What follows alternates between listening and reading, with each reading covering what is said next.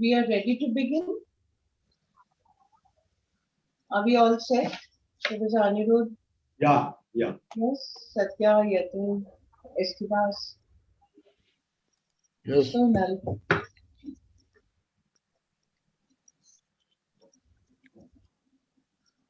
Yes, ma'am. Thank you.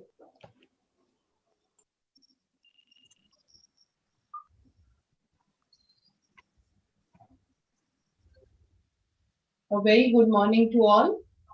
We are back with the third and last national jury of the COA Awards 2020 cycle. On behalf of the Council of Architecture, I, Jayashri Deshpande, Director of the Training and Research Center, the academic wing of Council of Architecture, am privileged to extend a warm welcome to all the esteemed guests, members of the Council of Architecture, heads of schools, faculty, and students in schools of architecture. A very warm welcome to our eminent panel of jurors, Architect S.K. Das, Architect Satya Prakash Varanasi, and Architect Yatin Pandya. I welcome Professor Anirudh Paul and Dr. Rama Subramanian, members of the Awards Committee of Council of Architecture, and Professor Sonal Karanjikar from Srinagar College of Architecture, who is with us to help us with the coordination of the program. President Council of Architecture, Architect and Professor Habib Khan, has conveyed his greetings and best wishes to all of us. Thank you so much, sir. Your wishes and motivation help us to go ahead always. The Thesis Awards at the undergraduate level was started in 2006 and found a very good response from all the students of colleges of architecture. And the students of the PG courses came forward to say that they would also like to have a platform to share the research work that they were doing as part of the master's courses. And therefore, the National Award for Excellence in Postgraduate Thesis in Architecture program was started so that the research work that our master's students were doing across the country would be shared on a public platform and would be available for reference to all the architecture fraternity and the society. This year, because of the pandemic, we have been conducting the awards programs online, and there has been a very slight modification in the way that these programs were conducted. The first change that we did was that the jury will be conducted online for the first time, and we are streaming it live on the COA social YouTube platform so that everybody across the country can see the work that has been done by these students. The projects, the entries that the participants have submitted consisted of three parts. One was a report, a written text report.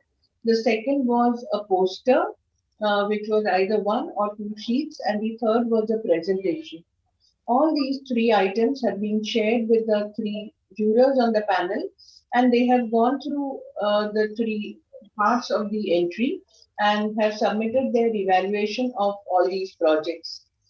we have come up with the list of 10 best projects from the country.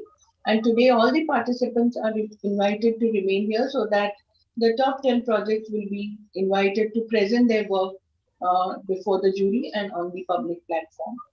I would like to say here that just because 10 have been selected, it does not mean that only these 10 are the winners. But please know that all of you have been selected from your respective schools to represent the school, and therefore the work that you have submitted in this project is definitely the best, and you are all winners here for this project, for this program. Today we are here for the national final jury, which will showcase the 10 best projects. And we have already shared with the participants the modalities of conduct. I will repeat that once again. Each participant would be getting 15 minutes to present. At the end of 10 minutes, there will be a warning bell. At the end of 13, there will be another warning bell. And at the end of 15 minutes, the participant will stop presenting or stop speaking. If there are any more slides remaining in the presentation, we will continue with the presentation silently, and that part of the presentation we can come back to during the jury question and answers. Once the presenter has completed his talk, we will move on to the jurors to interact with the presenter. Uh, I think that brings us to the detail that complete the details about the program and the way that we would be conducting this. I would now request Professor Anirudh Paul to please introduce the jury members and welcome them. Yeah. Thank you, Jayashree. I would welcome all the jury members for this event, and I would introduce them also. So we have S.K. Das with us, and uh, S.K. Das has been an architect, urbanist, professor, and consultant to international multinational agencies and governments, honored for his versatility and sensitivity to community and context. His work spans a vast range of scales, including township, urban development, and master planning, housing mixed use developments, cultural and institutional buildings, private homes, and low cost housing for the poor. So, his professional history, he has started the SK Das Associated Architects, that was 1987. Then in the year 2014, Habitat Urban Transformation Lab, founded by him. Okay, the project leader for the Indian Human Settlements Program, IHS Rotterdam. So he was there involved with it, 85, 86. He has been also a senior faculty member in that institute, 80-85, and he has been associated to the John Turner Development Planning Unit from 1976 to 77. Uh, he has got many awards and honors. Like it would be like to read the list would take a lot of time. So I'll mention the few important awards that he has won, especially the recent ones. The Outstanding Global Urban Professional Award 2020 by the UN Habitat World Urban Forum in Abu Dhabi in 2020, that is. The UN Habitat 100 Best Practices for his project on post-cyclone reconstruction in Orissa in partnership with CARE. And also he has won the Architects of the Year 2011 by the Building Industries Bureau. So, and there are a lot more awards also that he has won. And some of his representative work, his work spans a lot of areas. Interestingly, a lot of work is on mass housing, which he has done in Navi Mumbai, in Indonesia. He has also worked on post-cyclone reconstruction. I've just spoken about it in Orissa. And he has also been involved with designing institutions, institutional campuses. Importantly, the Biju Patnaik University of Technology campus in Bhubaneswar. And he's also done a lot of work on other institutions like Shankar Center for Children, India Islamic Cultural Center. So that's his also the Sai International School and University campus in Bhubaneswar.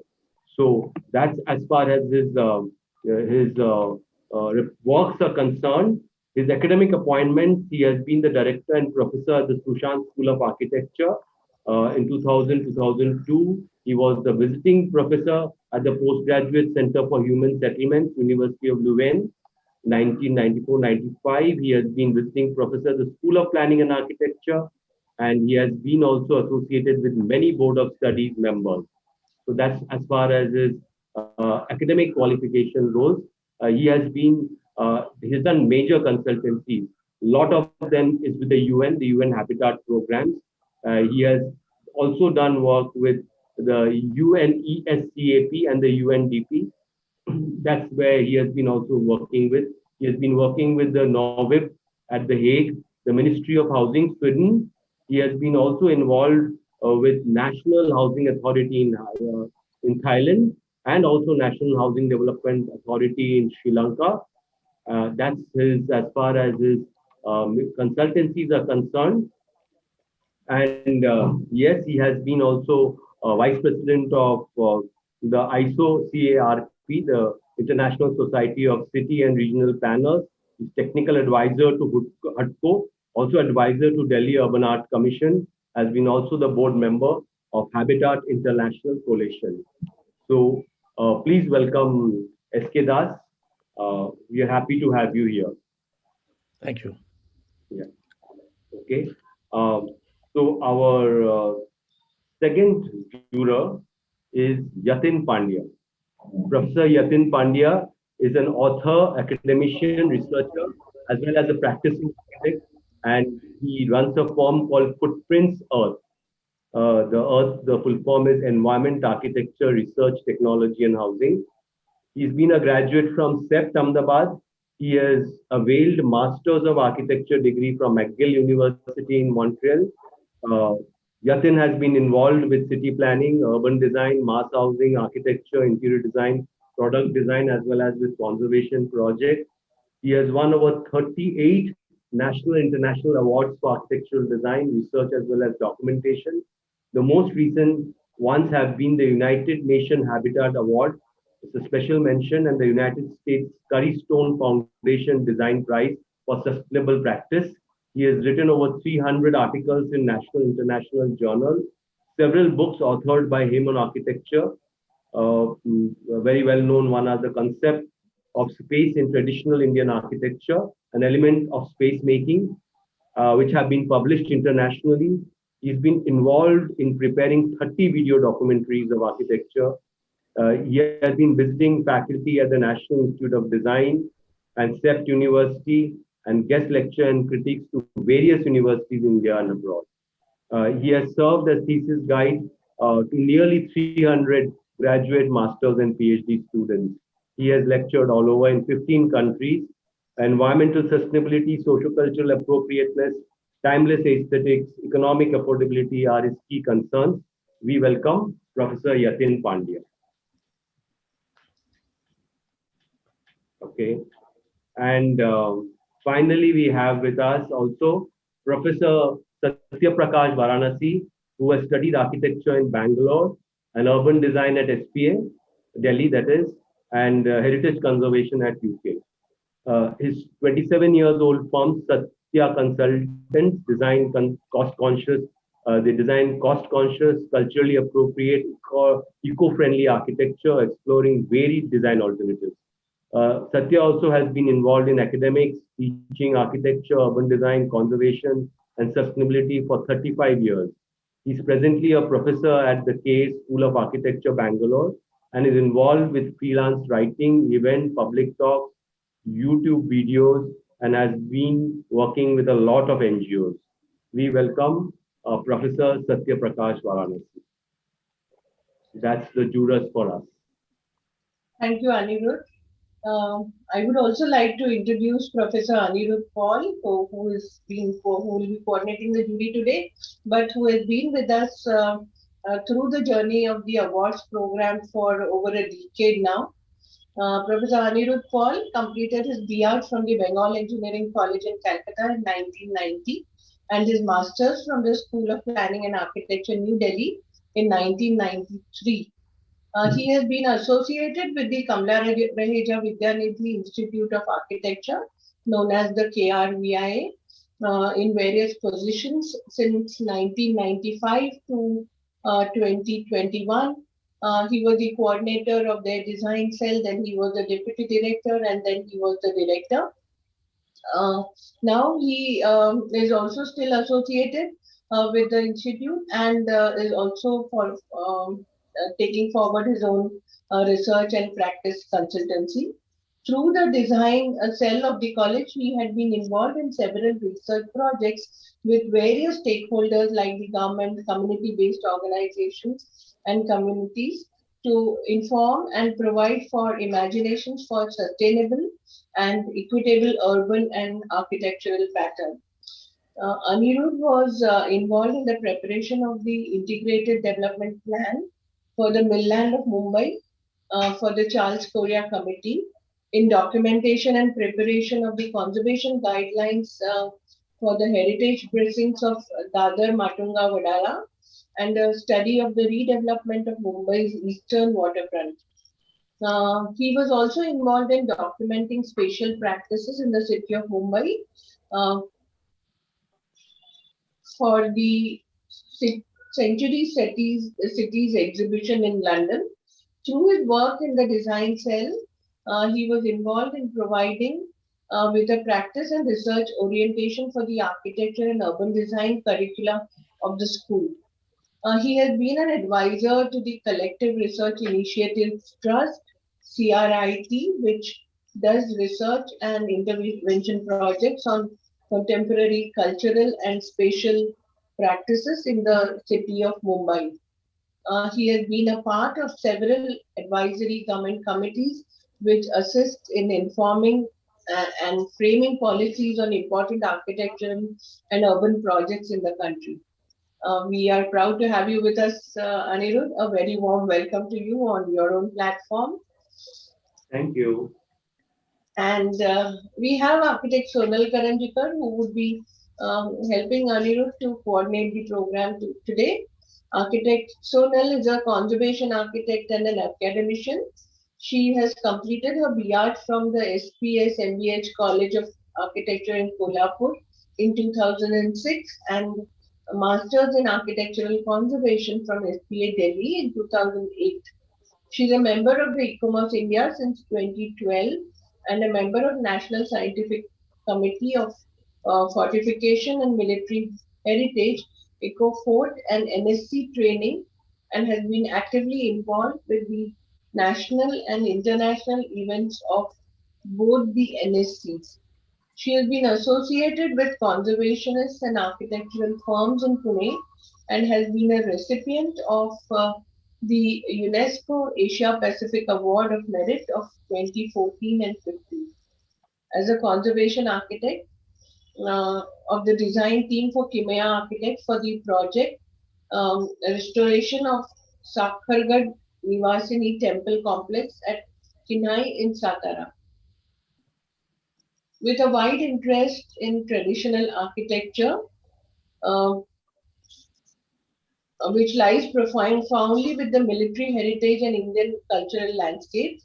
She has assisted architect Gopal Chandolkar for his two research documentations on Raigad Fort, the Srimad Rai Girao and Raigad Balekilla, and award-winning publication in Marathi in November 2019 and 2017.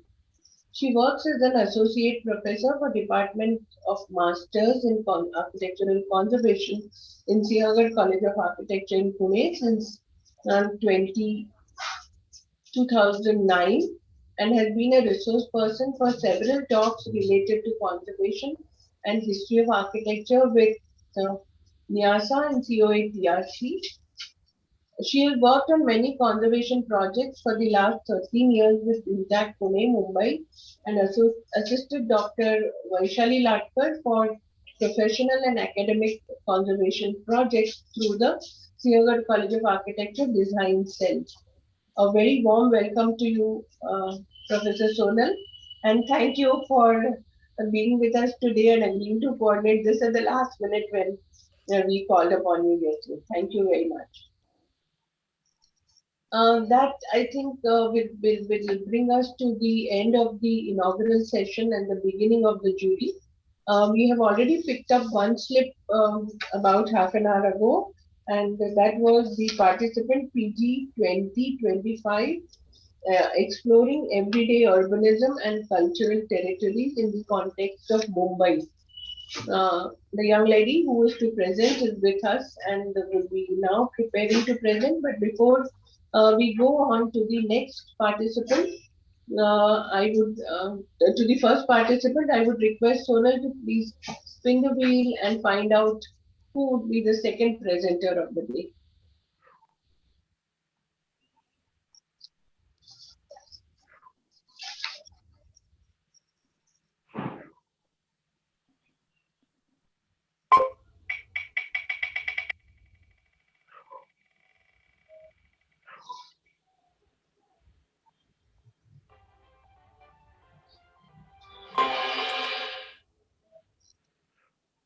Yashri, I can also read out the fourth one if you want. Okay, please, please. You have the list with you? I have the list. Wonderful. Please.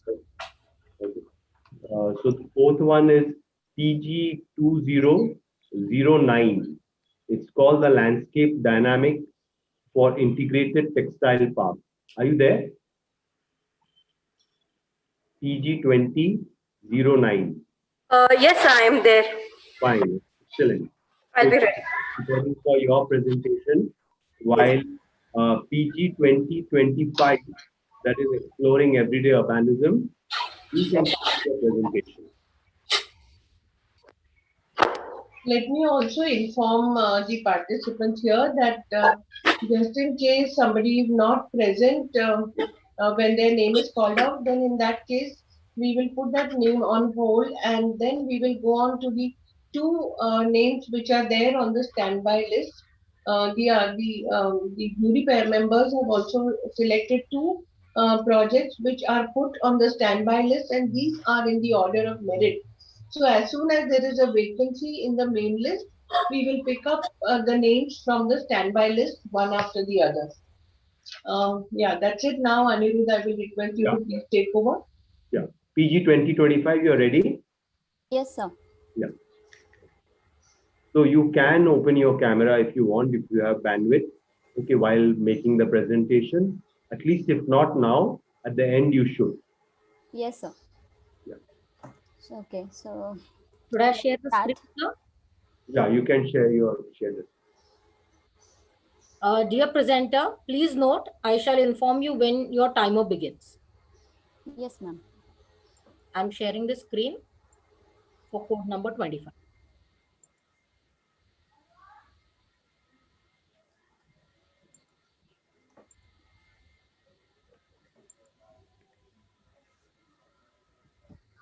Okay, so should I start? Yeah, you can. Your, your timer starts now. Just before that, as I start with these slides, would you like? Do I have to say the next thing? Yes, please. That would help me to Yeah, coordinate. sure. Okay, thanks. So, hi and good morning, everyone. So, the topic for this thesis is exploring everyday urbanism and cultural territories in the context of Mumbai. Next. This thesis intends to spatially explore everyday life within a cultural territory to assess, design, and create socio-culturally implicit spaces which are being hampered due to rapid urbanization process. This thesis is structured into four parts. The first part is Introduction to Research, Methodology, and Analytical Framework. Next. Within the area of interest, there are two domains. First, the experience domain, which is our common observation from the city we belong to. This thesis explores everyday life as a cultural manifesto, informal networks, and public realm as a socio-cultural and physical component of an Indian city.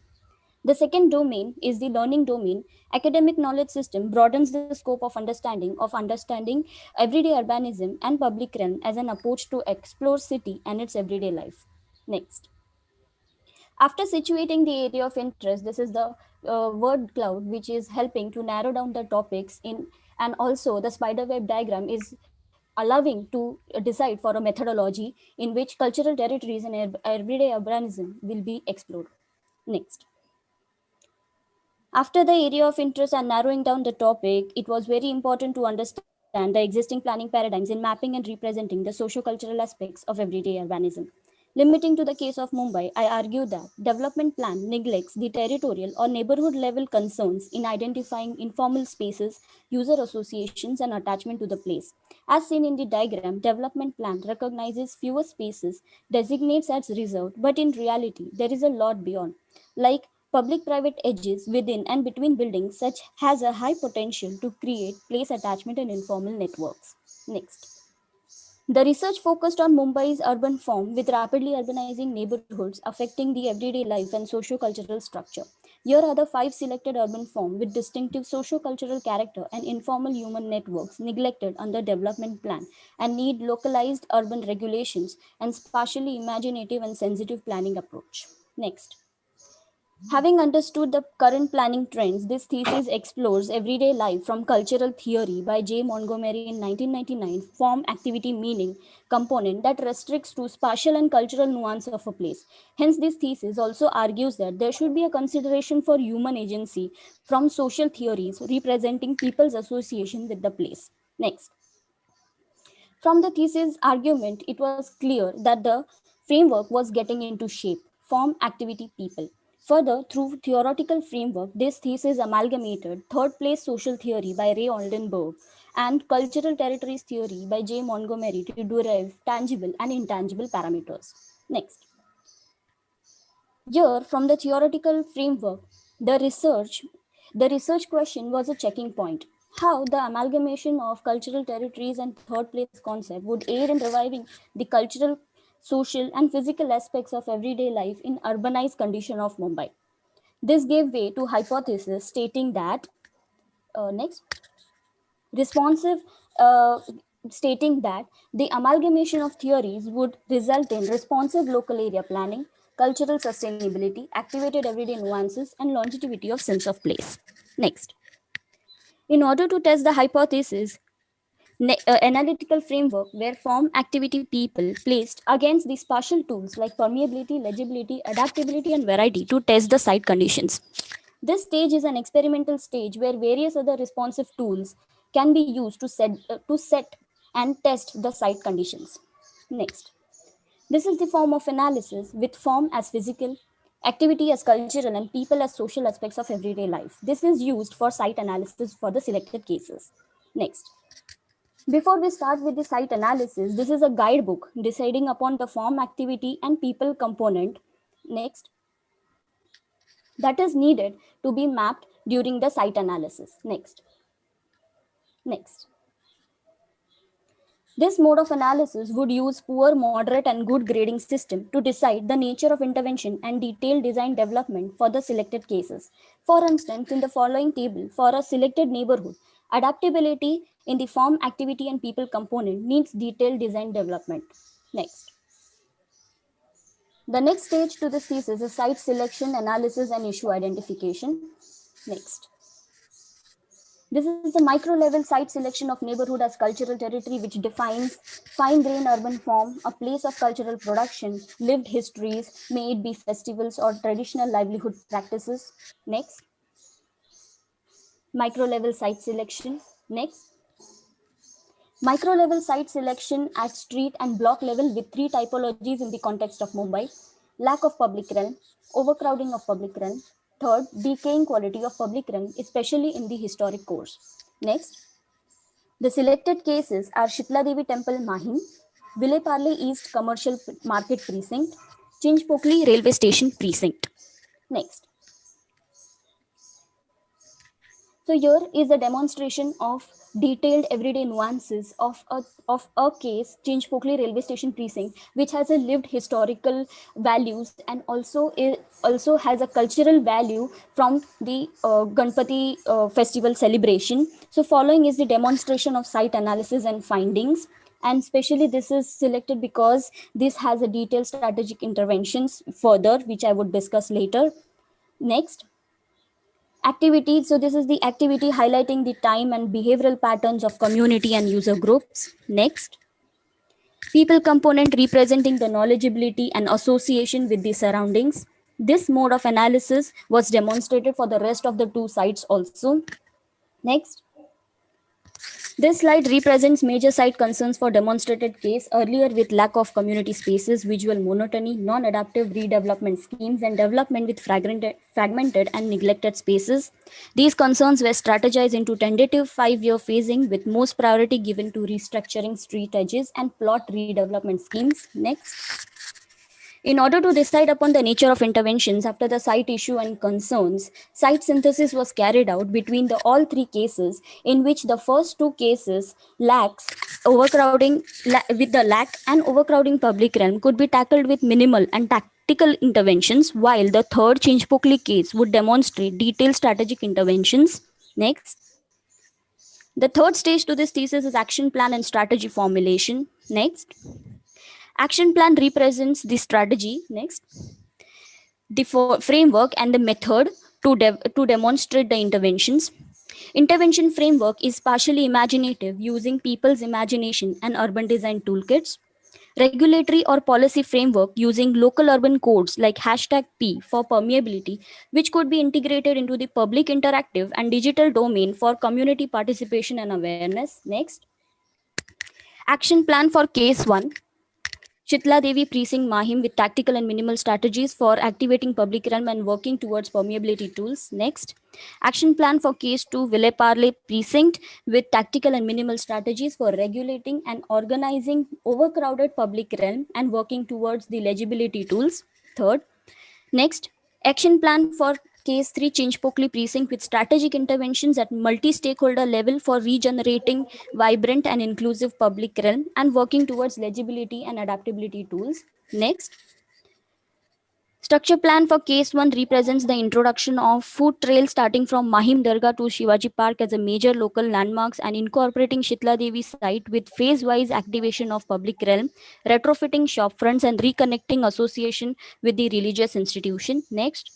Strategy formulation through structure plan for case 2 represents regulatory measures towards organizing temporality and street edges to tackle the overcrowding public realm, retrofitting pause points and street furniture, and reconnecting the local identity with the local cuisine. Third, strategy formulation using structure plan for case 3 represents next. Yep, represents mapping the existing festival trail and proposing new pause points to generate vibrant and inclusive public realm in everyday life. Redevelopment phase of mill lands as an inclusive and affordable housing goals for mill workers and new owners. Next, the fourth stage to this thesis is partially imaginative and regulatory framework to demonstrate interventions. Next. Site 1 tactical intervention master plan, reconnecting temple precinct and activating local streets into activity streets. Next. Next. Yeah, next. Use of urban design toolkits and guidelines for designing. Next. Tactical intervention case 2 master plan and regulating busy local street by organizing temporality, devising multiple pause points, shade and trees and street furnitures. Next. Next. Yeah, demonstration. Next. Use of urban design toolkits and guidelines for designing. Next. Case 3 master plan with detailed intervention along the proposed Ganesh festival trail by restructuring street edge to accommodate traditional idol making workshops. First. Next. Yeah. Second, reconnecting open space through events. Second. Yes. Third, reorganizing temporality along the gentrified mill properties. Fourth, redevelopment of mill land along the inclusive housing. Next. These are the visuals of intervention considering people's perception and use of spaces. These design interventions have been used with the help of urban design toolkits, and urban design toolkits have been derived from the case studies which were referred all over the world, not only just restricting to the Indian context, but also the urban design toolkits have been contextualized to our way of living and our way of using the spaces. So it is a clubbing of both case studies and the contextualization to the Indian context. Next. Stepwise, now as we have seen the macro level use of spaces and design for the spaces, now we go to the micro level, that is the plot development. Stepwise plot development using urban design approach for culturally encouraged precinct. Stepwise plot analysis as per development plan 2034, crowd analysis, multiple public realm opportunities. Next, inclusive housing and giving maximum public realm opportunities with legible markers so as to have a memory of the place. Next, regulatory framework with permeability, legibility, adaptability, and variety measures, and local urban codes inventory to ensure responsive and culturally sensitive territorial planning considering user-friendly domain, demonstration of Chinchpokli case, permeability as physical and visual accessibility measures along the street edges, open spaces, plots, and built forms to allow users for better physical and visual access. Next, legibility regulations defined as graspable and user and readable measures for the users to associate themselves with the local markers and creating memory of the place. Next, adaptability here defines as self-adjusting with events without major restructuring measures for street edges, open spaces, plots, and built forms. Next, variety as diversity in urban form and variations in activity patterns suited best for all user groups to mix and interact.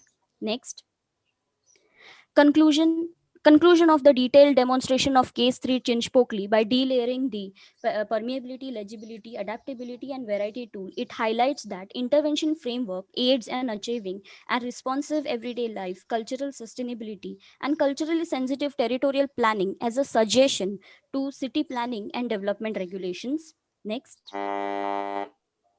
socially cultural socially next yeah social socio-culturally rich and with lived historicity. Everyday life in this thesis intends to first access the urban analysis to map the community associations and networks, collaborate stakeholder engagement, and create culturally sensitive urban environment. Next, this thesis recommends that from a biased opinion towards the city we believe, towards the city we live, share our experiences, we should build a rational argument through academic knowledge system in exploring theories, building a framework that aids in designing for practical design solutions. Lastly, next, yeah, next. This thesis hereby demonstrated urban design framework and toolkits focusing on intangible, informal networks, forming an integral part of our everyday life and social structure of the society. It also suggests regulatory guidelines to sensitively tackle the current trends of development and practices, overcoming globalization and standardization phenomena in an urban setting. Thank you. Okay, thank you, 025. Okay, well, I would invite now the jurors. Well, anyone can actually start commenting first.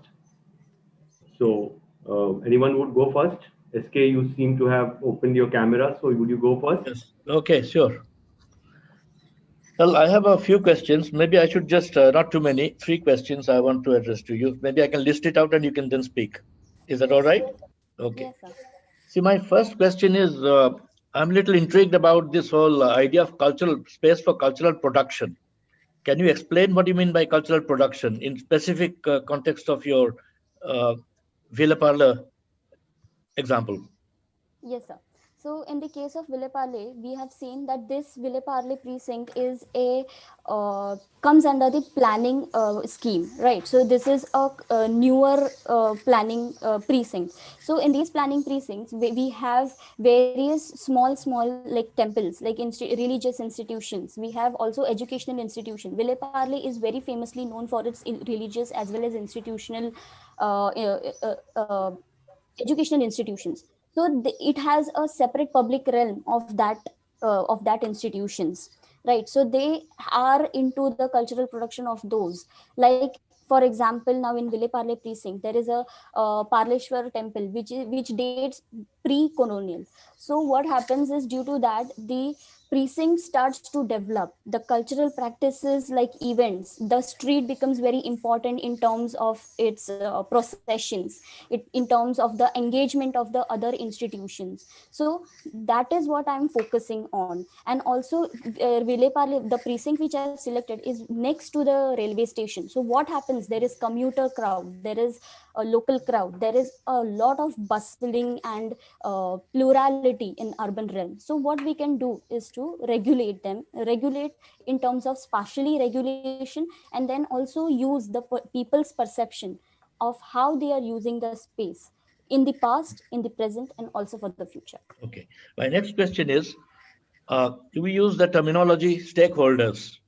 Yes, sir. Now, first of all, can you explain what you mean by stakeholders? Secondly, can you list out who are the stakeholders? Yes, sir. Because I think often stakeholders are equated with taxpayers, and the non-taxpayers are excluded from any process of planning, design, or Yes, sir. accommodation. Sir. Yes, sir. Yeah, yeah, absolutely. Because see, any project, if you want to implement any project, there needs economic viability. That is the most important point in my thesis. Also, I have considered So that. you would like to, so Yes, sir. those who can't afford will be excluded, is it?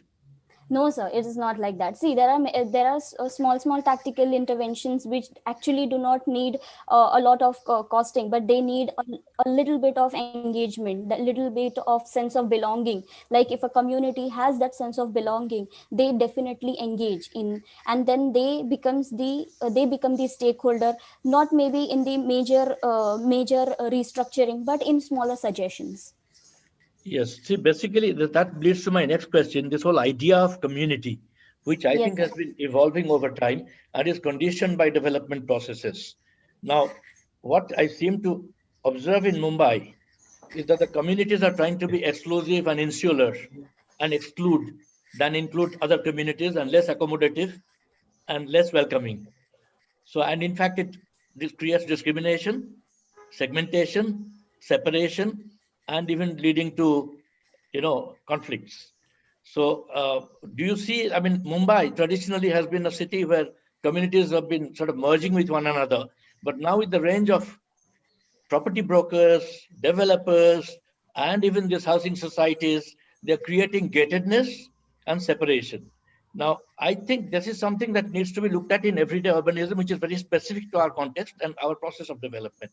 So, did you address that, or how did Yes, you deal yes, with it? absolutely, absolutely. You're right about that, because see what happens in the case of Mumbai. The planning authority. I would not criticize, but the planning authority, the regulations are all looking land resource as a real estate opportunity rather than the social opportunity. If we as a designer can do something to have a balance of both a real estate opportunity as well as the social opportunity, I think we could create a very responsive everyday life, and the problems of exclusion, the problems of discrimination and fragmentation can be curtailed to certain level. We cannot stop anything, because see, as we know that this is a very big debate of like capitalism and neoliberal eras. So it's a very difficult attempt to firstly address these issues and then tackle. But what we can do sensitively is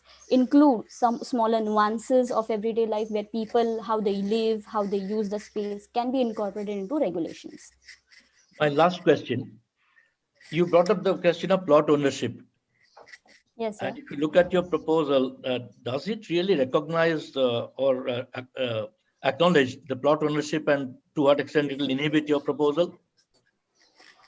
Again, so again, in the case of Mumbai, it becomes very difficult to like have plot developments which is having inclusive housing as a major stake, as a major percentage, and also the affordable housing at the major but this is an ideation where a mill property, where there are definitely some memories attached to it, there is permanence, there is memory permanence attached to it. So definitely we can use those plots, as definitely major will be the sales component. Definitely I have thought about it that the major will be taken, because it has to be economical viable also, and also it has to have a balance of inclusive housing and affordable housing both. Okay, thank you. That's all from me. Yatin Okay, or sir. Nitya, anyone would go first? Okay, I don't mind. Thank you for the presentation. I think I do want to appreciate your intensity and consistency. What I would like to discuss is that you've chosen certain parameter or yardsticks to go by, which may have come from certain theoretical concepts and literature. What I was wondering, and I'll qualify what I'm saying quickly, if you went the micro to macro. So a minute observation of one kind would have led to give a reason for thinking about right from policy to certain kinds of approach to planning and whatnot, rather than other way around. Because right now there is a little bit of a tinge of you be conditioned by certain terms or certain perception, and then trying to fit into the thing those are superimposed into that, versus that if you very virginally looked at that, look, I don't know what to define culture as, but since this is how this space is used, to me these are the sort of Mumbai-ness, Indianness, or cityness of what context you're dealing with. That is the predominant factor, and that would have led you to prioritize things about the action, that even if you do this you have achieved a lot more, or if we plan or accommodate this, this would have given a lot more to it. So suppose I just replace the term with plurality, informality, the I mean this may not be a word, but notionality and interactivity. So these are the kind of qualities that we know in India we stand for, that culture is not one kind of shade, and therefore pluralism is one of the demands of any public space. So what leads to, or what engages with, or what gives role, a reason for each one's kind of presence there, or reason to be attached there, etc. So pluralism at different levels, etc. Now let me come to the way to, I mean, the qualifying what I'm saying. Let's say what all the three pressings and the kind of public domain that we know of, basically in India we live with parallel city. So informal sector and policies tend to actually leave them out rather than include them. And with the presence, like including Chandigarh, that sector 17 or whatever, what it was some time ago, and now with the introduction of its Indianizing, yes, the formal structure was useful to get overlaid with that other layer, and both put together then made it into a now a reasonable public open space. So the point about what is formal to be given as a stage set, and what is the informal that takes over. For example, in Ahmedabad, I'm not familiar with, I won't go too much on the details, but the kind of a street edge which transforms only in the evening into a kind of a craft embroidered sort of a market.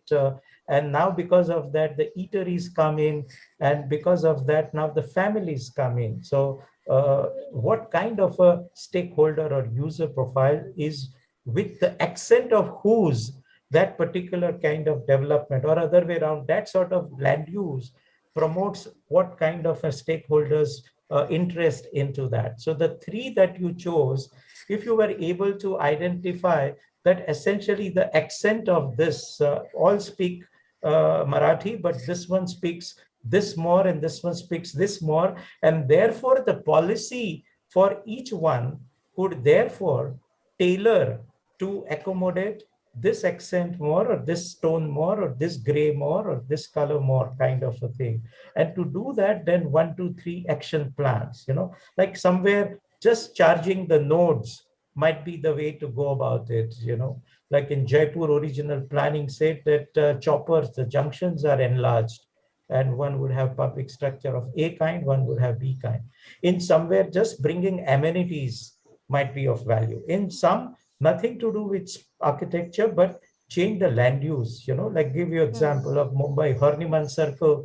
If the banks are there, it's a dead arcade, while the other direct interface brings the kind of strictness with even when you're walking on a footpath, the kind of thing. Same thing, Connaught Place. So it's not just the arcade per se, but the kind of directness of its interface value or activity translation for people to engage with it.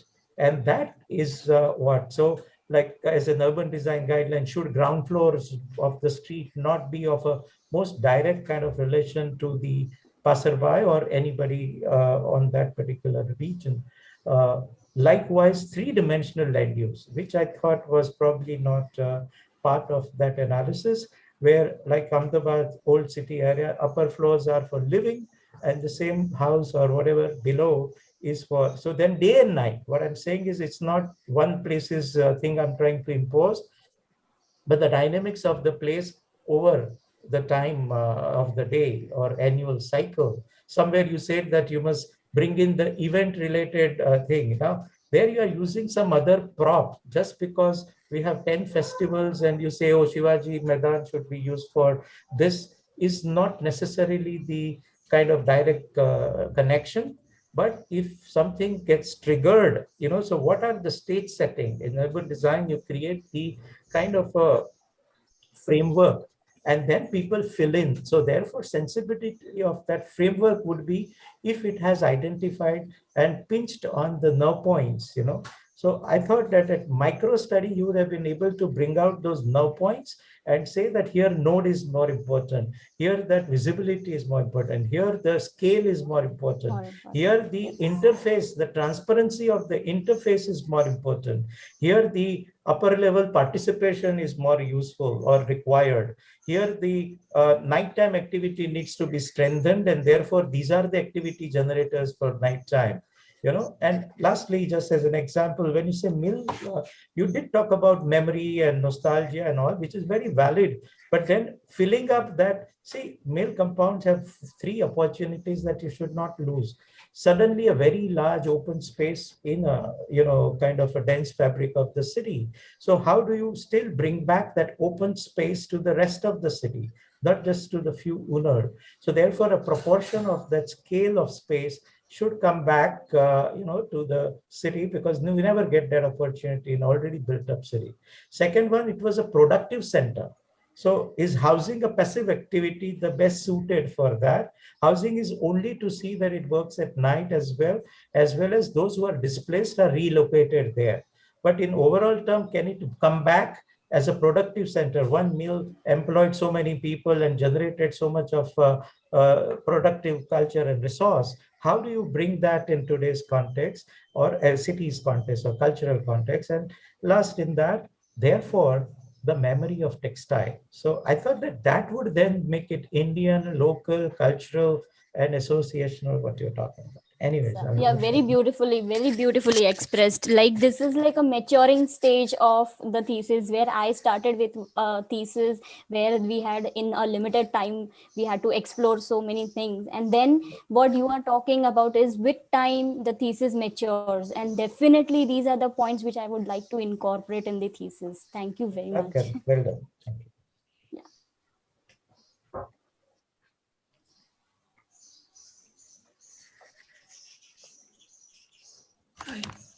Hi. Hello. You and I, all of us will always have limited time and so many things to explore. Incidentally, it was good hearing you for one reason. A whole lot of urban design terms, which I had slowly forgotten, you reminded me. Your presentation was full of urban design terms. Some of them, of course, are very heavily value loaded. But anyway, then as we go along, we will realize that we may have to be a true urban designer in India, we may have to learn the language of people. Incidentally, after S.K. Das and Yatin, they have already covered a few points I wanted to say. One of the most impressive part, this could have been even more, but it's good enough, was the bibliography, the kind of books you have read or what you referred to, and also the survey. Extending to partly what my good old friend and Yatin said, see, while it's important to read books and know these terms, it is a double-edged sword. It empowers with the words of knowledge, because the word end of the day is a tool, is a path to knowledge. It empowers with the path to knowledge.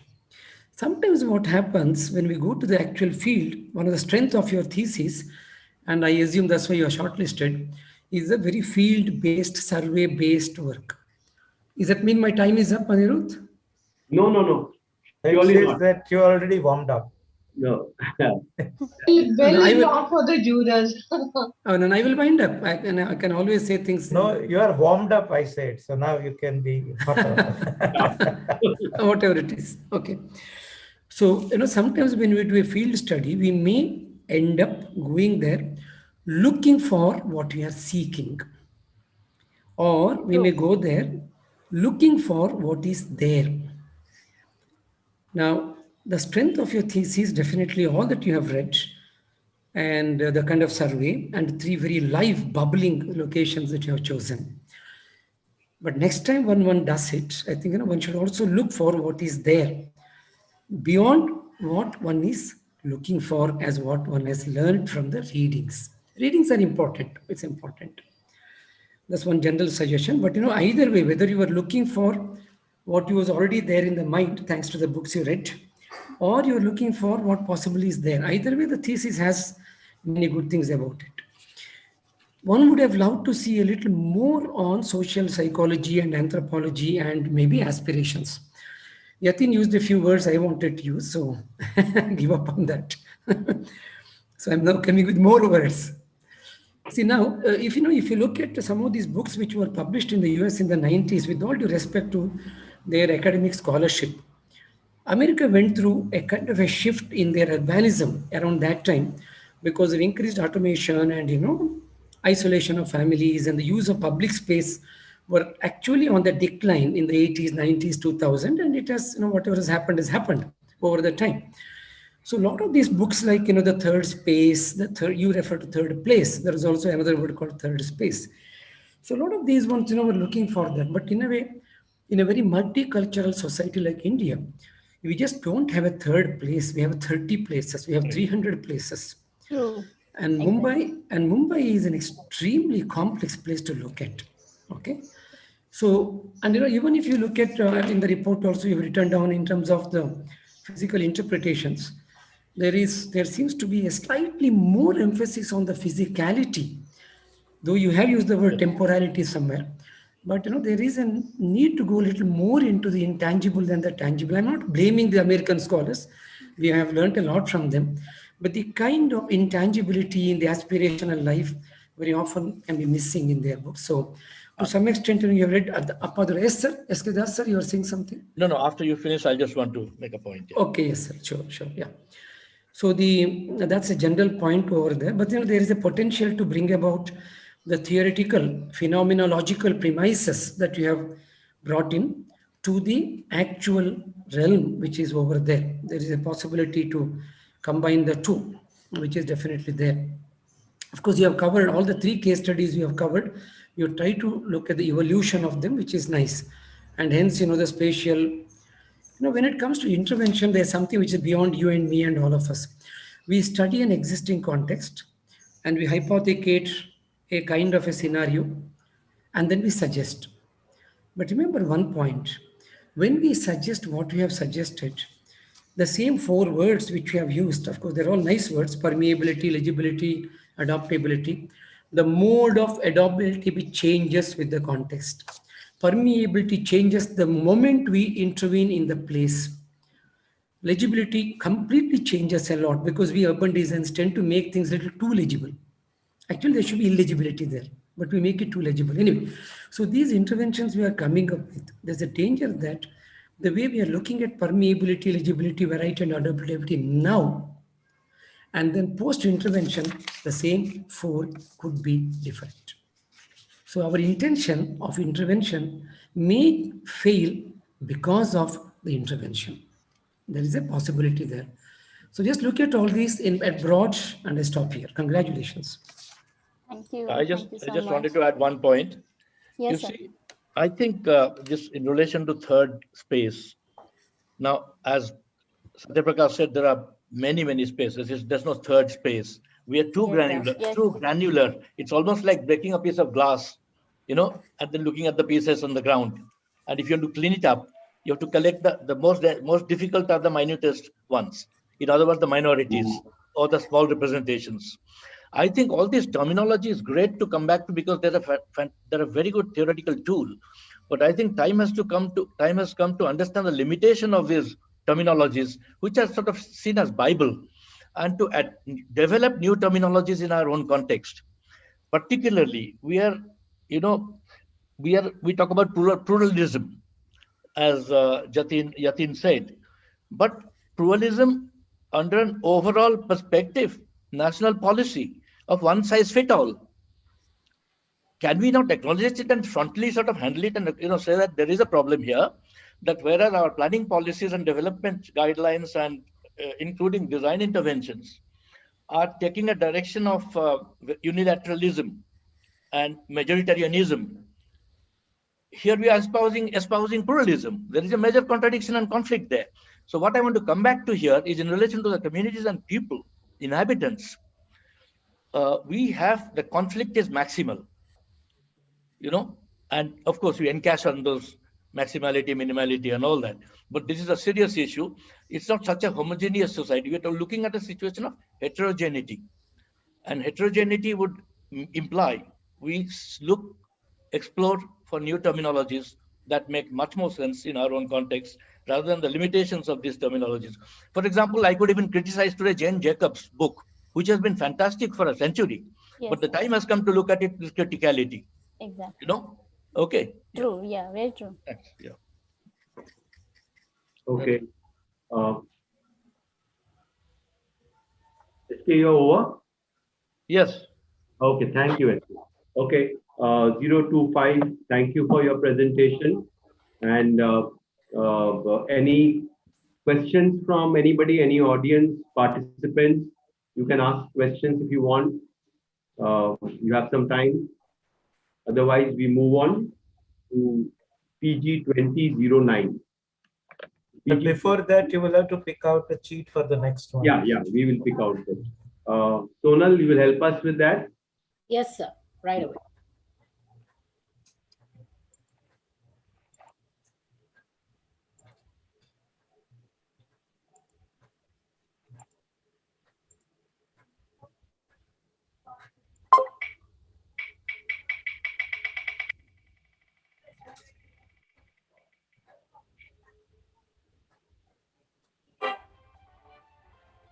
Fifth.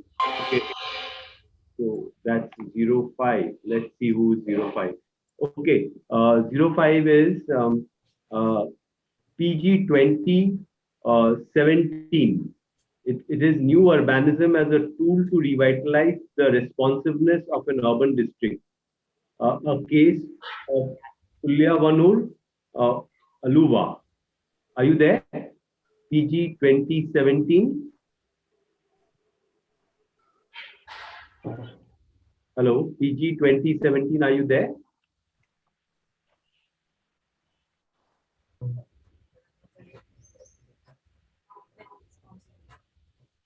PG 2017, I can't see the number, at least.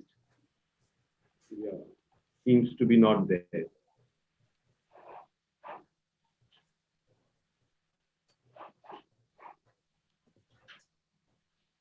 Okay, I don't think PG 2017 is there. Sonal, you will have to I'll do that again. Yeah.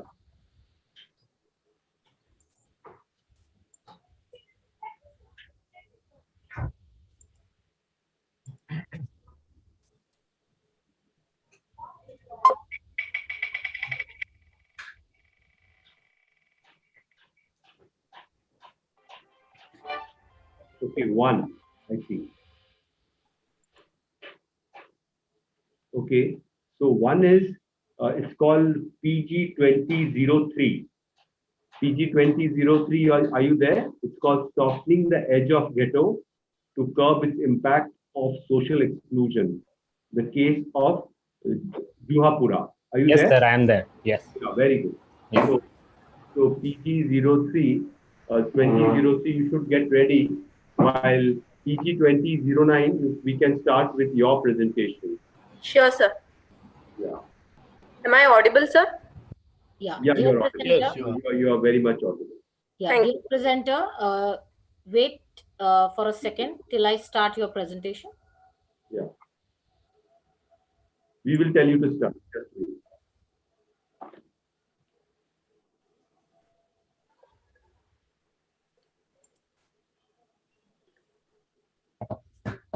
Meanwhile, PG2009, if you have bandwidth, you can open your camera while presenting. Actually, I have two kids, so they might be roaming around. So, Okay, no problem. That's all right. We That's don't all right. mind seeing kids, don't worry. and their classes are happening. So kindly bear for if there is a background noise. Okay. Sure. Your timer starts now. Yeah.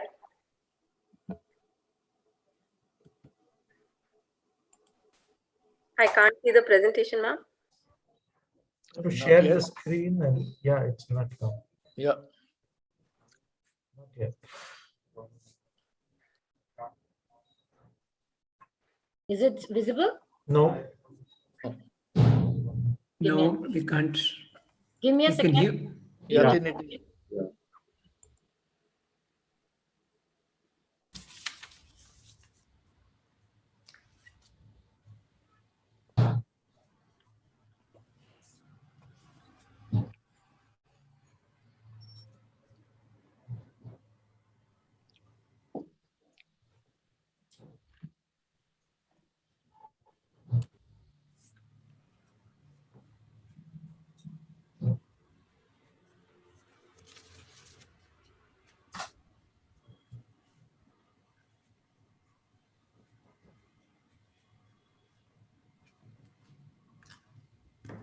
I guess your presentation has a direct setting of full screen. Oh, okay. Yeah. Give me a second until I resolve it. Can I share my screen and present? No, ma'am, you're not allowed. Give me a moment.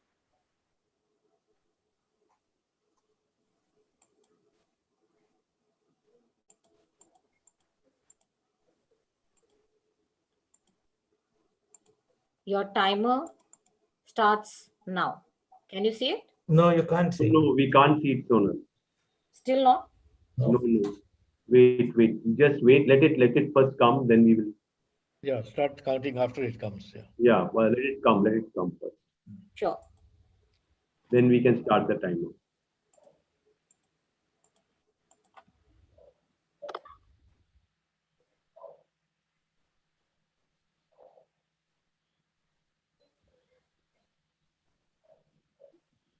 Just shows the number.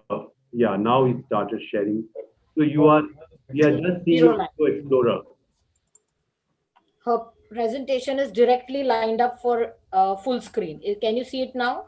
No, No, not yet. you can see only your Window Explorer. I know that. I'm trying to open it. Give me a minute.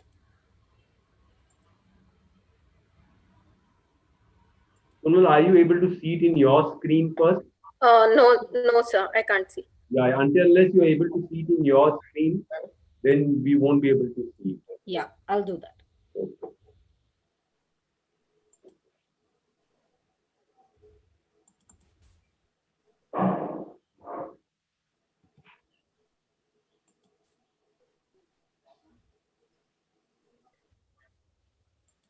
While this is going on for the co-jurors and Aniruddha and others, occasionally in my house, suddenly the bandwidth drops. If that happens, Happens just to everybody. immediately give me a call Yeah, and and let the me know. power failure included sometimes. Oh, it could be all that. Yeah, don't Yes. worry. We will see us vanish. Dear Just give participant, me a call participant immediately. number I'll change over to my mobile hotspot. Right now I'm on Wi-Fi. Sonal, you want to say something? Yeah, dear participant 09, your file has the PPT lock. So when I open the file, it directly goes to full screen. And I cannot control the scrolling of it. Oh, Give me a second to change its format. yes, ma'am. Thank you.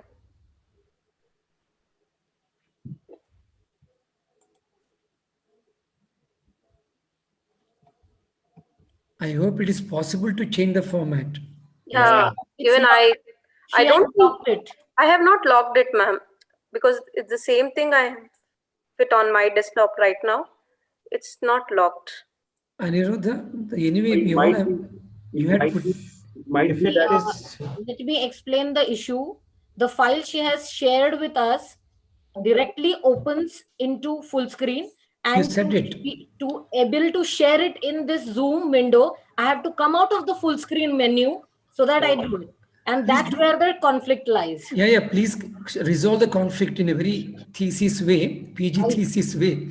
But are you able to do it? Otherwise, anyway, look, you had sent all this to us in the drive and all. Is there a way that we can project from somewhere else?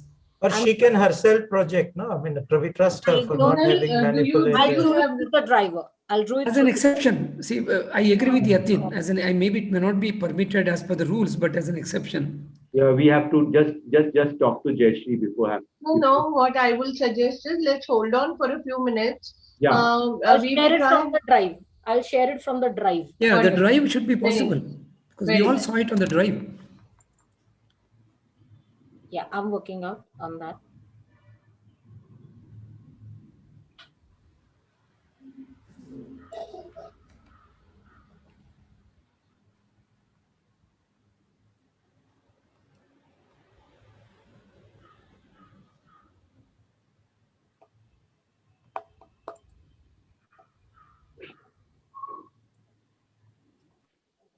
Yeah, we're able to see Yeah. Sonal. Yes.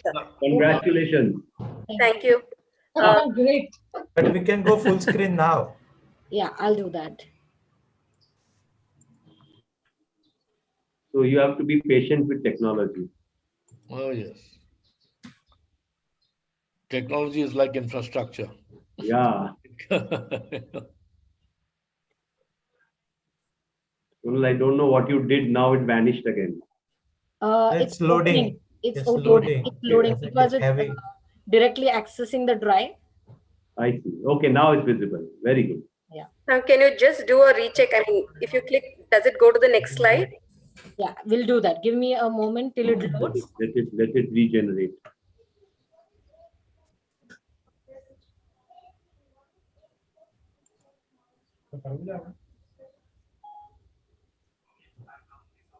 And it's not full screen yet.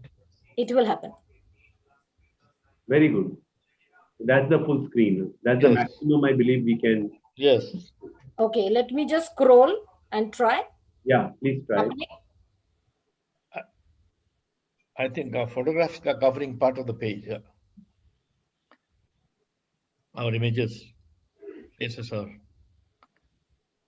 Sir, what you can do on that, on the right side where you see all our photographs, on the top left, you will see one small single line, a thick line, and double line. Can you see? No. I'm scrolling. It's scrolling at my end. Is everybody able to see Yes. that? Yes. Scrolling we are able to see. Yes, ma'am. Should I go for the first slide then?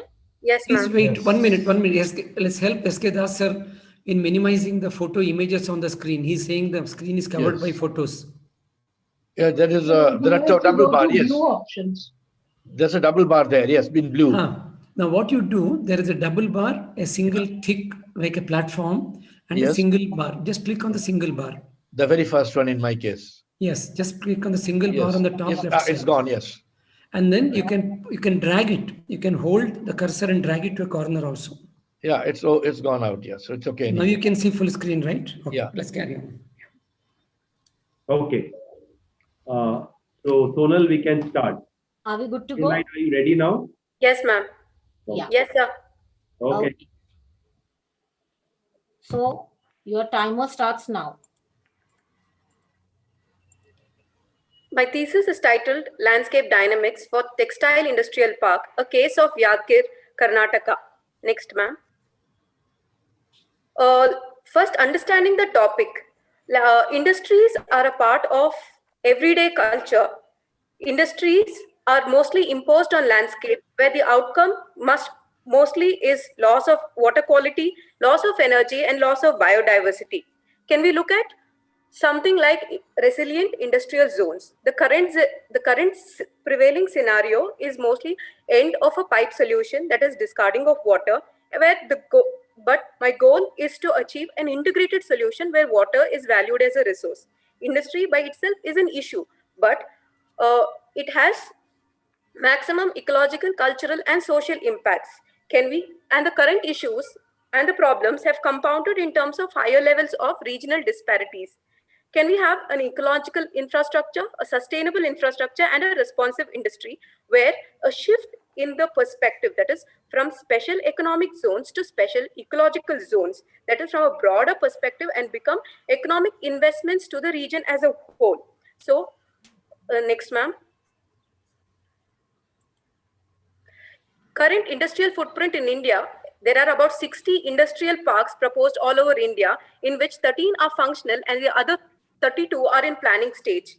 Can India uh, really have something in terms of landscape planning is my whole intent. Next slide, ma'am. Here the context is the Karnataka Industrial Board proposes an SEZ, only textile parks in Yadgir. Mainly it is proposed for three reasons. That is to enhance the economic background of the region, and water is available as a resource. Like textiles requires a lot of water. The site is in a watershed area where it is discarded as a wasteland, and about 3,000 acres, close to 3,000 acres, surround with a national highway passing through the site. So I have taken this case to explain how important is landscape planning in SEZ parks. In the right side corner, you can see a GIS map generated where the site lies like in a valley in the Krishna and the Bhima river. The current use shows you have grazing, there are cotton fields, and farmers are still practicing in the site. Yadgir is the 30th district of Karnataka. Now, next slide, ma'am. These are some of the existing site pictures where a national highway, that is NH54, passes through the site, cutting into two equal halves, and the tributaries of the Bhima passing through the site. There are and some groundnut cultivation, and jowar is cultivated on the site. Next slide, ma'am. Uh, Before we understand that, we need to understand, is the economic background of the region really low, or it is culturally and historically very significant? So from the Satavahana dynasties till the current use, the site shows good, rich cultural diversity. Let us move on to the next. Also, the availability of raw materials in the region, that is cotton, is grown. As a part of Make in India initiative, SEZ, that is textile parks, are proposed in Karnataka. Now, next slide, ma'am, 7. Here, even before understanding, when I studied ecological dynamics, that is by J.O. Simmons, he clearly indicates where the population, the pollution, the graph, it increases with the life standard, but the natural resources is continuously declining. Can that be a holistic approach where we can coexist together with a minimum impact? See, zero impact is not possible, but with minimum, can we minimize the impact is all I'm trying to explore. By having an integrated approach that is balanced between industry, man, and nature. And then to build a cyclic process. In nature, every single process is cyclic, but industry has become a linear process. Can this become cyclic and enhance the quality of life? That is where converting economic zones to ecological zones becomes my objective. Next slide, ma'am. That is redefine industrial landscapes, integrate all the layers of the environment to create a holistic and sustainable model, enhancing the life of the industrial layout. Next. So what is the methodology adopted here is, I have tried to understand the region at a district level, the Yadgir district. Then the watershed level is really watershed, and as per MOEFCC norms, 5 kilometers and 10 kilometers buffer, are they sufficient to understand a footprint of 3,000 acres of SEZs? Is what we will try to understand. Then the core at the site itself is 3,000 acres. So isn't biodiversity existing there, even though it's considered as a wasteland? Is, I will try to explore. Next slide, ma'am. So before that, studying of the natural resources was very important. The site lies in a catchment area, that is the watershed area. which has 4 catchment areas, in which the site itself is a catchment area of 6,281 acres. Next slide, ma'am. Then understanding the historical imagery of the site shows in the year 1984 presence of water bodies in the site. So water is enough to justify the land is not a wasteland. The next slide, ma'am.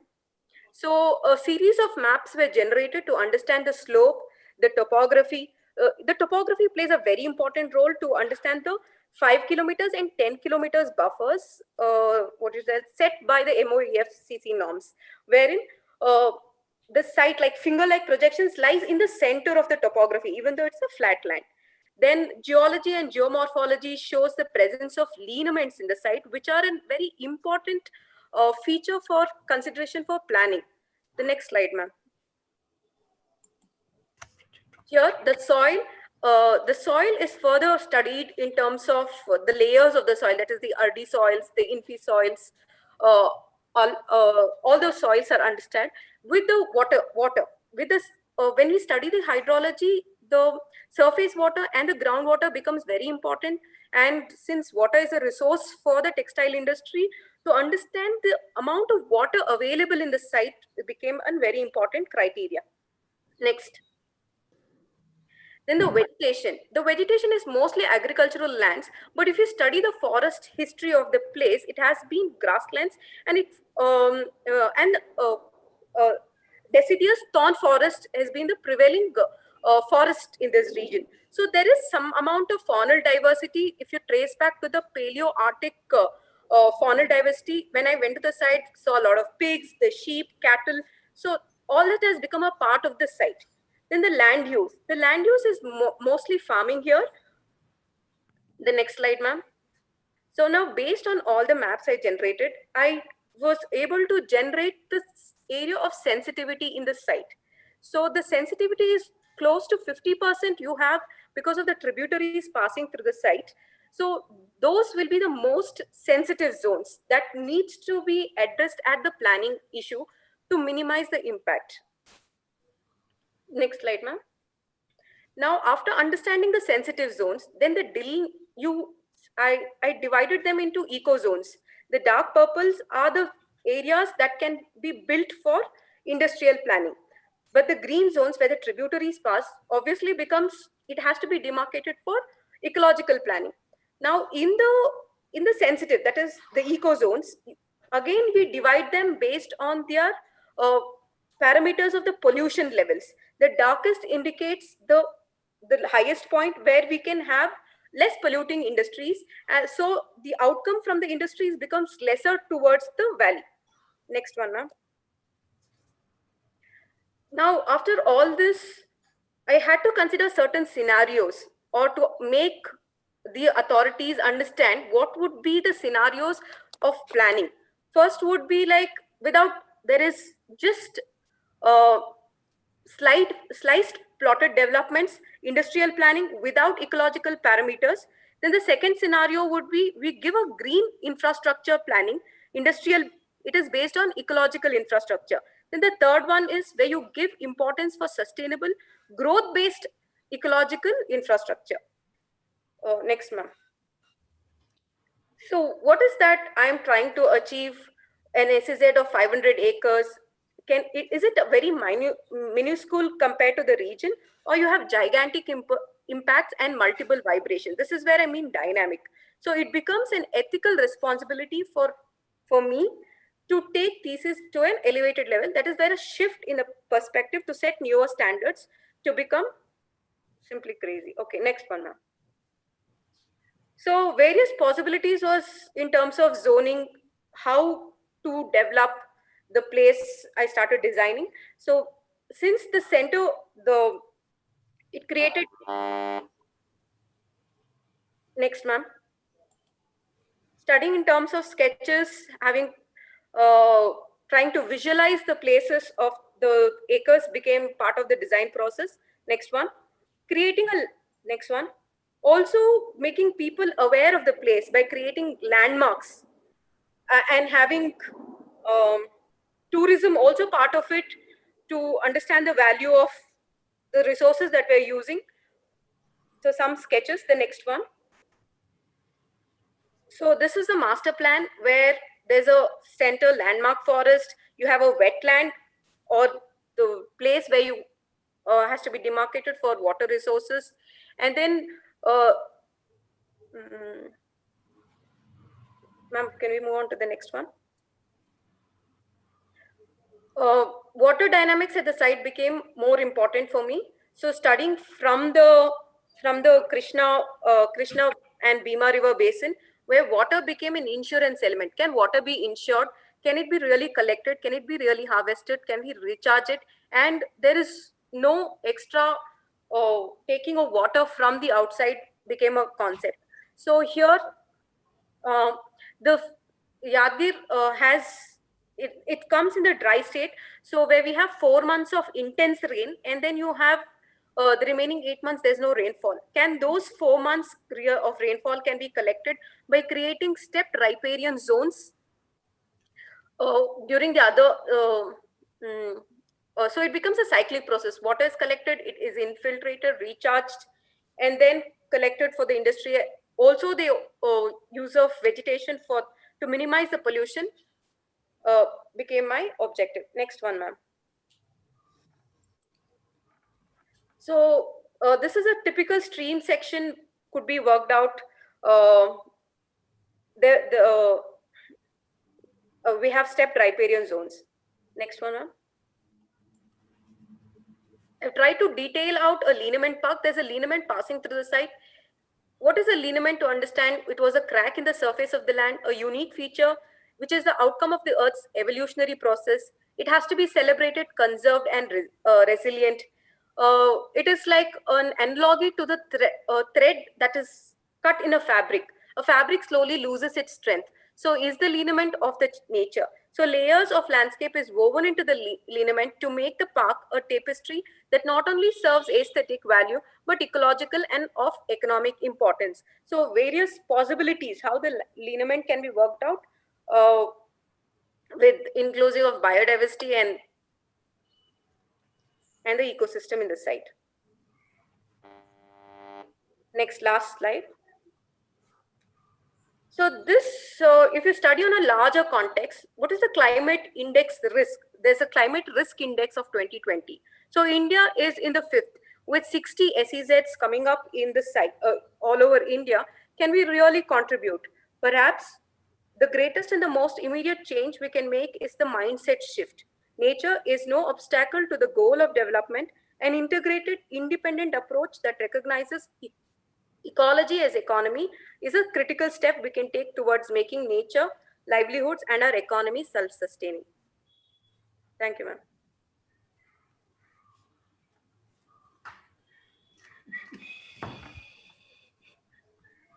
Yatin or Satya, you would like to go first? The way, I mean, it would be Yatin, in my opinion. Okay, Yatin, you can. In a very circular fashion. Yeah, yeah. Okay, thank you. Thanks for the presentation. What I found was there are a lot of jumps in the premise as well as in the actions, you know, like you started with landscape dynamics, then suddenly the text, of course, within the context of textile, so I won't say that to be a jump, then it suddenly says water. Then in water, now suddenly a master plan to give the kind of idea of what could be the integrated planning. And then from there, suddenly it comes to lineament park as a appendix, adjunct, I don't know what to call it as. I'm sorry, sir, but I'm not very good with my communication skills. No, don't worry about it. I think your work showed that. So I'm not, it's not critical comment. I'm just making a, premise to base my observations on. So don't worry about your, I'm in the verse. So definitely there's a process followed. No, right. We don't need to defend. All I'm trying to say is that when you say, and especially I'm referring to the title, and I'm not demanding that all this be there, but even when you're talking about water and dynamics, water does not come without the understanding of geology, without the understanding of botany, because the issues of those things are related to these other conditions also. And therefore, I wondered that isolating this just in terms of water and flow of water as a landscape kind of professional, how valid it is to segregate it to. For I can understand the focus of a thesis, but at the same time, these are the kind of dynamics that one needs to be aware of. So I thought that, like for example, turning or transforming the entire Auroville from an ant hill to by creating certain kinds of even the slope retaining sort of aspects. Why? Because the water needed to percolate down. So it's not only the slope and collection, or it's not just the river and the thing, but the way that geology or the kind of formation of a natural system with all these three, the landform, the vegetation cover, as well as the water as a primary kind of element that you're discussing, need to come together so that it is not, like land is not eroded. On the other hand, there are versions where it can be held together so that it just not drains away. So I think that's where the dynamic part of it would have come in. The second element is, this is right now looking at virgin, and as if now textile is a next thing. So if you take care of this water flow, everything is fine. The worst problem of textile industry or any industry coming in a natural setting is the pollutants they bring in. And I see no kind of sort of attempt at trying to foresee that, and with your natural system to see that how do they mutually complement, or the issue is not kind of intense in that manner, or it can be diverted to something else, because once you have identified your zone, but when the industry starts coming in, and textile industry's waste is not so happy one. So what way would that kind of chemistry work post realization of the very park for which you are doing all this? So I don't foresee, I don't see any foreseen scenario of when that starts coming in, the major issues of that being tackled by your systems. So that system, if addressed, would have then given you a way to replenish the water which you lose in the natural system by evaporative losses or by many other alternative reasons. So I thought that that would have then taken into account, because right now, if it was just a kind of a reserve park, it was one thing. But when it is open for consumption, that is where, and there I also was very surprised that you suddenly now jump into tourism, that more people should come in. These are the natural enemies of any conservation things to, think about things. So that whole sensitivity to that ecology, and if you see this as an ecosystem, if you want to preserve the butterflies or whatever that comes with it, you said there were pigs and there were deers or whatnot. The two-legged animal is a little scarier one. And when he goes there with a ride, if he goes there as another animal is a different thing, but now paying ticket, and I have been invited to get into that commercial park is a very different thing. And last one in that to attract, you suddenly say clock tower. Now, that's what I'm only using as an example of a jump, that it literally jumps into certain preconceived or little short-sighted kind of aspects, like if it was a textile place, clock tower, even a reminiscence of certain reminders, or could it be anything else that could become a landmark if you were to still invite and be, why could water not be a landmark and people gather around that for certain things, which also promotes the very function of a textile production and related thing. Like just Ahmedabad river was a dry river, but Henri Cartier-Bresson or world photographers have made merry on taking pictures of spontaneously what was like drying and like dying and whatever, or even otherwise the Dhobi Ghats of Mumbai.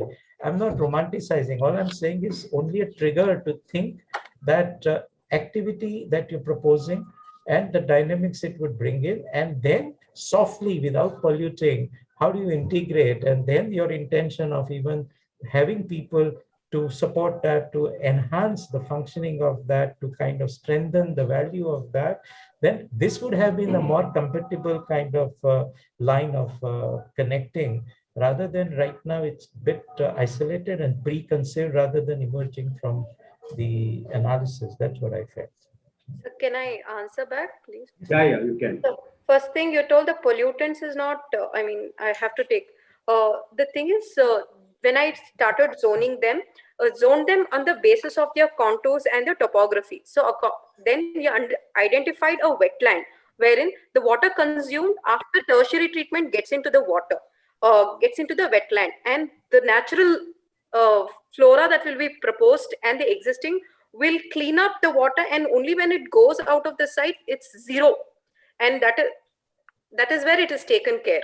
Yeah, And sorry, just to not, I mean, I'm glad yes. that you thought that, so I'm not here a devil, but what I'm saying is that's a very simplistic one. When you say as a kind of a landscape professional, you're developing, even do you have a notion of the area that you need and the kind of approach, I'm not saying even technology, which would be a flora-based treatment and therefore appropriated, allocation of either the land or the situation to do that. So I think those are the ones that really at the PG level would have been the forerunners, to, if I say it's a root zone system, then I know it's a land-based and I need so much of this. And what does it mean in terms of also perceptual aspect of it, that I may not able to walk on. I have to set aside that the water coming into this gets clarified and what kind of treatment can it handle or not.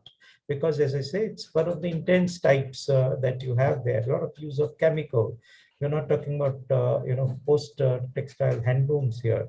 So I think that's where the little bit of thing to see what is the appropriate one, and as a result, its translation in quantifiable, assets or whatnot, and what kind of level which would bring in zero thing, and in between what would be the kind of earmarking of allocation of flora, fauna, whatever that go with it. Sorry.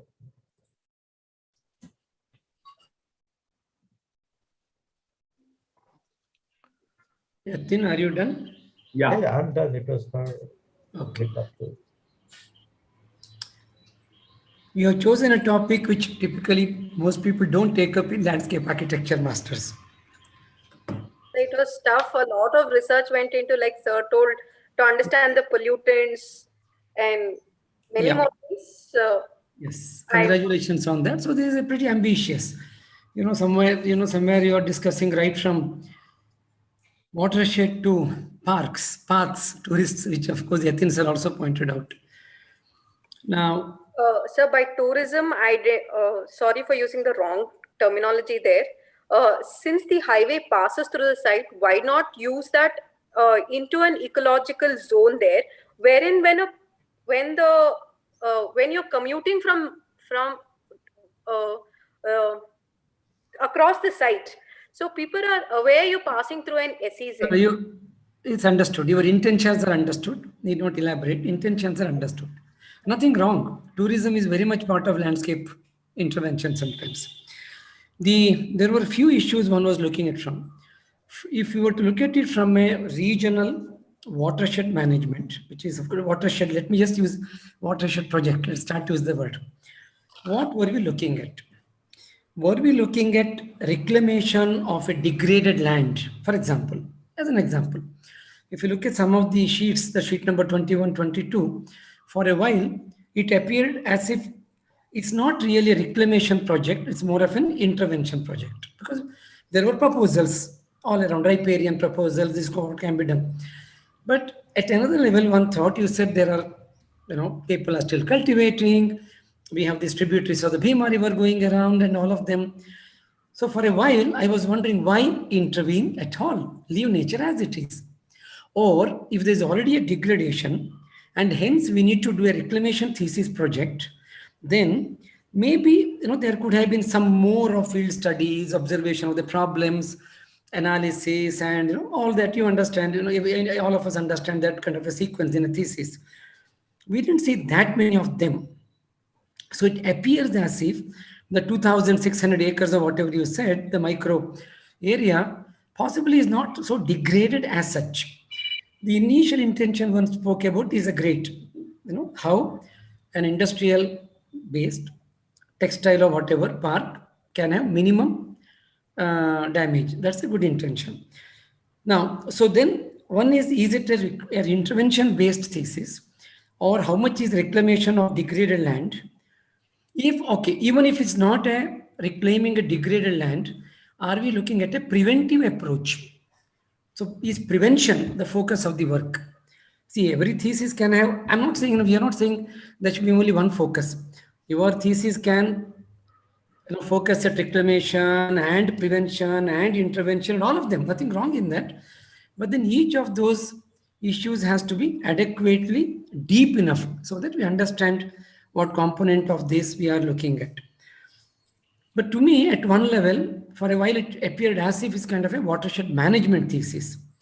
But if it's a watershed management thesis, then we got to look at land, water, bio. I mean, you already used, sorry, somewhere here you written down, I've also written down.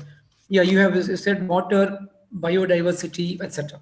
So water, land, biomass, all these are, and the microclimatic modification they can do achieve, right?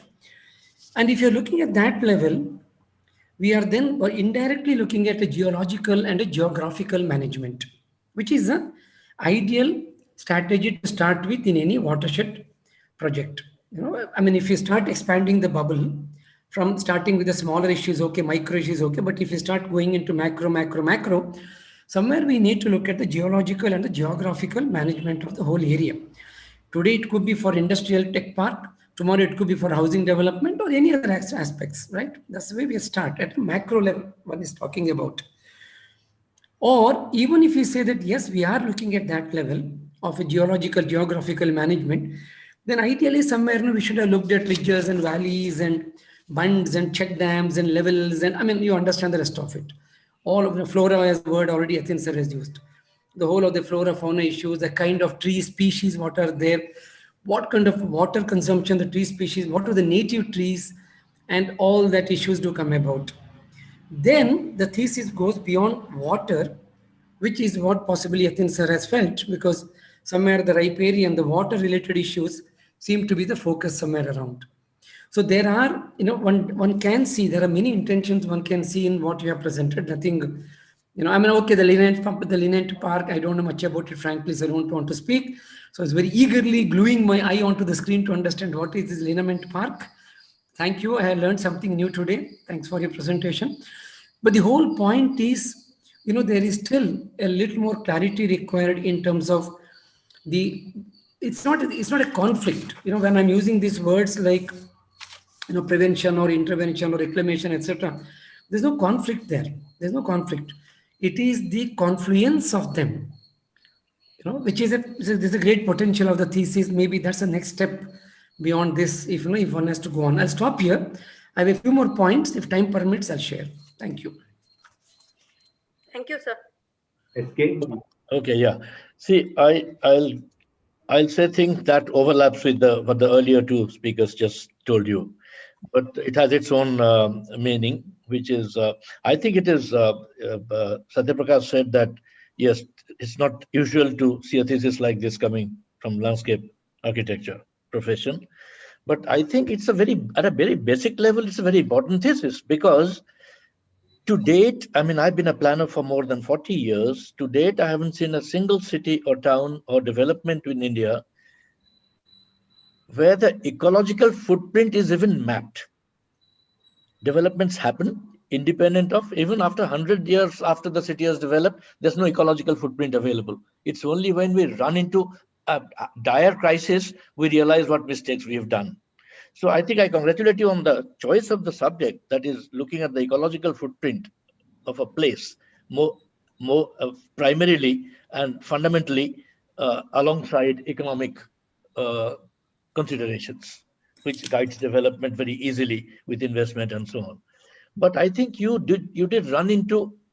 inherited a contradiction, which is the inherent contradiction is this, as it was said earlier. You wanted to go with an ecological perspective and call it an ecological zone, but you did not question a government decision to have an industrial park there. You see, that is where the contradiction comes. So I said you inherited it. So when Satyaprakash says, okay, well, the answer, when Satyaprakash says that it is, what have you done at the site? Is it, X or Y? There is a problem there. Should I continue and complete this and you answer, or you want to answer right away? I want to answer right away, sir. Okay. So the project is almost 25% done on site. Right. So Okay. I don't have the thing to question. That's why I said you inherited. You did not create it. Okay. That's what I thought. Because, that's where the contradiction comes. And you didn't question these contradictions. That's why polluting industries, you just accepted that they must exist. But you given a false hope by that. The false hope being that in any industry, any site, anywhere is possible to develop and overcome the limitations and the problems, associated with the site. And it can happen. And that is a very, very dangerous kind of, assumption that government will decide we'll do it here. And so why not? I'll make it possible because I'm a specialist. I can make it happen. So that perspective, so when Yatin also raised this point about you would have gone into details of, okay, you want to treat it, it's happened, let me do it. But then you would have qualified your thesis in that perspective that, it's an existing development which is already happening and I'm intervening at a intermediate stage. That's where the main problem came. So locational choices are not neutral. Locational choices are very specific, and they're guided by your own words, your own principles, So at a macro level, these are issues which will have to be raised and questioned. And then this tourism, I think what after you explained it to the last speaker, what I understand is you're not really looking at tourism. What you're doing is a society has invested some money, done some project. The project has some interesting aspects, and if it happens from the highway, why not? That some people may take interest to see it. Like if you can organize it, saying okay, like the wineries. The wineries have the wine vineyards now have. A kind of element of tourism, but that is a different landscape. What I think is it's possible to do it with any project if it's been sensitively done. For example, a sewage plant. Even a sewage plant, we don't have in India those, but if we happen to have something outstanding, it may be of interest to some people to stop by and have a look at it if you advertise it or announce it as such. So it's not tourism really, It is as a society we're constantly improving, and these possibilities will emerge with every project at every site, hopefully. So I think you got distracted there. In your analysis of the site at the micro level is very good. I think the overlays and the analysis, but I think jumping into this proposal, yes, I mean, I didn't understand the lineament part because I know nothing about it, so I wouldn't comment on that. But I'm saying, looking at the rest of it, it just happened that it kind of, in a way, fizzled out a little bit, and you felt the compulsion to sort of fill the site with a layout, I think it would have been better that you had gone into the issues and developed guidelines, principles and guidelines and a framework for development rather than go into a solution in physicality, that is my comment. Can I add just two more points? Yeah. But Satya, go ahead. Yeah, see, the title was, when we said, the park. I mean, everybody uses the word park now. From car park to technology park to everything is park. Anyway, so one was also looking for some reference to the textile park as the way currently it's being executed in the Yadagiri region. And then one could have counter-argued this would have been the business as usual model if the textile park happens here. This is my master's thesis level proposal. This is how that park should be coming in here. Right. So that would have also helped us to commit the more like concluding, more like conclusion of the work. There are a lot of insights like one can see in your work. It is just that part did not come through fully. There's one issue I just want to add up to know that I have another 1 minute time. The other point one wanted to mention was, could there have been some reference to call them stakeholders, participants, people, whatever. At the end of the day, most of these, whether it's the entrepreneurs or the politicians, whether it's the fundraisers or funding agencies or whoever it is, and on the local, there are people involved in this. You are showing photographs of people who are still cultivating there. So what is the role of the participant? I'm using the word participants than stakeholders because, right away you can't use the word stakeholder here, unlike in the case of Mumbai or elsewhere, like Athene or Eskedas was talking about the stakeholders there. So who are the participants in this whole act of being in the region? Keep the environment ecology perspective, definitely yes, and appreciate the word ecology a lot. SEZ as special ecological zone, there's definitely yes, but then also bring in the role of the participants into this planning, regional planning at a watershed level. Participants are primary to sustainability.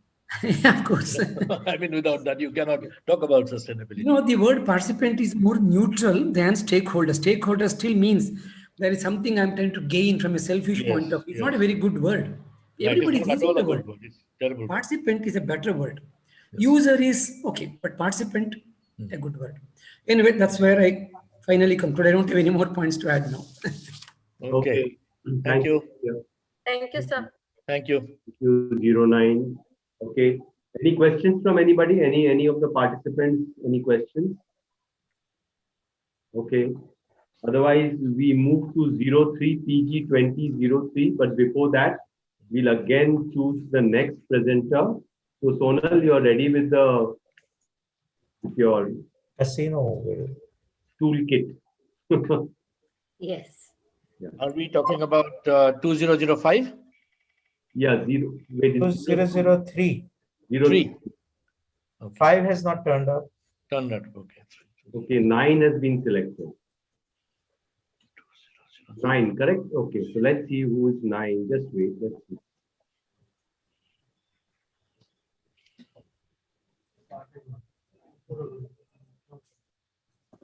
Okay, so 9 is PG 2027.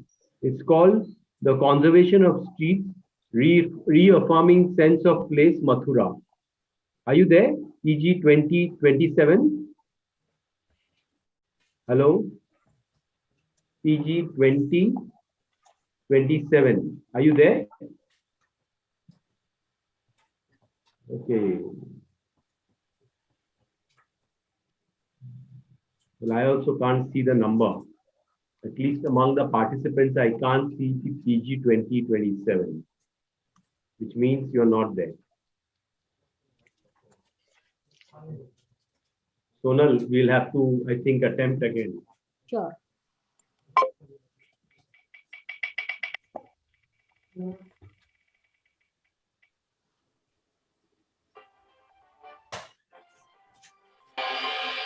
Two selected, I see.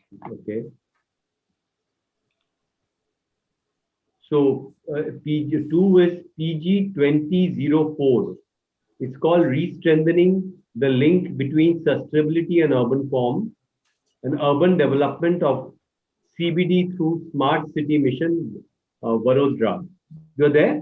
Yes, sir, I'm present. Very good, very good. Okay. So let's be ready for making the presentation after the next. So Sure. 03, you're ready now? Yes, sir, I'm ready. Okay. Sonal, you will Yes, I'm sharing the screen. project the screen.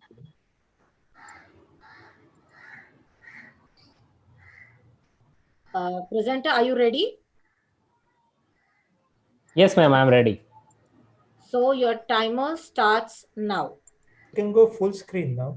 Yes, yes.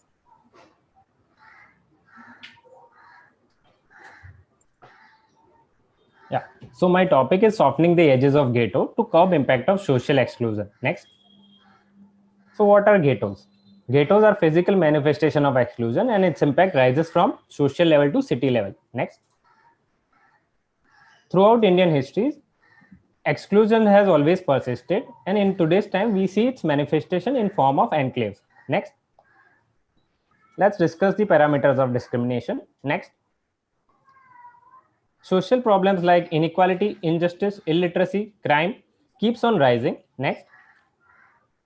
City faces demographic gentrification and rigid enclaves. Next.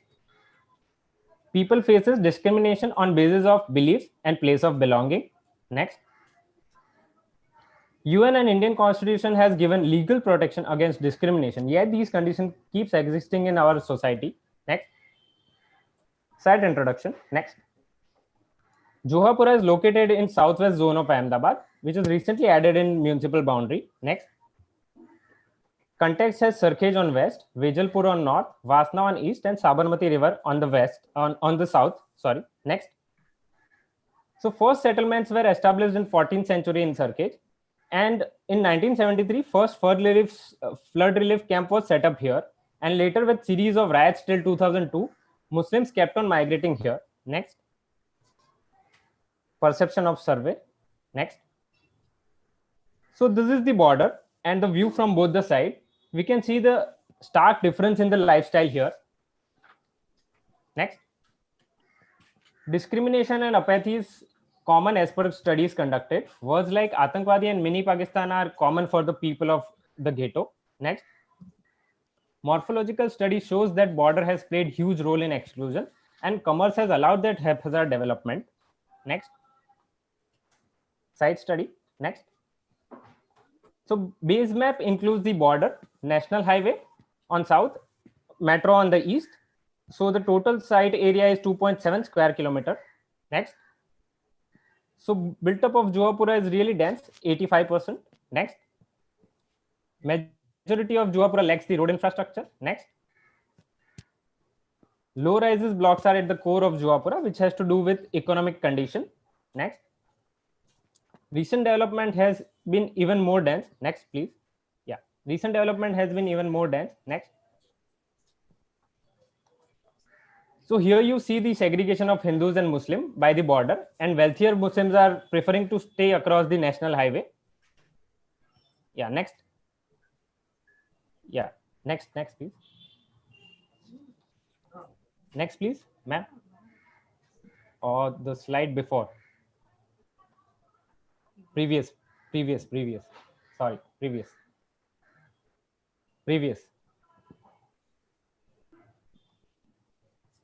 previous. So, okay. So major roads have commercial mixed use and core area has its own functioning microeconomy. So most of, ये हो गया ma'am. Go next. This is the border wala. So yeah, go next. Next, please. Barabar. So most of the open spaces are owned by state government or ORDA, and per capita open space in Johapura is less than half a square meter. Next, please.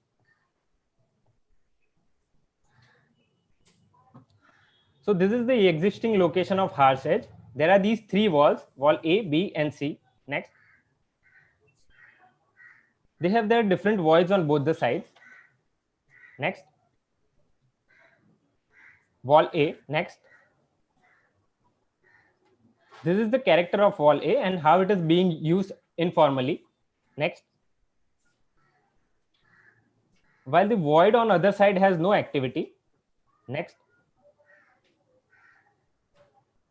These are the sections at wall A to show the difference in lifestyle. Next. Yes. Next, please. Wall B. Next.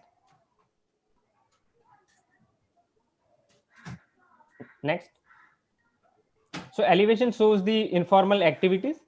This is the Muskan Park at wall B. Next. Sections through wall B to understand grains and the voids on both the sides. Next.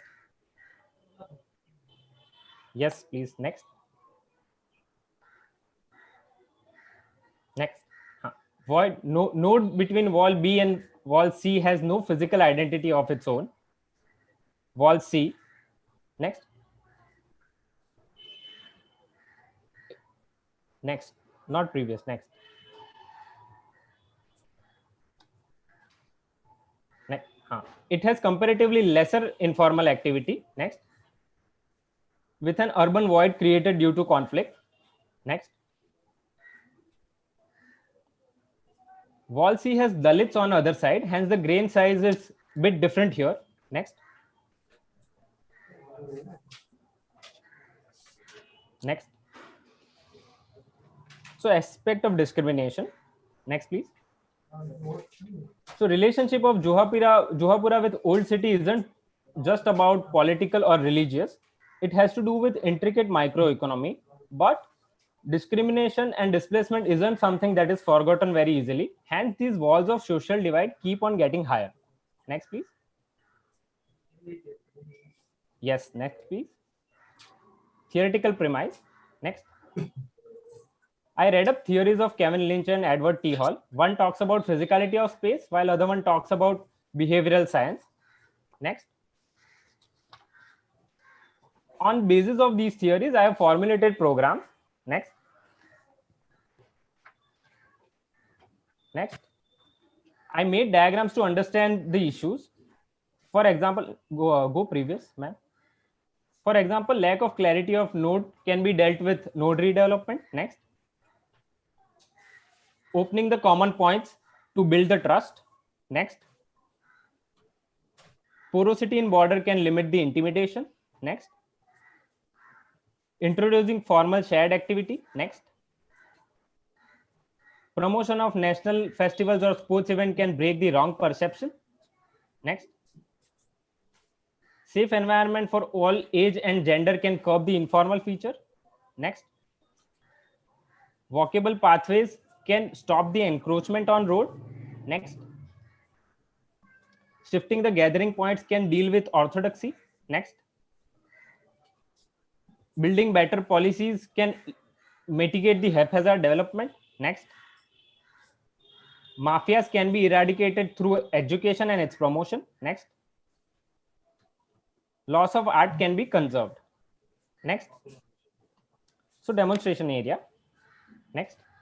So there are these three major issues to curb for further planning: physical issues, physical features, behavioral features, and edge condition. Next. So here I have juxtaposed all physical elements to understand introvert nature of the site. Next. Here you see juxtaposition of different behavior to understand why and how intimidation and apathy is working. Next. This is the mapping of different types of edge: harsh, moderate, and porous, and how they play a role in fueling the perception. Next. So I plan to use unique elements to achieve social engineering at critical edge using urban design. Next. Common elements can be used on the porous edge to satisfy infrastructural deficiency with capital investment, definitely. Next.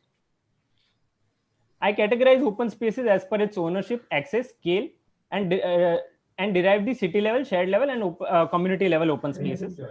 Next. So strategies for porous edge include the 70% of common and 30% of unique elements. Next. Hence, the larger infrastructural need is provided on the periphery with improved road infrastructure. Next. Public participation. Next. So here I understood the aspirations of kids as well as discussed issues with males and females on both the side of border. Next. And derived tentative zoning plan with them. Next. Next. Case studies. So I studied projects like Zaragoza, Aranya Housing, and slum networking to understand participatory design approach, open space networking, and its mechanism. Next, please. Next, please. Conceptual framework. Next.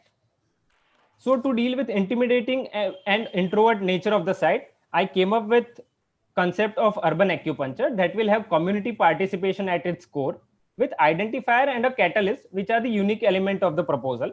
Next. So urban design strategies now. Next. So first strategy is to improve the connectivity of two primary roads and control the development within. Next. And promote a mixed use building blocks there. Next. Next strategy is to open up the broken linkages at wall A, B, and C. Next. So first connection has to be re-established with road infrastructure. Next. Later we can introduce the common interaction point like garden, market, or a play area. Next. And have vision for future thoroughfares. Next. Yeah.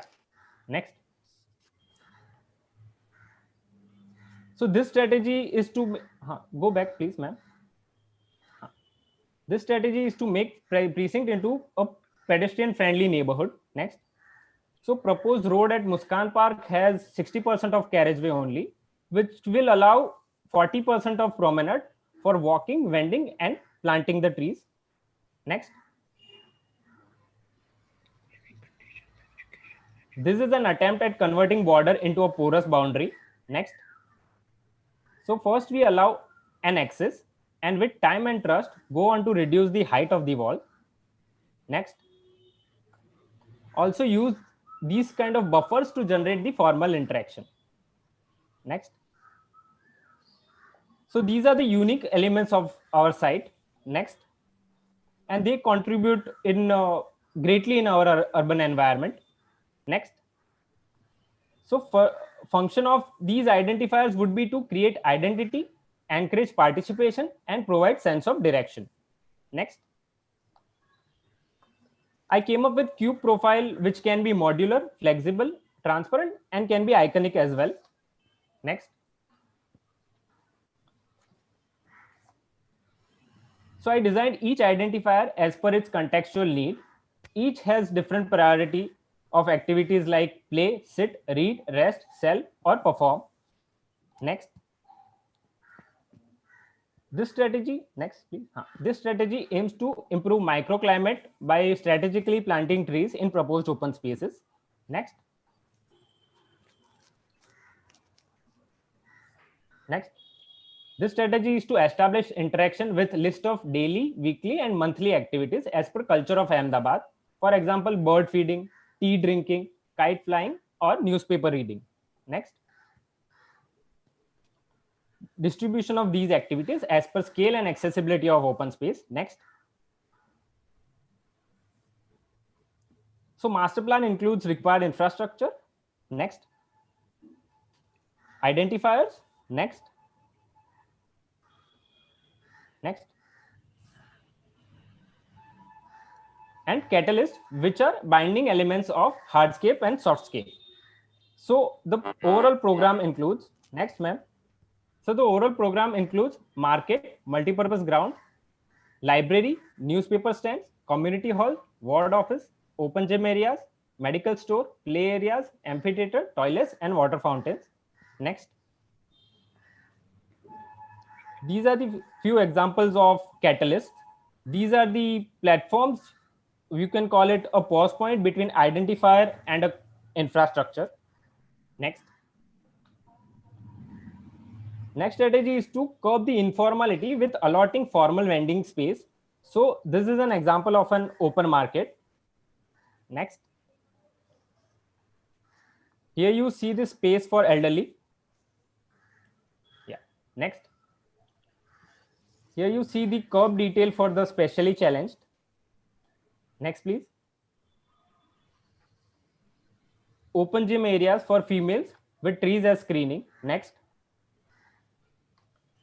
Inviting play areas for kids. Next. So these are the kind of interaction that these identifiers can help to generate. Next. Which can help break the perception and blur the social divide that exists on the site. Next.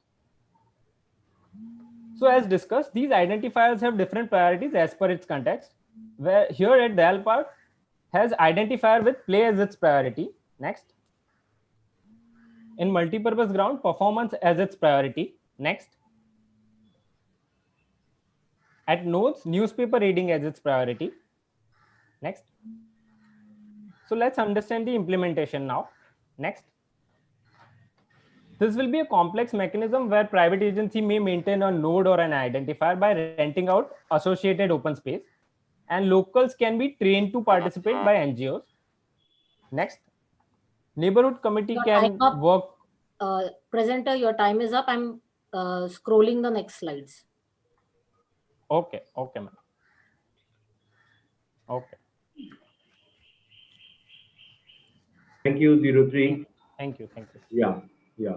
So, Satya, you would like to start for this case?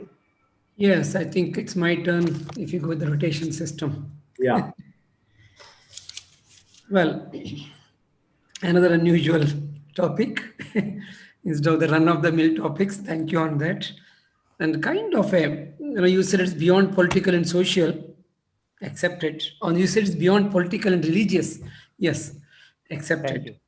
Thank you. It also has a kind of a phenomenological possibility there. And this phenomenology is a word not so much used in the Indian academia nowadays. Anyway, the whole word came from abroad like many other.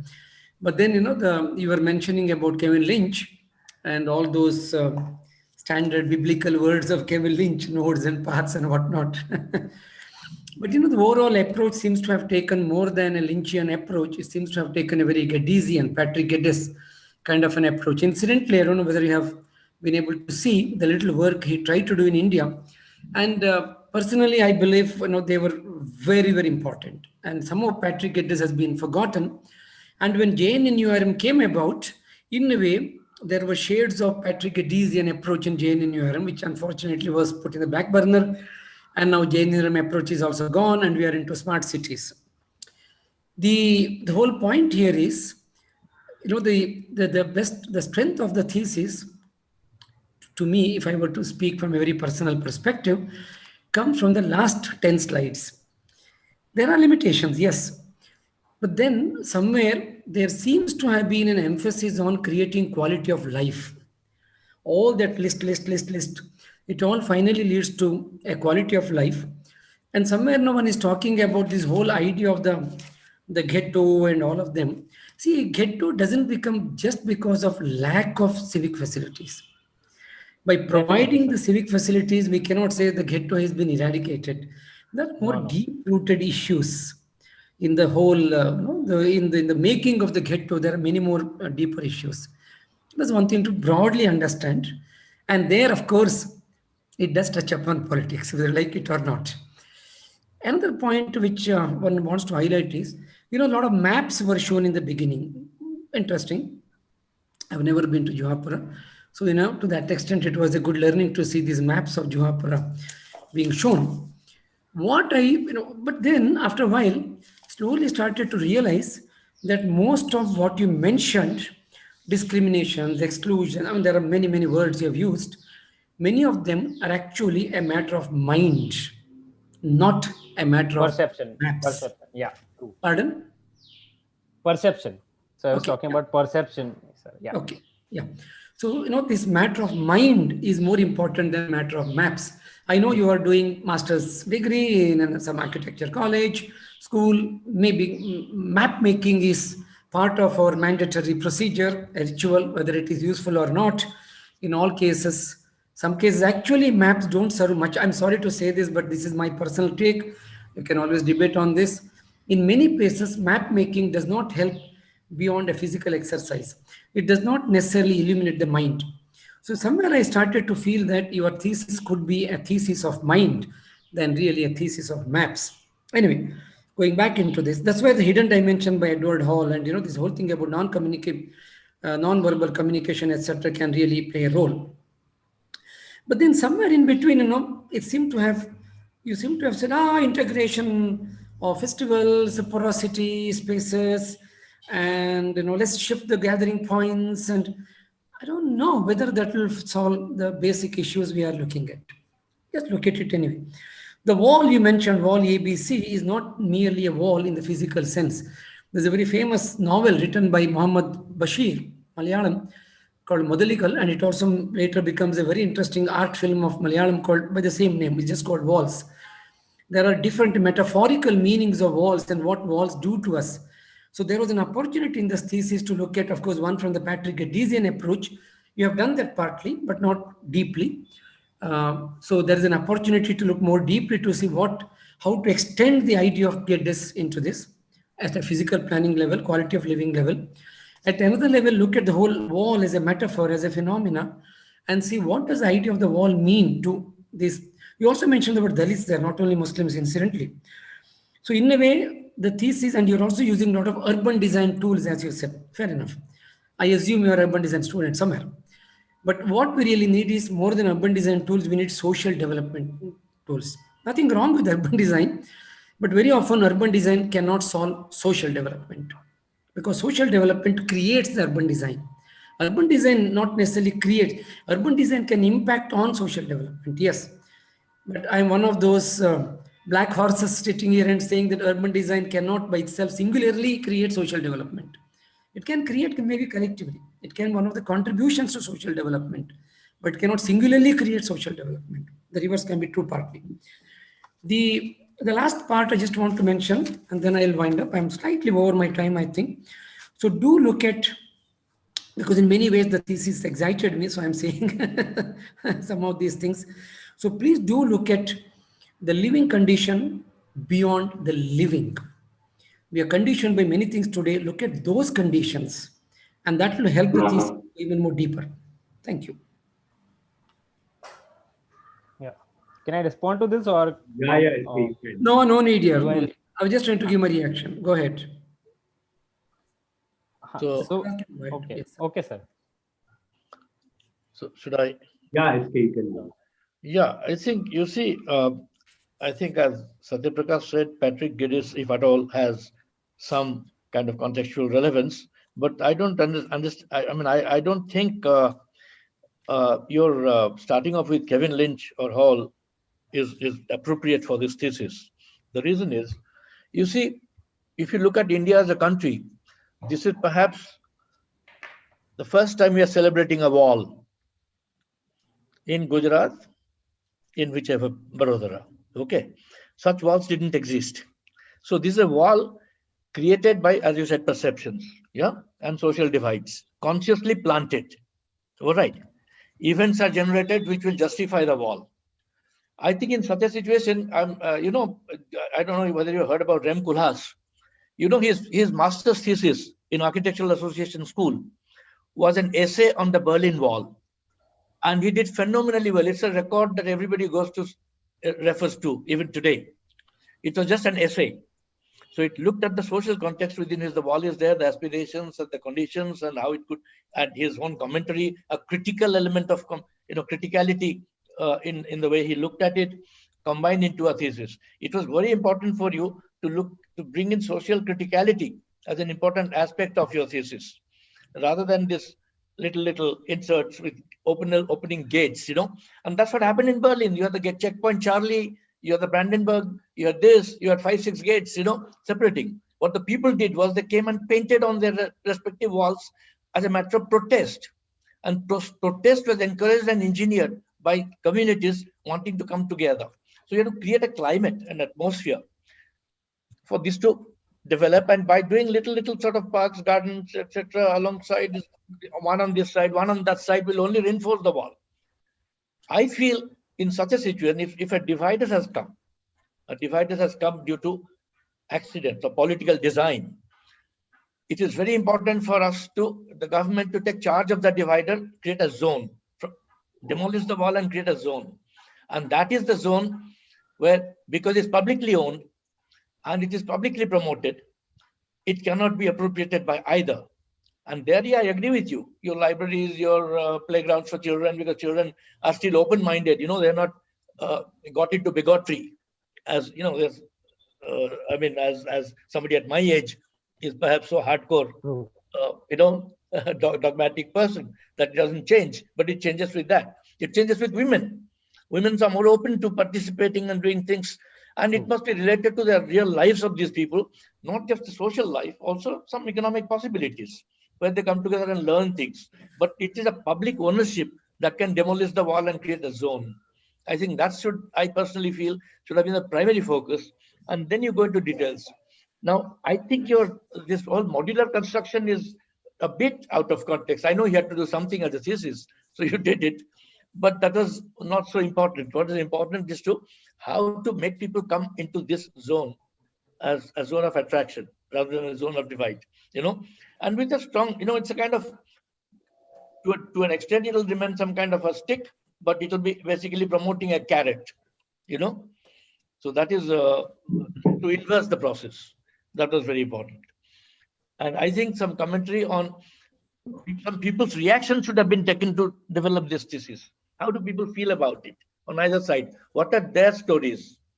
You'll get stories from very, very dogmatic to very, very progressive, very, very negative to extremely positive, looking. So these stories would sort of give you some idea of aspirations of people and the conditions of the, not just the conflicts, but also the aspirations to unite, and so that I think that would have been better to go back to the communities and take feedback, responses, and then you develop your storyline out of those responses. Can I respond? Being an ethical professional, yeah. So, sir, as you said, the aspirations should have been known from both the sides, but I could not, conclude them in one sentence. So that's why I said that I got responses from other side that they are Atangwadis to mini Pakistan or whatever. And after that, I created this kind of workshops to understand what kids and women of these both areas wants to wants for themselves. So then that is why that was my major concern, that both of them do not want this wall demolished, maybe. Just a minute, that I'll intervene here. That is the majority understanding, but just look at it this way. Have you gone back and found out how many organizations, voluntary organizations, and are working towards unifying and bringing people together, and they're speaking a different language, and they are not floating in the air, they're working in the communities. So there is also that opinion. So I think it was possible. I understand. Maybe 80% will tell you that because they've been fed that, but the taste changes, the food changes, the organizations working otherwise, and they were wanting to bring people together. So it's a question of bringing these sort of progressive generators of ideas and thought and progressive critics together is what you could have consolidated as the foundation for your thesis and the actions you take, rather than just look at physicality. True. Okay. Yeah, that's all I would say. Yeah. One more thing I just want to highlight here, sir, that the wall is kind of serving a political purpose here as well, because it was a refuge area, and after 2002 no riots have happened, but still Muslims are migrating here because they have sense of security here, because there are more Muslims here now here. So that is why that sense of security is here and more population is here. So but you have to question that. You have to question that. In Mumbai, who's promoting this idea? Property brokers, property agents. That advertising telling, oh, you vegetarian, Hindu, so these areas are good for you, don't go to those areas. This is being fed to people, systematically fed. So this is something I don't accept, that just because the perception happens to be that way with a larger number of people, doesn't mean it can change.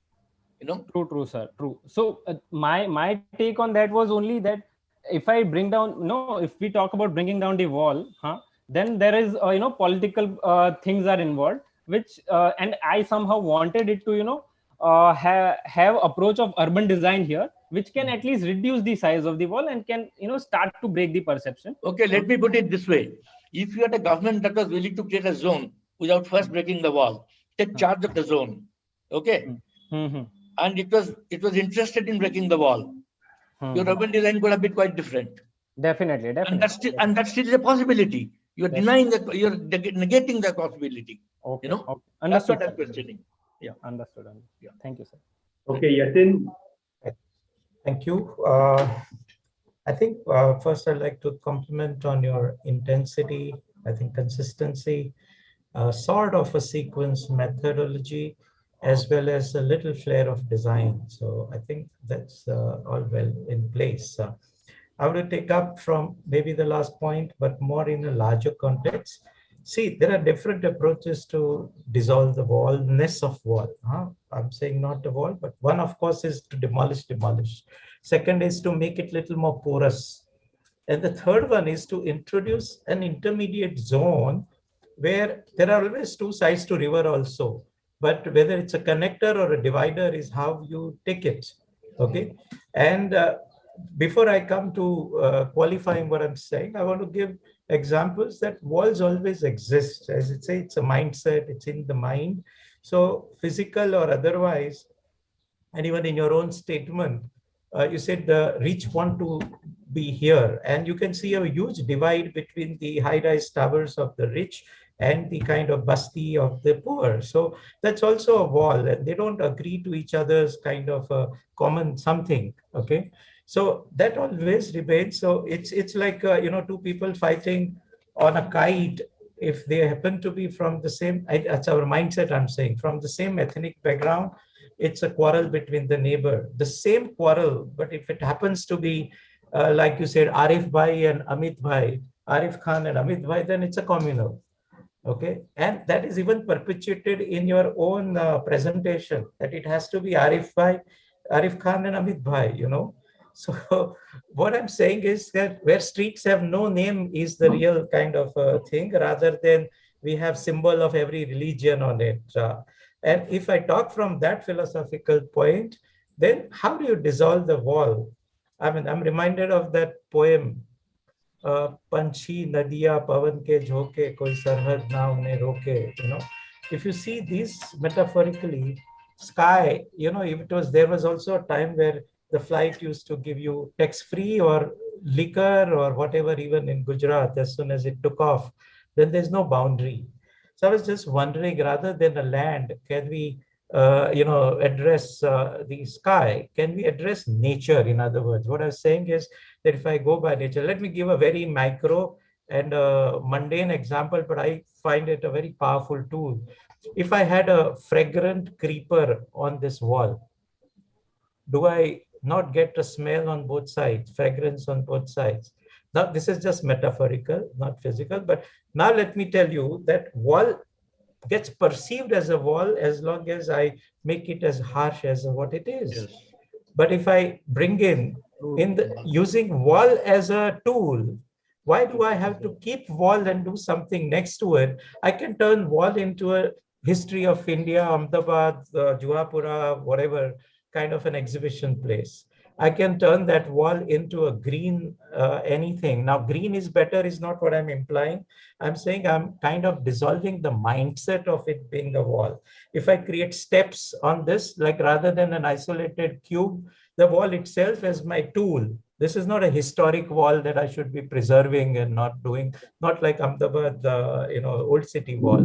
Okay. So what I would have thought is that wall as my tool, and what can I do with it, so that sometimes somebody thinks that let's make a hole across, It's like kids playing with the sand on the beach, and one day they get up shaking other side by scooping it out.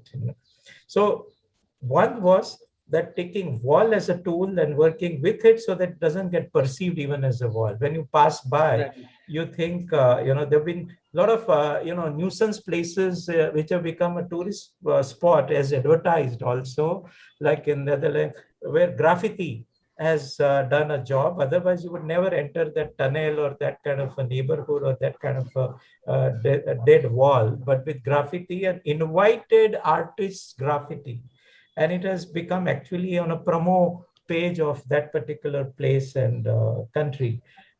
So what I mean is that likewise, if you thought that to be a sounding board, if you thought that to be a physical something on which around, if there was a tree, you would have done something likewise, treat that as the anchor to see that the mindset, what Satya is saying, of that as a wall is dissolved, not physically kind of taking it away.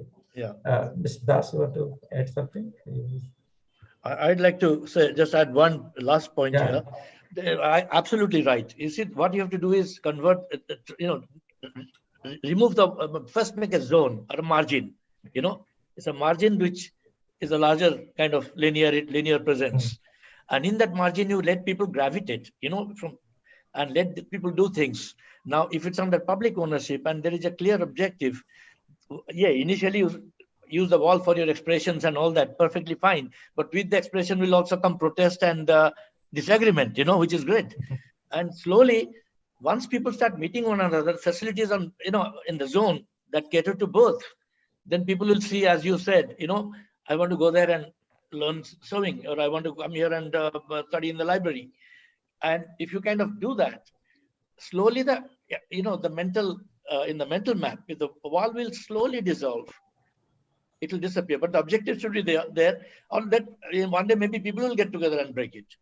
And it has happened not just in Berlin, subsequently in many other places also. True, sir. True. Yeah.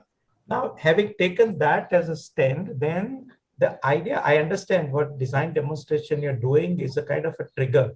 But if it remains as a trigger rather than a finite resolution, then people would adapt and adjust. When you give finite, then it would work for some, not work for some mentally, notionally, physically, otherwise. You say that, okay, two, women come together, but you leave a neutral zone and let people appropriate, So in that, the triggers are the informal systems, not the formal one.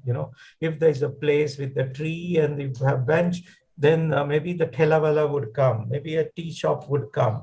And a tea shop doesn't entertain by surnames or by bank balances, So you played cricket, and in cricket, you don't look for either of these two. So what I mean is that's where that from a daily routine, if you go back to one of the earlier theses, how the daily routine is where you create a point of collision, point of meeting, collision not in a negative sense, but by chance interaction. Is that where the trigger can be set in? And then naturally, it would come in a way that physical wall can remain, but there's a lot happening. Like many of the, mill walls where inside is very desolate, something or secured something, but on edge of that in Mumbai, you would find squatters settling. Then you don't feel it like a wall. You see another something in front of it, good, bad, ugly, but it's a life in front of that, not a dead wall, so to say. So I thought that leaving nature as a thing in between, and therefore having, so even if you're across the, let's say water body, you're across or under the tree, you have a fragrance to share either side. You go, on the wall, then the kind of whole notion is broken, and then taking up from there. And in that corner is a corner which is for city. So I was just going to end with the last example, since Ahmedabad. Let's say Gulbai Tekra. Now it's an economic divide, so to say, where one side is the plaster idol makers and the other side this, and there is a wall there. But when it becomes city's entity, yes, then there is no quarrel between one and the other. What you are trying to perpetuate is Arif Khan and Amit Bhai. absolutely. Get out of that it is anybody, Yes. So bring in Michael in this also. So when Michael comes, there is no two which have to be kind of worried about. So that's what I mean, that when it comes to a city sort of perception, city's space, city's thing, then there is no mine or yours. Okay. And that's what an urban designer can do. Okay. Thank you, sir. Right. Thank you. I think these comments were very valuable. Just small technical, your graphic scale must have unit. It is mile, meter, kilometer, centimeter, millimeter, whatever. Thank you, sir. Thank you. And sorry for this error. Yeah. Yeah, thank you, 03, for your presentation. Is there any questions which are there for him? Okay, thank you. I think we will start the next presentation otherwise. Which is that? That is PG 2004. That is re-strengthening the link between sustainability and urban form. Yes. And urban development of CBD to Smart City Mission, Vadodara. That's right. Yeah. 04, you're ready? Yeah, but yes, before that, we need to pick a cheat. No? Yeah, we will pick up. We'll pick another one. Sonal, let's play see. Casino. Remains your Yes, we'll do that.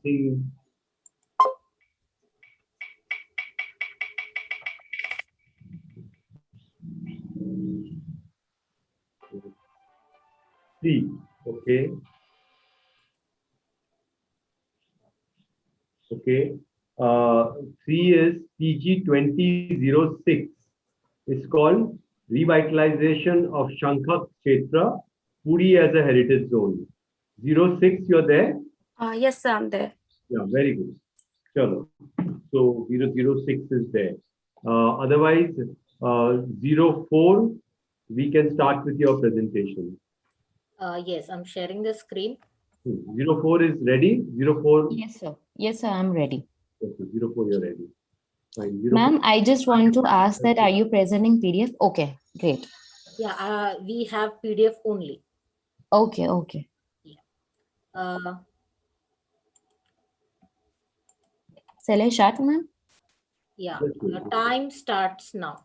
Okay, good afternoon, everyone. My thesis topic is re-strengthening the link between sustainability and urban form and urban development of CBD through Smart City Mission, Vadodara. Next, please. So the project attempts to address the role of sustainability and architecture and in architecture and urban designing. Presently, in the event of forced urban development, what actually happens to the relationship with nature, physical as well as sociological context. So the governments and organizations in various parts of the world are in search of solution to urban problems such as scarcity of resources, traffic gridlock, and crimes, and etc. Next. Smart city, smart designing and planning in terms of distribution of resources to reduce the unevenness of infrastructure services, and the smartest way to reach this goal would be inclusion of citizens. So this is a framework function for carrying out a research further. Next, please. The attributes are showing the interpretation of this mission, which is more concentrating on present infrastructure need-based issues that aims for short terms, whereas Smart City mission aims for sustainable and long-term solution. Next slide. For developing a better understanding of the guidelines and its implementation, case study on 4 different design models adapted in Indian context is studied. Next slide. Next slide shows the comparative case study of all these aspects, which helps to formulate and integrate integrated strategy and approach. Next slide. Next. So Carlo Retti very rightly described that it is not really much about infrastructure changes, but how the people interact with that infrastructure is more important. Next slide. Next. So the 3 major driving factors of development after analyzing, I found that they are smart governance, smart morphology, and smart sustainability. Next slide. So smart urbanism is rebuilding the cities through the integration of digital technologies with buildings, neighborhoods, network infrastructure, and the people. Next slide. So now I did 2 case studies whose purpose and characteristics are similar to my context. First is CBD of Ahmedabad, whose approach is majorly concentrating on placemaking and maximum utilization of land. Next. Major revisions are done in street network and next. And the plot level reconfiguration by increasing FSI from 1.8 to 5.4. Next slide. The second case study is of Barcelona, Spain. It is majorly focusing on the transit network and the amenities, creating a super block module. Next. The design is concentrated on density, diversity, and the proximity. Next slide. This slide shows the city profile. The identify area is by Smart City Mission, which is CBD of the city, which is the heart of the city. So Vadodara city is determined by River Vishwamitra, and it is famously acknowledged that as Sanskari Nagari. Next slide. The total area of ABD proposed site focuses around Vadodara railway station, a significant portion of Vishwamitra River, densely commercialized zone, a huge green spine on the banks creates a recreational space and an institutional campus. The identified ABD area is approximately 6.9 square kilometers, which is around 5% of the city, and the population is 67,000 people, and which has density of 9,700 per square kilometer. Next slide. shows the issues and opportunities of this area. The major issues are urban decline due to outward migration, lack of neighborhood spaces, traffic congestion, safety issues, and new problems due to sudden new urban farm generation. The opportunities of this area has good accessibility, the determinants of area, depletion of the building conditions, and the change in bylaws. Next slide. This ABD area is consisting the transit zone connecting through strong commercial spine and educational campus. The area has no neighborhood level open or common gathering spaces. The pie charts are showing increase in commercialization from 7 to 10% and decrease in residential area, that is from 38 to 31%. Next slide. The density in this area is very less because of low-rise, low-density residential area. The build typology is rapidly changing due to the age of the buildings. Next slide. The identified demo area is having fine-grained residential neighborhood and coarse-grained commercial cluster. The area has very less porosity due to lack of open spaces. Next. Due to sprawl development, the density of this area is decreasing as per the analysis and its comparison with standards. The residential density needs to be increased, which can help to control the globalization. Next. And the most important part is around 51% of built structure has not utilized the old FSI. So it has a huge opportunity of redensification. Next. This slide is showing the comparison of GDCR, which is General Development Control Regulation, of existing and new GDCR guidelines. As the major difference is in permissible FSI and the allowable height, the existing skyline is showing the impact of difference in old and new development. Next. So holistic approach needed for re-strengthening the CBD for which social, economic, and environmental aspects should be addressed at 4 different scales, that is at ABD level, neighborhood level, cluster level, and plot level. So the design proposal is focusing more on 3 major aspects, that are urban form generation, mobility, and public realm. Next.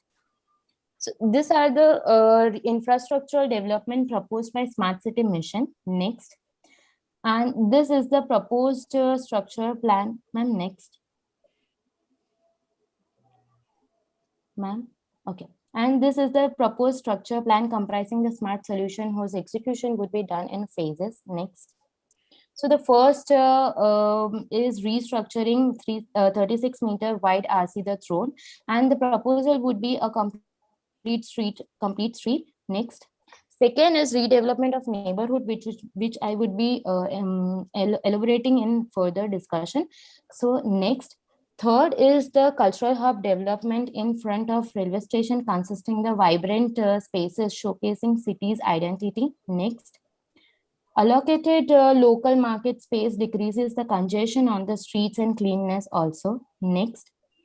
Now, e-learning doesn't need to be in 4 concrete walls. It can be done in open or green shaded spaces. Next. Similarly, with the concretized river edge, which easily causes flooding as a depth. Next, ma'am. As depth and width of the Vishwamitri is very less. So these are the proposals at ABD level. Next. The neighborhood site analysis was done in both the ways with qualitative and quantitative analysis. It has 43% of built structure whose age is more than 45 years, having 6% of dilapidated structures. And 40% of structure has only consumed 0.5 to 1 FSI only. So that is a great opportunity. Next slide. So this is the proposed master plan having programs derived from different layers. Next. Mapping of spatial and programmatic requirement for the area. Ma'am, next. Okay. Mapping of spatial and programmatic requirement for this area. In this diagram, yellow are the introvert areas and blue acts as an extrovert areas. So based on which road network is restructured having 4 different characteristics, this area has access to 2-wheelers and electric rickshaws running continuously throughout the day. Next. These are the enlarged plans with detailed sections of ROWs taking care of different aspects like safe connection, creating versatile public spaces, utilization of space between buildings, which allow more eyes on streets. Next. Proper allocated spaces for parking and hawker zone. The green buffer capturing stormwater would safeguard the cyclists from the vehicles. Next. The the land use zoning is done on the basis of the requirement of this area by increasing commercial area, public spaces, and residential areas too. Next, the block sizes is redefined for making it walkable, which ranges between 112 meter by 100 meter. Next.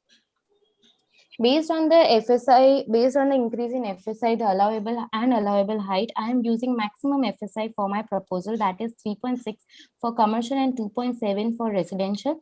The proposed guideline for maximum allowable ground coverage is for commercial would be 30%, residential would be of 40%, and minimum 40% of green and open space is required, with mandatory 10% of void and superstructure. Next. So I divided block in 4 quadrants considering the criteria of evaluation based on sunlight, open spaces, wind flow using FSI. Next. So why staggered? Because it allows generation of more interactive platform inside the plot, inside the building, and also in between the buildings. Next. Major impact of this proposal is gray versus green, from 8% green to 74% of green. Proposing maximum ROW promotes pedestrian connectivity. Next, 70% of increase in porosity is seen by this proposal. Next, amenities like mixed-use buildings, flexible recreational spaces, public plazas are proposed for enhancing economy, ecology, and public participation. Next, public, semi-public, private spaces are interwoven to promote public participation. Ma'am, next. Okay, next. Design strategies were used to ensure environment sensitivity in design and sustainable approach. So next, these are the visuals of hawker zone and recreational area. Next. This is a 3D of demo area which has proposed land use and next sustainable urban form derived. Next. Now, these are the impacts of proposed master plan within that 3 aspects. First is mobility, which has major change in private vehicle use, which has come to 23% from 46% of usage. The major change is observed in decrease in road network that has come to 11%. Next, congestion has been decreased due to discouragement of private vehicles. Next, urban form has increased the population and density of this area, which becomes 12,000, and the projected population would be 82,800 people. The proposed skyline is encouraging public participation, good economic generation, and ecological factors. Next. Due to change in GDCR and underutilized FSI, the proposal supports commercial with 3.6 FSI and pure residential with 2.7 of FSI. Next. This shows the maximum utilization of plots. Next.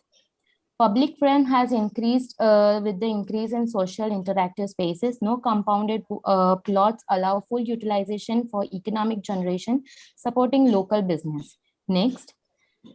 And due to which the safety issues are decreasing as the eyes on spaces are increasing. Promoting walkable neighborhood can enhance the health quality of all age groups. Next. So I'll conclude after this impact analysis here by saying that smart urbanism is mode of placemaking and urban development with governance produced by smart city technologies and initiatives, which aims to create a smart cities. Okay, next ma'am. Thank you. Okay. Yes. So, hello? Yes, sir. Should we start? Who's Anirudh? Oh. Yes, sir. Okay. See, I think you see, looking at your subject which you picked up, re-strengthening the link between sustainability and urban form. That means in this there is an assumption that the two have got de-linked from each other. Okay. In other words, sustainability has nothing to do with urban form, and urban form has nothing to do with sustainability. And you're trying to re-link it, bring it together. Yes. Now, that is one aspect of your work. The other aspect of the title suggests that you're dealing with smart cities and the premise of smart cities. I think you're sort of missing the boat. In the sense, what is a smart city? You picked up the smart city idea as it is stated by the government of India. Yes, sir. And in which you're talking about governance, morphology, sustainability as being built into it. Yeah, as key aspects. And digital technology being the binding, cementing element in this whole thing. Now, this is something, the smart city idea has neither gone through, and then talking about governance. The smart city idea hasn't gone through the Indian Parliament at the central level, okay, which is the democratic body to take decisions about our future in terms of cities and how we should live, the broad aspect of our social conditioning, It hasn't gone through the state legislatures either. That means at the state government level, it has not been a democratic decision. It hasn't gone through the local bodies, neither municipalities nor development authorities or nothing. Municipalities are also democratic bodies, elected bodies who, we vote for. So there has been a faulty governance in the whole thing from the inception. Now, this has been pushed, I feel, by in the name of smartness, by those deeply interested in bringing in so-called smart infrastructure. In other words, high-tech infrastructure, which anyway is more and more dependent on digital technology in order to perform. Yeah. Now, historically, cities have been made with the aggregation of the arts and the sciences and the knowledge and the intellect, available within the society. That's how civilizations developed. That's how urban civilizations also developed. Now what happened is that we sort of kind of thrown it by the wayside, and we have replaced it with cities are being made by the market. Cities are made by product manufacturers, vendors, and technologists. Now, the whole vision of cities has to come as it's a question of the art of making cities, the art and science of making cities. Technology and infrastructure are the means to achieve some results down the line. But the whole idea is a broader idea of, though at the same time, it fits in very well with this perception that all cities should be the same. There's one template for cities globally, and everybody follows that. So smart city focuses on railway station, riverfronts, commercial district, gardens and parks in a very isolated manner without any participation, any discussion at the local level whatsoever, and even bypassing whatever little that was already there. And our system was already very faulty. I'm not idealizing it, hardly everything happened behind closed doors. So it just goes one step further in reinforcing that and saying, now the CEO of smart city will override, municipal commissioner will override the urban development authorities and do it. When the smart city was floated, I was invited to sit at that famous function that happened, Rockefeller sponsored in Delhi. And I said this, I said, ultimately the smart city will have a CEO, and the CEO will be invariably from the IT industry, digital technologists. And that's exactly what happened. So I feel that you should have taken a critical look, because your terminology you're using are very nice, interesting. You're still talking about the fabric. Though in your own solutions, the fabric is non-existent.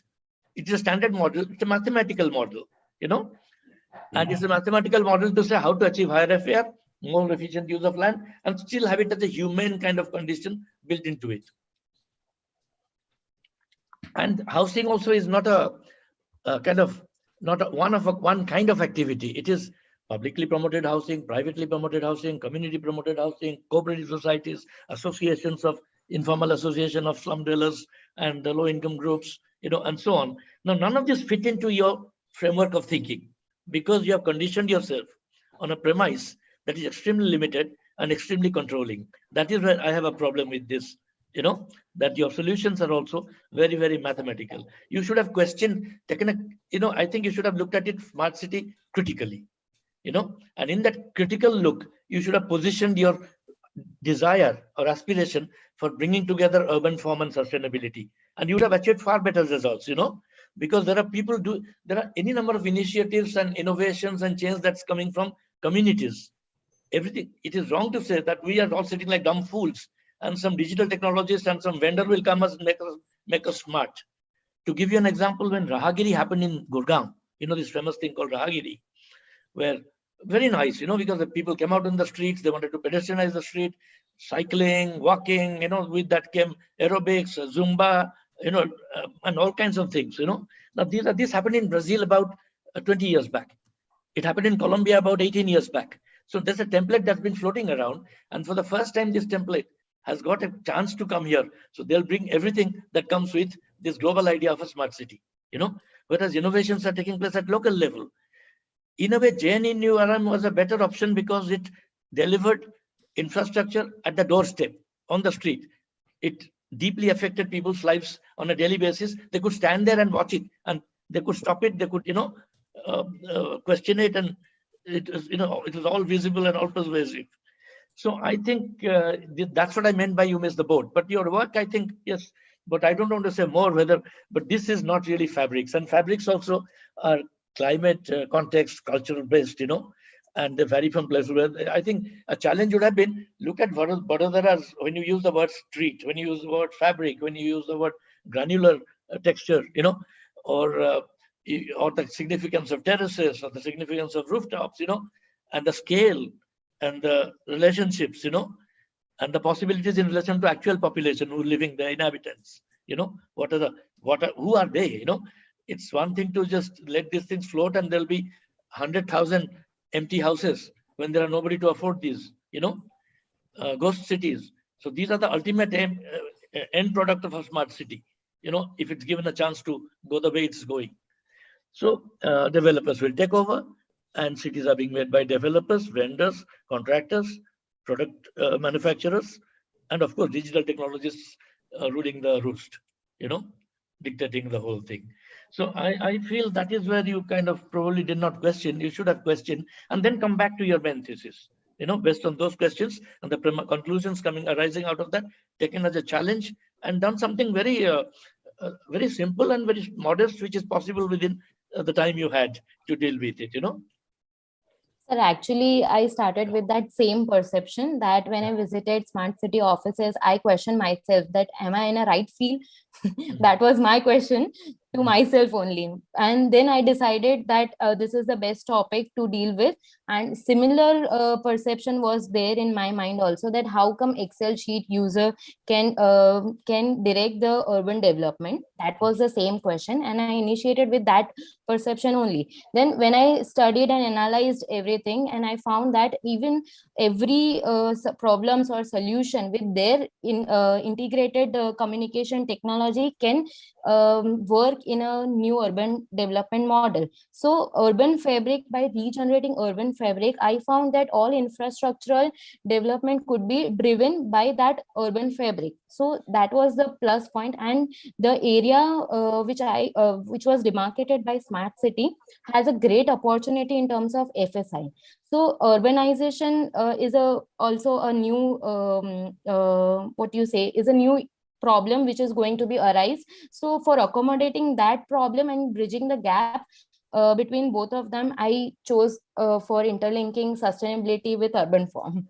You see, I wish you had visited Charles Correa's basic questions he asked, He said, okay, this FAR which you have, FSI, you make it 3, 4, 5. Are these really sustainable? Because they're also related to the social facilities you can provide, the educational facilities, the health facilities, the amount of water, power, everything. So it is sustainable as long as there's a correlation between what is supporting this system, and what you're building, But if the two don't match, it's not sustainable. So to even decide that you don't question this FAR business is itself, I'm not sure if it, you for that much population, you need more schools, more colleges, more hospitals, more playgrounds, Are you able to provide that, or is it just left to developers to exploit the FSI or FAR, and nothing else happens or can happen, and there's nobody has the money to do it, or the or the willingness or the drive to actually implement from things that you don't get actually money return. There's no profit to be made, but there is the whole support system. Social infrastructure has also been addressed. Yes, I agree.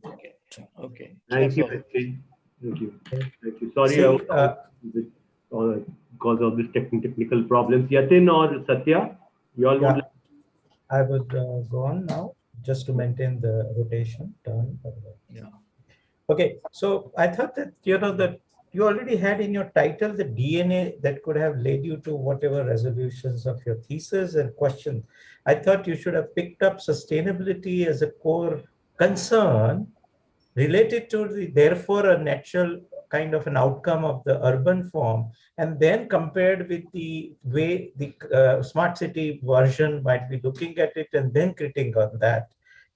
So it's not that what is negative in problem solving, but it's other way right, that I have a set of concern which come from a very obvious, natural and correct premise, and that if that was to be the basis of developing any urban form, this would have been the outcome. And now I compare with any other approach and say, where is it difference and negative connotation to that, etc.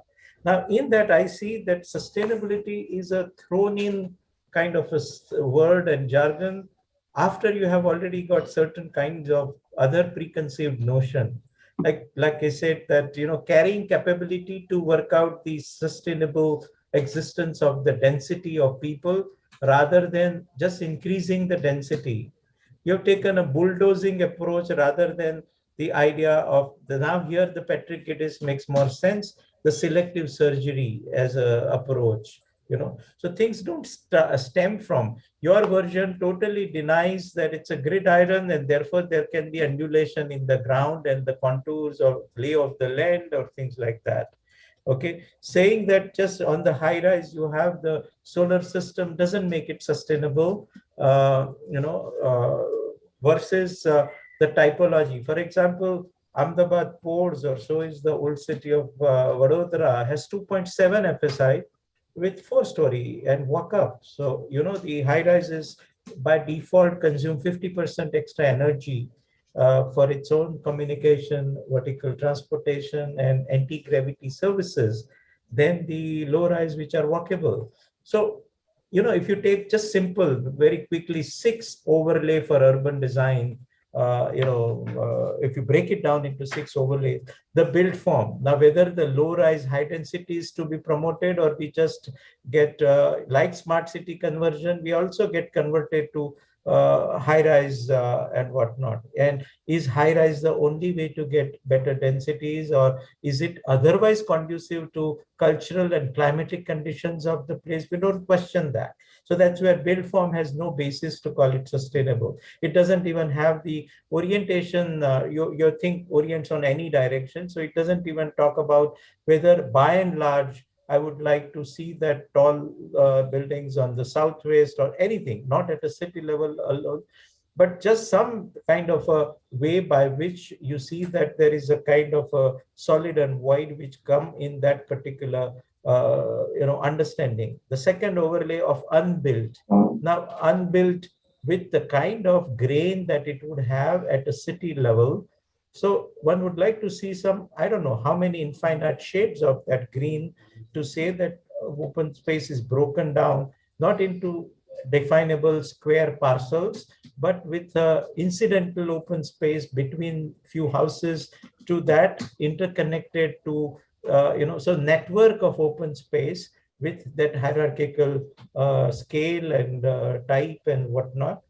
Third layer, if we see of road network, it's a simple gridiron network, and is that as if the best, which actually discourages pedestrian. It's an anti kind of system to pedestrian friendly, whatever, So what of these have been investigated? Fourth layer of built land use, So are we promoting mixed land use? So CBD, like Chicago, 9 to 6, it's busy, but 6 to 9 is a crime from once upon a time? Are we talking about even in CBD, what percentage of residential or night activity generated so that it is optimized for its investment in resources, etc., and lively all the time? Are we talking about, so that is a fourth layer of movement system and reliance on public transport rather than private vehicles. So not go on widening the roads, but then the idea of amenities, if you look at that everything in a walking distance, and I wish therefore you analyzed or you studied our traditional model of Jaipur and what was imposed or came later as Corbusiers, right from the grid, 800 by 800 meter as a sector. So everybody walking 400-meter max come to the city level infrastructure. So nobody has to need a car, and therefore we don't talk about narrow street. That is the problem of finding a problem. It is not a problem because you had a version which was available just at a walking distance. Otherwise, we go by a premise that in my drawing room there should be a car access. Then everything is, that premise itself is not questioned and not said wrong. Okay, so that was there. Then it said the tapering graduation of commercial to residential. Like right now, what happens in a tertiary street, you have a go down. So I was talking about land use and amenity provision, so that undue vehicle go into the most inner area. So that kind of gradation, which we don't see in your proposal. So I'm only putting that if you put these 6 layers together, use it under the light of, filter it under the light of sustainability concepts. And then what comes out would have been your starting point and the end kind of strategy, rather than, you kind of creating another sort of, you just shaking the tumbler and another thing comes out is better than the previous, is your yardstick. Not better than the previous, but recognizing what of good of the place. You say Vadodara has a kind of what you call a characteristic architectural component. Vadodara has sort of a scale component of the built mass. Vadodara has a kind of a banyan tree or the vegetation cover as its characteristic thing, and landmark as amenities, as public structures, So why not build around these lessons, whatever demonstration area that you're taking, then simply making everything go vertical up without basis for these 6 basic layers of urbanism or urban. We've too easily discarded local urbanisms. That's all. See it from a street life rather than a drone. Satya? Well, both the project and the reactions went as much as per expectations. In a way, it reminded me of the urban design thesis during our time in the 80s. So all that is there in it, urban design regulations and forms and fabrics and spaces and massing and blocks and guidelines, and it's all there in the last 10 sheets. So congratulations on a typical urban design thesis. And the 2 words have been heavily battered. One is a smart city word and other is sustainability word. Yes. And I think more or less I predicted S.K. Das sir and Yatin sir, I thought you'll be saying something of the similar kind. Anyway, fully agree with Yatin on the fact that yes, the sustainability could have been the more one of the focus. One could have looked at climate and costs and resources and pollutions and embodied energies. And I know you discussed about e-autos and mobility and all of them. And there could have been, of course, a new urbanism, what is called as walkability and TOD. It's all there, of course. Okay. That could have been placemaking. You mentioned the word placemaking, of course. So all that, of course, is expected and it is there. So keep it up. The main issue, but then it's not really something on sustainability. And, we are talking with Yatin sir here, who knows a lot about it. Neither is it on smart city. This thesis reminds me of this great book called Zen and the Art of Motorcycle Maintenance, where Robert Pirsig says The title is, of course, so then he says the book is really not on Zen. Then he says the book is also not on motorcycle maintenance. So the word smart, and I just want to, already, of course, the thing, S.K. Das apparently was there in the first meeting and all. But as we all know, the word smart city came about in the post 2007, 8, 2009, the worldwide economic recession, where IBM and Cisco and others had to find out some way to market their products. That's where it all began, as we all know. There has been much critique on smart city, which is also now known. And in the case of Indian, of course, smart city looks, which again I'm talking to because the translation of the idea of the smart, which is primarily on the ICT platform, as we know, and which talks more about governance and functionality and optimizations, technologies and development, etc. There were ways of translating it into a city. It's very weak. Personally speaking, it's a very weak translation of the original idea of the smart, which was ICT platform based, into a physical planning of a city. That's where your thesis strength or weakness, you may say, seems to be more on redevelopment approach of a city. So there is an area and, we will just erase it and we'll do this. Even there, the smart city idea can be partly, of course, applied on a new city development, more like a greenfield development. Whereas when you're looking at an existing CBD, Baroda included, Bangalore, no exception, there it becomes a little weak because nobody has till now proved how well can we bring in the smart ideas into redeveloping an existing area. Because the moment we look at an existing area, as we all know, they have evolved over the time, thanks to varied kind of, call them as education or attitudes or aspirations, local economics and the local social structuring, beyond the physical morphology, more like the socio-anthropological morphology. And the smart as a technology, as a digital technology, is already S.K. Das has mentioned about, does not know how to look at attitudes in education and economics and aspirations, and many of them. Because they're still looking at a different kind of a digital software-based modeling. So there are limitations, but nothing wrong. But everybody is using the word smart city today, left and right. Also, the other issues to look at, including Baroda, I think S.K. Das did mention it very briefly, I think, or you mentioned, I don't know who mentioned. Smart city, with all said and done, has been favoring the privileged. It continues to favor the privileged even now. And most people who benefit from these smart applications are again the privileged. Privilege means you and me, educated, English education, exposure to India and abroad, many other things. So where does it really, and where sustainability in principle is not only for the privileged. If an area becomes more sustainable with whatever means, sustainability itself is a contested word. I don't use the word much nowadays, but I'm just still using the word. I use some other words like stability and livability and all. So hopefully, in the event of sustainability in the true sense, if it can to lead to livability is equal for whether it's an auto rickshaw person, including an e-auto driver, or for a million. Or look at stability, stable health, stable climate, stable income, stable job, stability. Then, and there are ways of looking at cities made from that perspective.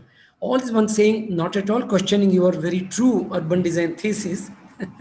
One is only adding on, this word city, the smart city, how one can take that word more deeper into thesis, and the word sustainability, how one can take deeper into the thesis. From that perspective, one is just coming up with these two additional definitions and applications, or possibility of application to an urban design thesis.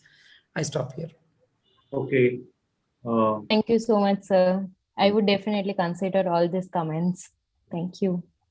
Thank you, Satya. Thank you, 04. And if there are any questions, we will take. Or if there are none, we will go to the last presentation before lunch. Okay, that's 06. So Sonal, we won't go for your roulette now. Probably we will do it just before we break for lunch. Sure, sir. Sure. Okay. So 06 will be the last presentation before lunch. Okay, I think that will make us like somewhere around 1:45. We should be breaking for lunch. So let's just look at 06, the title again. Well, it's revitalization of Shankar Kshetra Puri as a heritage zone. So 06, you're ready? Yes, sir, I'm ready. Okay. Okay. Candidate, your time starts now. Good afternoon, everyone. My topic is revitalization of Shankarkhetra Puri as a heritage zone. Ma'am, can you please full screen? Thank you. Next slide, please. So it's quite evident that the cultural and the natural heritages that are that there is a constant threat, not by destruction. It's the only cause. It's not that due to the traditional cause of decay, but also there is a constant change in the socio-economic pattern also. So it has been decided by the government that we all know about the Hriday scheme. So it aims to give a function to that particular city core or that particular structures to include in the day-to-day life of the community, so that it will be maintained in a sustainable way for the future generation also. So Puri is one of those 12 Hriday schemes. And talking about the city, so it's a coastal city in Odisha, which has a population of 3.1 lakhs according to 2011 census, and area is 16.33 square kilometer. So it's a it's an epicenter of Hinduism that revolves around the Hindu deity Lord Jagannath, and it is also called as Sankhashetra. And why it is called as Sankhashetra? In this right side image, you can see, like in a conch shell, the heart of the conch shell, it's located at the center of the conch shell. So like that, the Puri Jagannath temple is located at the center of that city, and on the tip of that, where we blow the Sankh, there is a Lokanath temple, and at the end, there is a Gundicha temple. So that the grand road where the Rath Yatra happens, it acts as a spine which connects the Puri Jagannath temple with the Gundicha temple.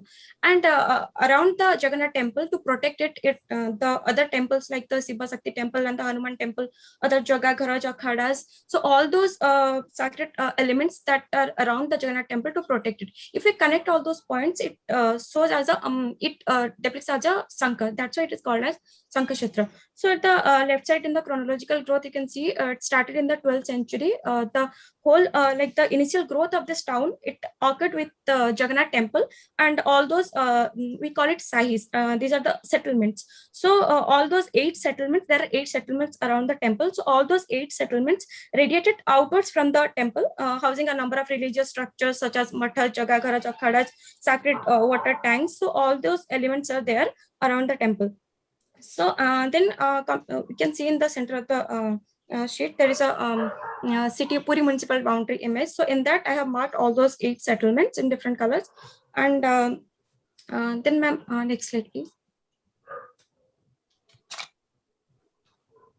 So here it's like you can see around the temple the historic sahis or the settlements. These are characterized by they have different special pattern, open spaces, water harvesting, and storage elements and heritage buildings, and all those are connected with the streetscapes or the street network, which you call it chokkas or chowks, we call it.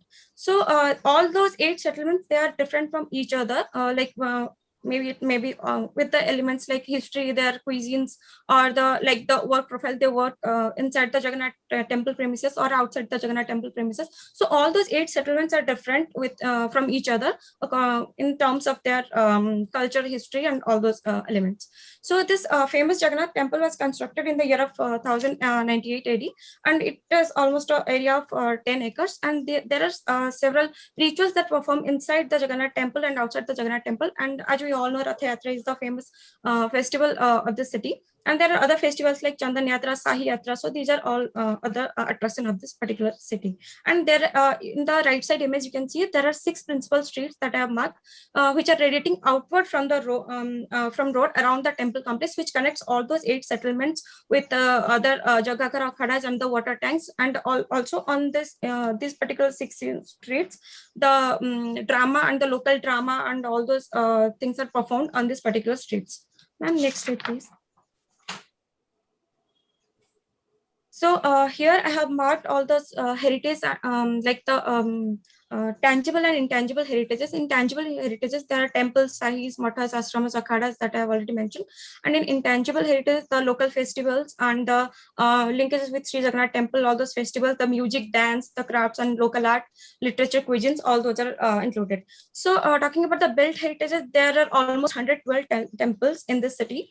And there are also listed by the intact. And the mathas, it was before there were 300 mathas, but now it's only 78 are left, which are also listed by the intact. Then there are Jaga, Gharaj, and Akhadas. These are mainly the traditional cultural institution where they get training for the dramas and everything they perform in front of the Jagannath temple. So these are the traditional cultural institutions. So there are 8 akhadas and 62 jagagharas in this particular city. And also about the water tanks, the sacred water tanks, there are a lot of sacred water tanks, from which the Sweta Ganga, Indradimna, these are the famous water tanks. So, and talking about the intangible heritages, so like we call it in this particular city or in Odisha for that matter, we celebrate 13 festivals in 12 months. So this is how we celebrate our festivals. So then coming to the aim of my thesis, to revitalize Sankaketra Puri as a heritage zone through cultural landscape, and through the objectives it can be achieved: first, to understand the evolution of the city and the impact of this heritage core, then to understand the nature of the present scenario and the issues of this particular area, then to understand the interrelationship among the elements in this core area, then to understand the perspective of the users, they may be the residents or the visitors also. Then this is the methodology. Then for this whole area that I have divided into different zones, and the strategic themes I have taken, like history or age, the vibrancy, the fabric and the planning, then the festivals and events, the economy, people's participation. So all these strategic themes I have taken to study all this particular area. Next slide, ma'am. Then for the cultural mapping, in the left side image, you can see there are 13 festivals I have mapped, which radiate from the temple towards Gundicha temple, or to the water tanks, or to different settlements. So here comes the sahis. If we're talking about the sahis, there are 8 sahis or settlements in this particular area. So these sahis are the main elements of this sahis, which are like the Jagannath temple is the center of this 8 settlements, and there are lodging houses also, minor temples, monastic, all these sacred trees and tanks. So all these are the elements of the sahi. So in each sahi there is a jagaghara, there is a water tank where they perform their rituals that is related to the Jagannath temple or the any other temples. So each sahi is different from one another with their maybe their festivals or the history, how the sahis have developed and everything. In that matter, everything settlement is different from one another. So there is a yatra called Sahi Yatra. So this is the very famous festival in Puri. So in this they perform, generally it will look like a martial, but the theme is quite religious. So they start from one side to another side. They tell their story, how the Sai started, how the settlement started, and what is the culture, and what is the cuisine. So they depict all those elements through a drama in front of the Jagannath temple. Then also they go to different Sais to depict their culture. So talking about the first Sahi, this Bali Sahi, the first one you can see. So it is the oldest settlement of Puri. And also it connects the Jagannath temple to the Swargadara, where the last rite happens. So there are you'll find a different like varieties of shops at this particular area, which is full of the cuisine that is related to the Jagannath temple and everything you'll find over here, and the handcrafted things of Odisha, basically, which is ornated from the shell, and various local saris like the Ikkat and Sambalpuri Kotki. So these are the fabrics that we'll find in Odisha. So in this particular street, you can find all those elements. So it's a very old settlement of Puri. Then like that, there is the Dolo Mandapa Sahi and Kalki Devi Sahi. So these are which is you will find a lot of matha and jagagharas and ashramas. So all the heritage structures are around the Jagannath temple inside this settlement. Then there is a sai called Mochi Sai, which is very famous for the shoes. So you'll find a different kind of fabric for the shoes in this particular area. Next slide, ma'am.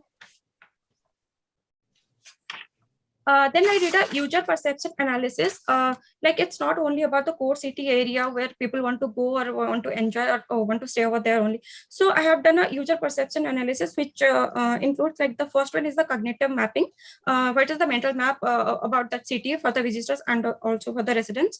Then to cross-check that, I have done a questionnaire survey. Then after that, the questionnaire about the what is most commonly used places over there, and then open-ended questions to learn user opinions. So what I found out from that, majorly the cognitive image element, you can find that the landmarks, the paths and nodes. In landmarks, there are heritage structures, and those elements you'll find. Then so it's it was quite clear that the heritage buildings are they have a great importance in terms of perceiving the constructing image of that particular city. So the the major issue, the people that they found out that the heritage buildings are hidden by unplanned and disordered displeasing buildings. The new commercial building were coming up. So these are the hurdles in that ways to find out where the exact structure is located. So, and one more thing that I observed, that the younger people, they had a very less idea about the inner core area, the heritage structures. They are more inclined towards the Marine Drive area, and there is a particular user group the old age people. They tend to go towards to the bridge where they used to give prayers to the Lord Jagannath. Ma'am, next slide, please. So from this, I have found out these 4 zones which needs to be for the revitalization process. So from that, the first one is the here I have given the activity mapping of the Grand Road, which is where the Rath Yatra happens, and the width of the road varies from 20 kilometers to 40 kilometers.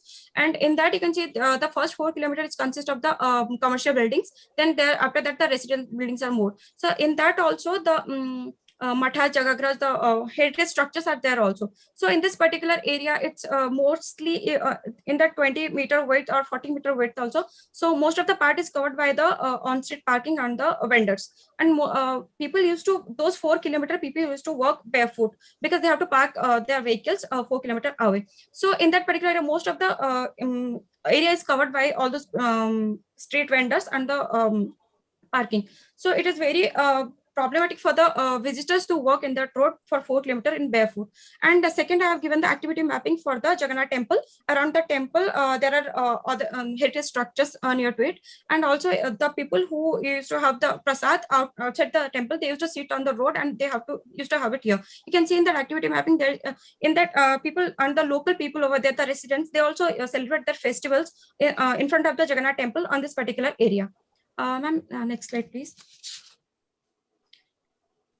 Then comes the activity mapping for the Athanala bridge, where people, before going anywhere, they used to go there, they offer their prayer, then used to go to the respective works. So this particular bridge is, it's a very old bridge. It's from the 12th century, and it's made up of laterite stone. So it has a very significant role in its, for these people, those who live over there, and for the visitors also. So all the religious activities were performed in this particular area. Then comes the Athanala bridge street, heritage craft street, where you can find the identical row houses painted with those deity and demons. They painted with their walls with this art and craft. Then they used to sell the handcrafted things like this from the coconut fiber. They used to make products from that. Then Patachitra and everything. So there was very now there are very less houses over there which are selling all those products on the street. Next slide, please, ma'am.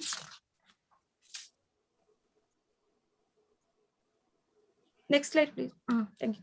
So this is the revitalization plan. So the major motive of this thesis is to connecting all those 4 most functional precincts, heritage precincts, through urban design guidelines and interventions. So from the user perception analysis, I find out these 4 precincts to connect it, and the and here the major objective through it can be achieved, such as the connecting these 4 precincts with all the 4 dimensions, like the cultural, physical, social, and economic dimensions. So these are through which it can be from origin to destination. It can be very useful for the users. These are the visions and the concept. Next slide, please, ma'am.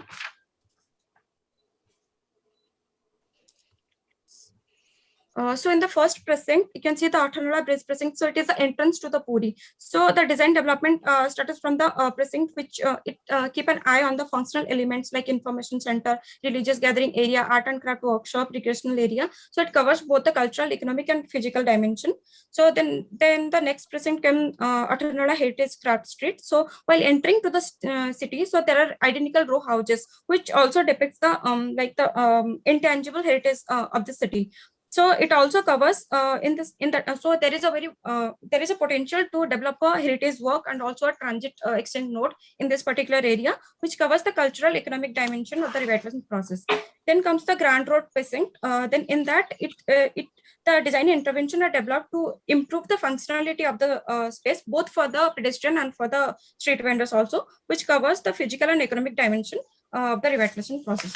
Then comes the Jagannath Temple precinct. So here it's the cultural values and the functional and cultural values, like the recreational aspect, is also kept an eye on the further designing process, which covers the economic and revitalization, cultural and economic dimension of the revitalization process. Next slide, ma'am.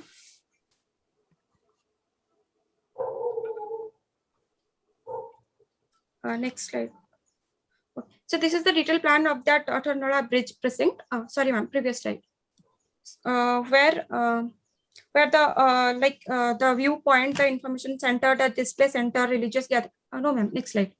All these are involved in the designing process, and for the riverage development, there are kiosks and the what. Okay, this one. A walkway and cycle track, the steps to the river sitting area. Your time is up. I am running the further slide. Okay.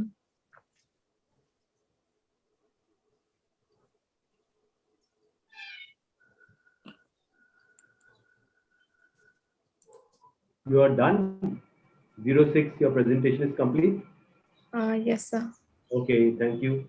Yatin, you would like to go first? Okay. All right, thank you. I can well appreciate your passion and involvement. Just as a hint, I wish you made less of a descriptive kind of notes in your presentation versus your thoughts, analysis, and concerns to be supported for the design. Okay, then you would have, it's not just running away from the time, but or getting short of time, but also prioritizing what is your message and learning, you know, in that. So rather than the history and rather than the description, the interpretation that we make. And this is where I want to create this discussion on that, like just taking, like in previous when we're talking about sustainability as a kind of DNA of the development. Here, if we say it's a sacred landscape as the given and overlaid with the natural, and I think two together work in that context. And if these were the ones, how would you have therefore then structured the city with its, of course, existing network of movement and other things, but prioritizing that, then what would have been the perspective? Let's say festival routes, do they become the primary basis to connect the nodes?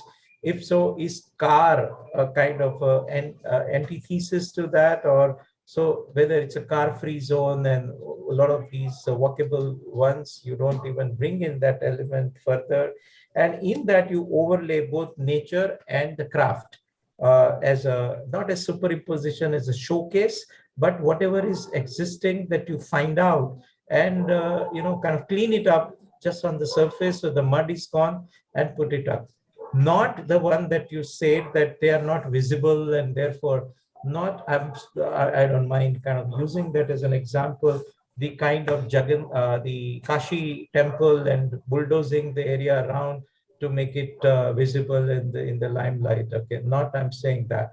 Most of Indian, urbanism has been that you have to go through layers to discover this, and that's what is about both engagement as well as the transition, etc. Even Taj Mahal is not just encountered just on an axis, and even though it's Islamic and axial and whatnot, but after the labyrinthine street of Agra, you have the Dentonine view when you enter the first layer of that and at the gateway. So I think that discovery is a great component of Indian urbanism. And that's where I was reminded of Edmund Bacon, Design of Cities, where he talks about kinesthetic perception of the cities and how do you encounter these monuments. So I was just therefore with this example referring to some kind of a visual analysis and ritual analysis to say that based on these, how do you organize the kind of structure or the movement? So movement becomes the key. And along that, what are the sub-encounters? So sub-encounters can be vernacular build form. Sub-encounters can be a node where craft is the highest accent or the pitch of that, the next encounter. And in that, there you sustain also. So it's not point-to-point connectivity. Then high-speed transit would come in. But it's the meander and getting lost with different dimensions of culture and nature and craft and religion. Okay, so I think that would engage you And I thought that if these were then identified as sub-nodes, so not a provision of amenity. So when you say revitalization, you would have felt something not right. Then if you identified those conflict zones, and if you identified the priority areas or elements, then what are to be thwarted and what are to be heightened is how your strategy would have emerged. Okay, so I'm not saying it's wrong, but I'm saying that this would have led to a very different tonality of intervention. You know, somewhere sprucing up, somewhere doing nothing, somewhere actually adding something. So I thought that as an urban design framework, if you came up with those kind of grays of the shades, and therefore the kind of applicability of through demonstration that this gray works here, this gray works here, this gray works here, and with all that, it becomes a very beautiful montage of life in this particular place, and you only picking through that rather than stage setting something of that sort. Okay, so where car is a nuisance, where people, I mean, walking path would have been more important than car nuisance, but it's a necessary evil. So I was looking for some rerouting concepts in your urban fabric, that maybe from here onwards it is tapering down, here onward there's something else being available and things like that, you know. So in this I was also reminded of Amritsar version, where there is a kind of a peripheral area to Harmandir Sahib which has been identified as a buffer. Then to what length do you need to walk so you don't bring in the congestion till the end point, etc. And then along the walk, they try to hide something which was there also, but more importantly, showcase something that becomes the part of that place and culture, you know. So in short, physical, visual, notional, and functional, all these overlays, coming together to identify the issues and the problems. Somewhere by sprucing out and removing one, you would get a fantastic view as a reminder. You go to Meenakshi temple and from a distance, Gopuram tells you where you are. But then you lose out on that, and even the layers inside. So like a temple town of South, and then each layer has its own predominating function as well as the flavor. So outside as a wholesale one, then as you go closer and closer, it starts becoming more sacred and related.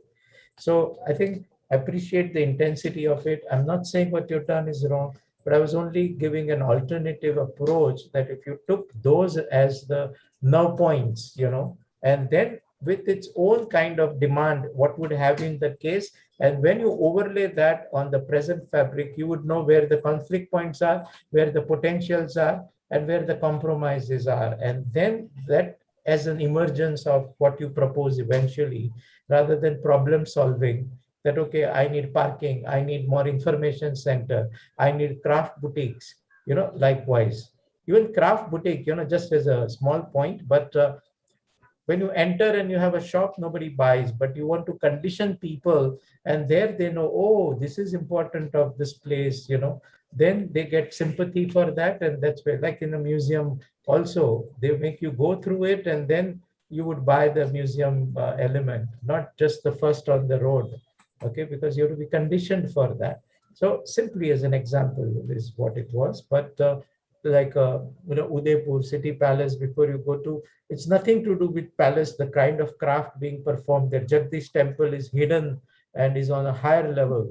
But all these prelude sequences give you the context in which now the large scale of that palace and the grandeur and all that you can appreciate, or you can at least kind of look at it in the counter balance of what you saw otherwise as the thing, and so forth. Okay, so I thought just as the start, and even UNESCO Ahmedabad scenario, where it is not the building, it's the way of life.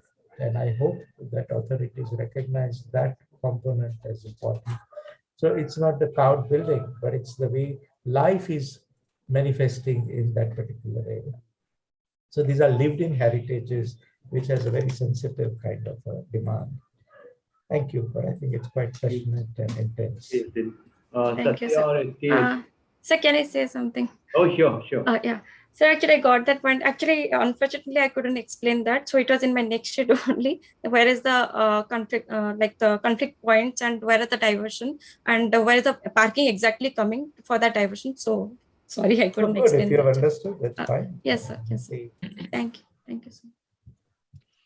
Good to know that you have done them. But even if you have done them, some of the issues which Yatin sir has pointed out are far more deep rooted. So, this whole approach to solving a problem.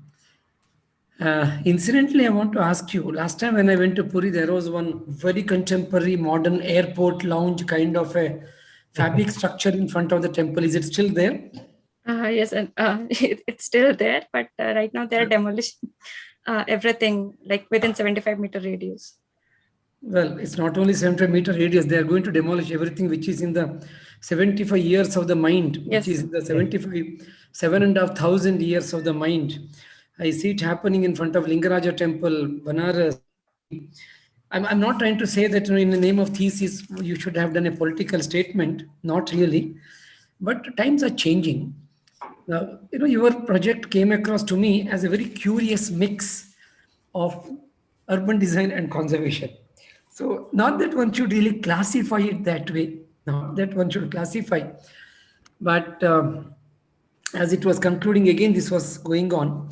But you've done some nice study. It's interesting to know that you're pretty thorough with your data and you're pretty thorough with your knowledge of the place, which comes through, and it's nice to see that there's a thoroughness of the data and the understanding. But the next level has to be to see where to apply it. For example, the way one looks at Puri, there are many other cities of this kind in India. These intensely popular, intensely or increasingly popular religious cities, and more people want to go there. So what do we do with that?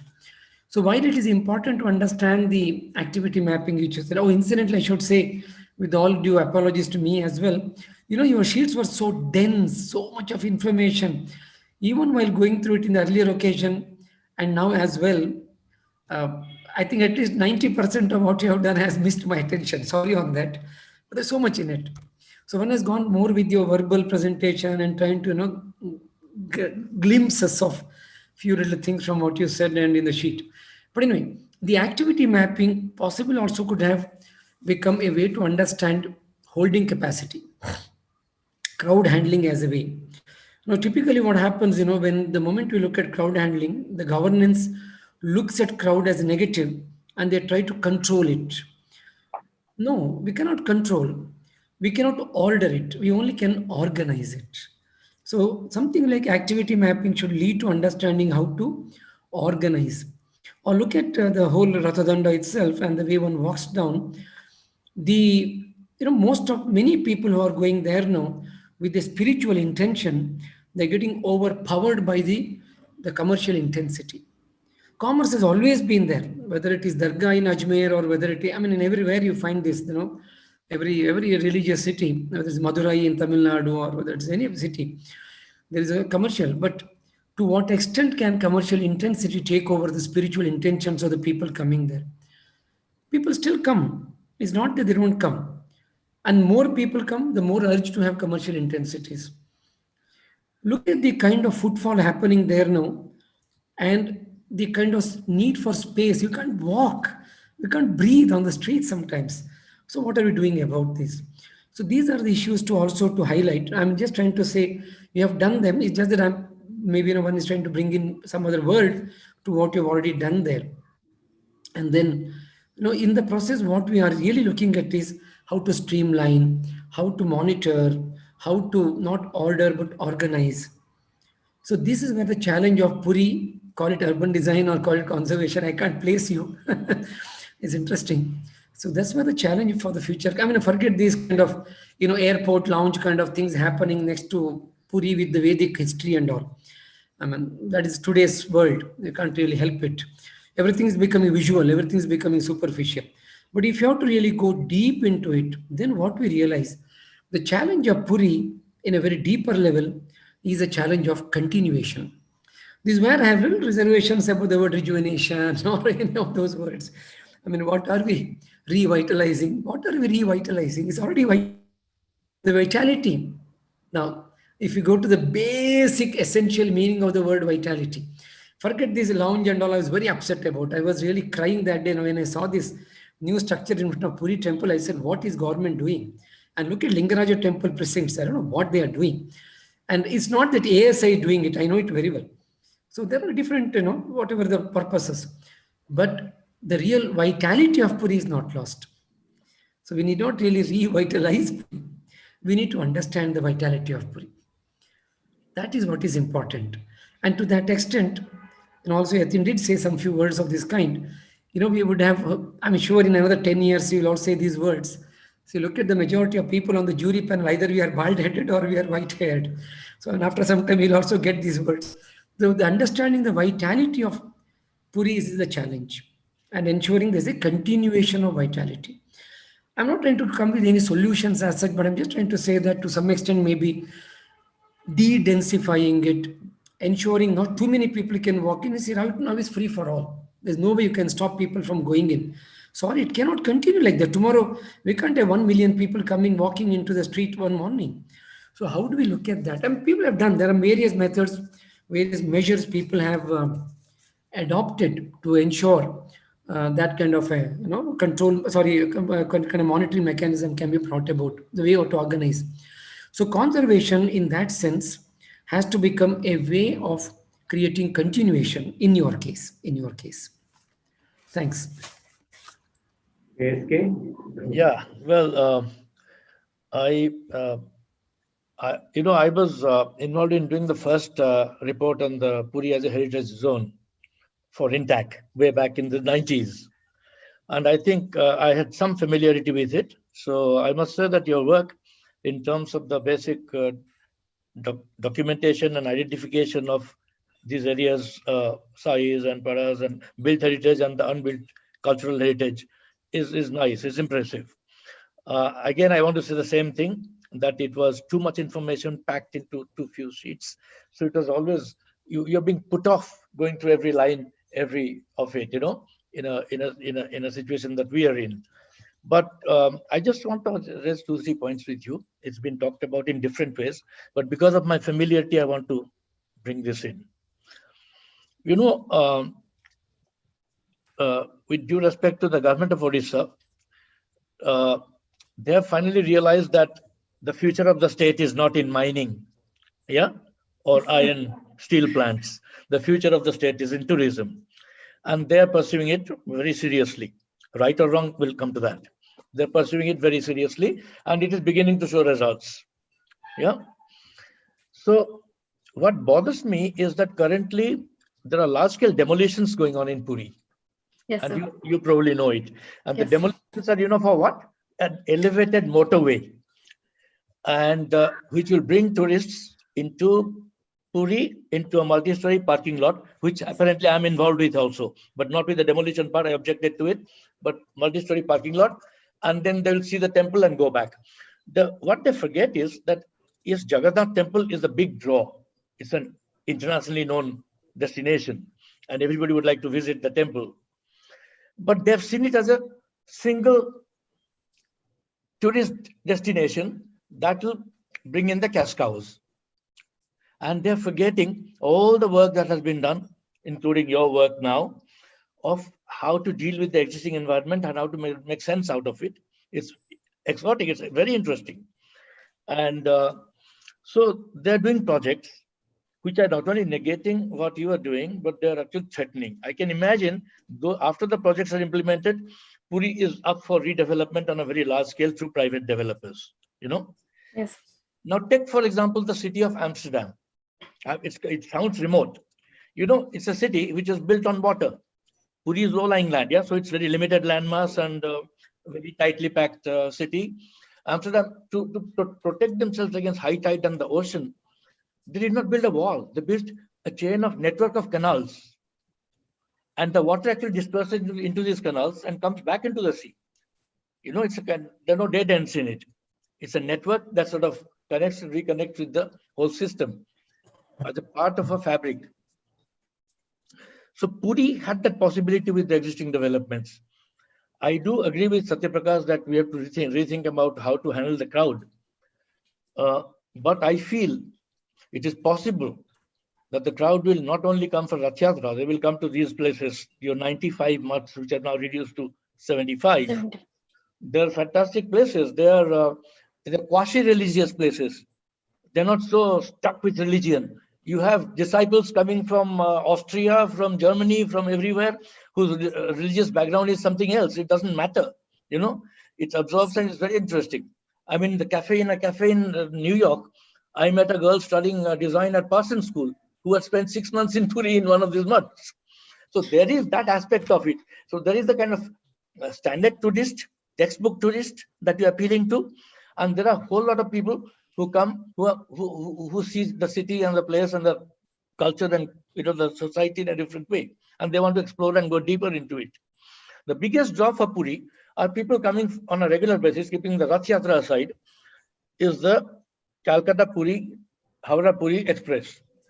The huge number of middle income, low middle income tourists come. It's a low, so-called low-end tourist destination. And I think if you look at India's landscape, bulk of the Indian income on tourism actually comes out of this category. It doesn't come from, classy international tourists staying in 5-star hotels. The hotel may profit from their presence, but the city and the government profits from the larger numbers we have. And the current proposal of Puri, the way it's going, this is all going to be completely obliterated. And I think it is essential, it will be good. I know you have limited time, but maybe you should have looked at it and sort of come up with a proposal as to how your program can fit into this nonsensical overriding macro master plan development. I was unpopular because I told the chief minister in a meeting that what you're doing in the Puri is nonsense. You're not giving anything back to Puri. You're taking everything away from Puri for your cash cow, private cash cows. And so that is a very big problem. But the roads are already laid, it's going on, and more demolitions are due. So all that is threatening. So I think the next step should be to look at, okay, how do I hold on to what I have, Correct. And it can be held on. And in fact, the network of streets and narrow streets and lanes and violence are the way to disperse the crowd. If you really organize it properly, really apply your mind, and including including digital technology. I'm not denying that. But deploy all this meaningfully, sensibly, where it belongs and where it can give benefits, rather than this big show about putting up digital signs all over the place, the ugly, the horrendous, even, there are digital boards in public information, hiding temples and hiding heritage structures. So that is their idea of smartness. So you have to really look at that. But I think generally it's good work, and I would have liked you to discuss that aspect of it, about the threats to what you're doing. Okay. Definitely, sir. Yeah, but keeping it out is not a good idea. Yes, and I think at the end of your presentation also, I did not notice much work. You didn't have any references, citations, bibliography, and all that, which so it doesn't fall from just your mind or from air. It has to be research. Has to build upon what you already has available knowledge, and you must acknowledge that. Yeah. Yes, sir. Sure. Okay. Thank you. Thank you. I think I'm just give me two more lines, please. When Yatin was speaking about Johapur, or when S.K. Das is speaking about Orissa, you can see, their very intrinsic knowledge and passion, and the way they're speaking about the place. I'm not from Orissa. But you still feel like crying when you go to Puri today or Bhubaneswar today. Banaras, I'm yet to go after the demolitions have happened. But the whole point is, there is something very deep we need to look at. Incidentally, whether you versus conservation or urban design, forget it. But even if you look at it as a heritage thesis, looking at what was there, urban design is also heritage. What we have inherited is also heritage in every respect.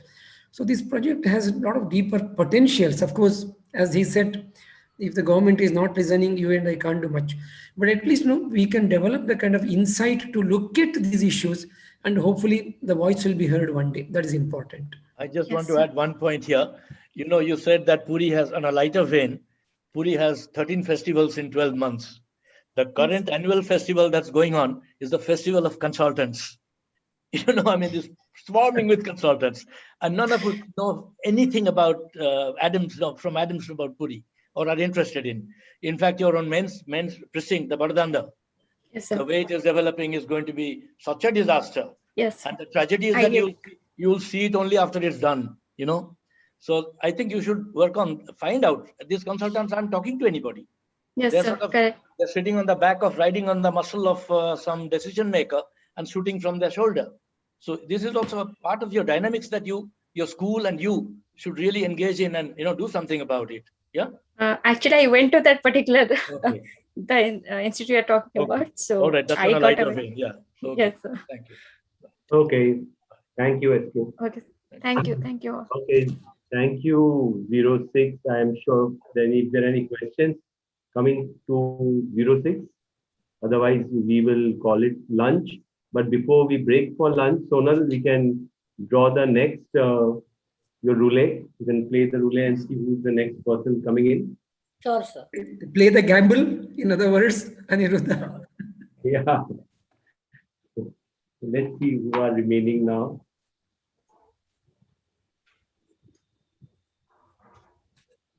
Ten and 8.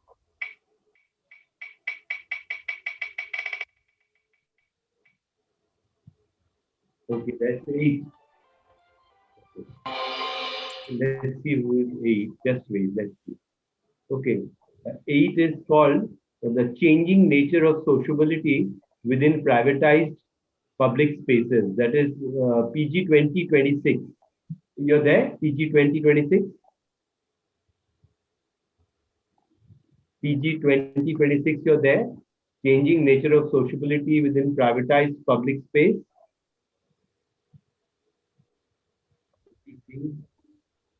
26, 28, 26 doesn't seem to be there. 26, are you there?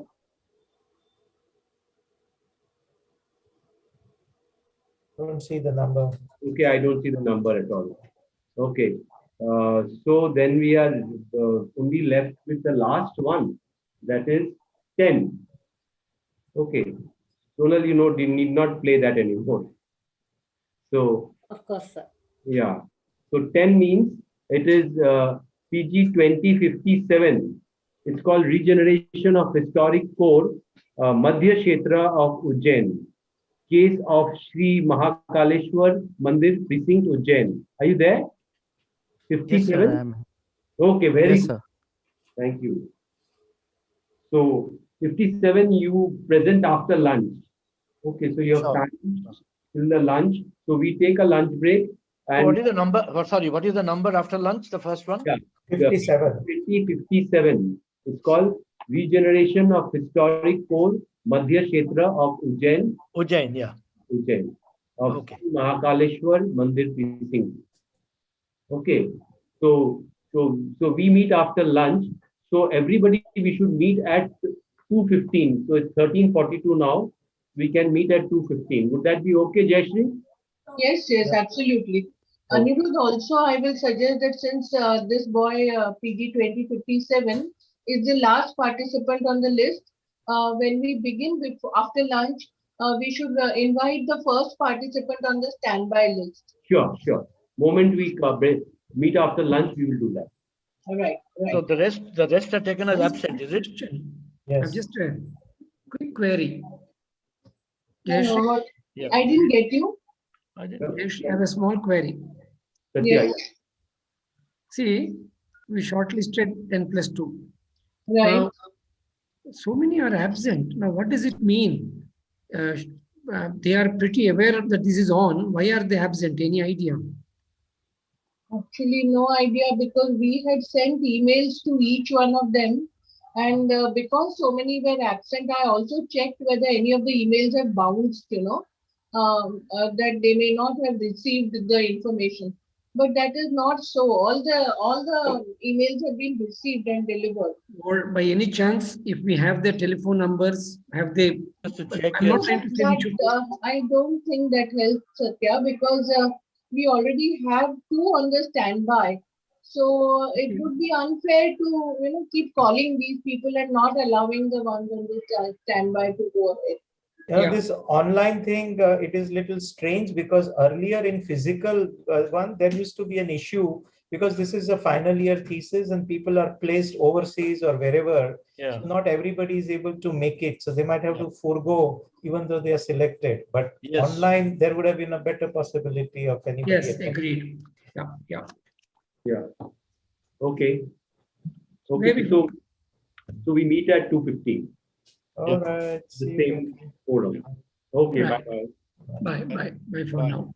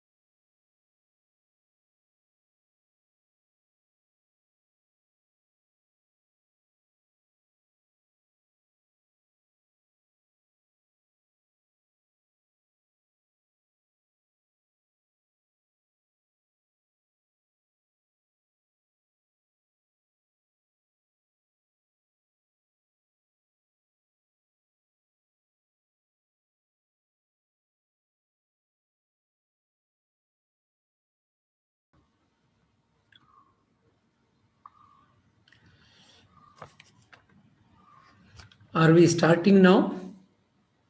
How many are in? How many Yes. are out? Can't make out. Yeah, I'm there. Some people are here. Okay, Aniruddha is here. Yes. Yeah, we are there. Yeah. Yatin is here. Yeah. Sonal is here.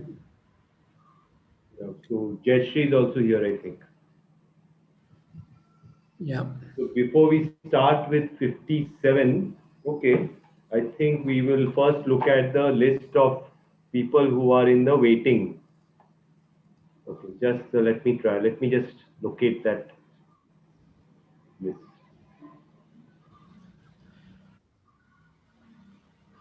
Aniruddha, one general query. Yeah. By chance, at the end, those who are surprisingly absent, though I don't understand why they're absent, but whatever. Yeah. And as Jayeshi said, we can't do anything about it. Yeah. But by chance, somebody could not join in the morning due to some reason.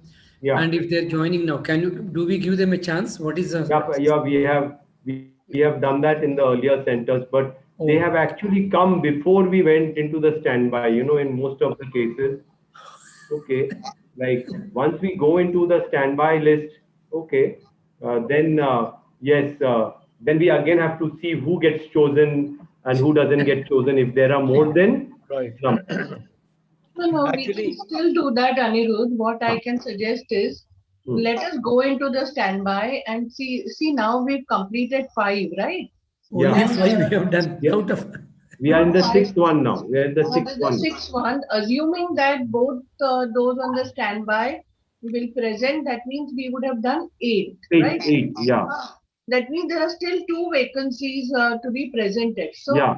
in case any of the others who were called out, communicate and say that they are there, we can take a look at that. But that would be only after we've completed with the standby. Yeah, sure.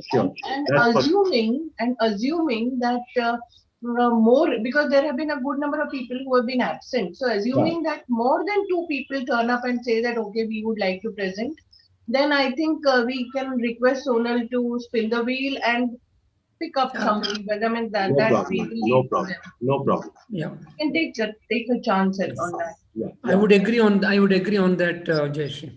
Okay. Yes. Okay. they could be having employers who are very strict also. You never know. Not allowing them to come. Yeah. No, but mostly, they communicate. They let us know. They take a holiday and come here. They have been sending messages that they can't connect or that they are unable to come. So at No, times but- they have even said that we will come in the evening post lunch or pre-lunch. So Okay, fine. So let's try. we are But able to resolve that. There is a counter argument to this also. Yes, What sir. is the benchmark that you want to set? Suppose first 20 were absent. Would you have gone all the way down No. to, that's what I'm saying. So I think there is also a logic to, because there is always 12 to 13 and 13 to 14. So ideally you're picking some of the best, so I think going down and down further is also not a correct thing. No, we are not going beyond. I don't think we are going beyond the So we are shortlist. not going beyond 12. No, it's not going 12, but first 4 have not come. So we're going to 16th one as a 12th one. No. No. See, if first 4 out of the first 10 have not come, we went into the standby, right? Now we are assuming that the 2 standby will come. That means we still have a vacancy of 2. Right. So we are allowing the first 4 who were absent. That yes, but I was saying if you go further down, then We are not going. No. okay, I get it. See, in the normal circumstances, we would not even have granted that because they were supposed to be there physically. But today, because of connectivity issues and all kinds of things, they may not have been able to connect even if they wanted to. So we are giving them that chance. That's all. Okay. Yeah, there can be mass connectivity disruption in a district only. Yeah. So we have to assume. Yes. Yeah. So can we proceed then now? Yeah. Yes. So the first standby is PG 2010. Okay, it's Natural Heritage Park, Belgavi. Are you there? PG 2010. Let's look at PG 2010. Are you there, participant list? PG 2010. Oh. There. Is there.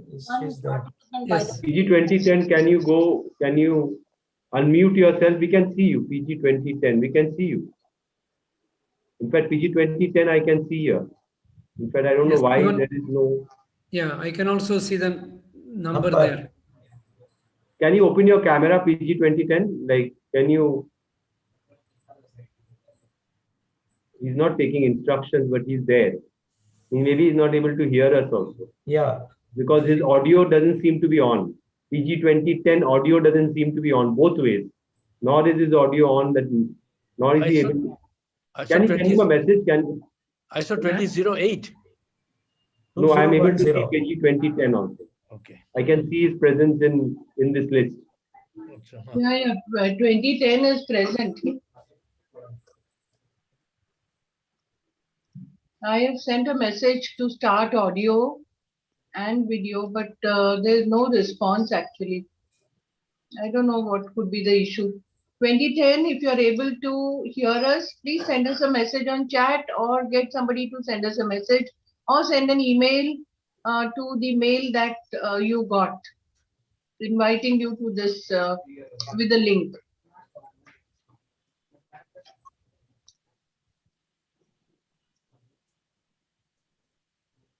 No, there is no response actually. That's sad.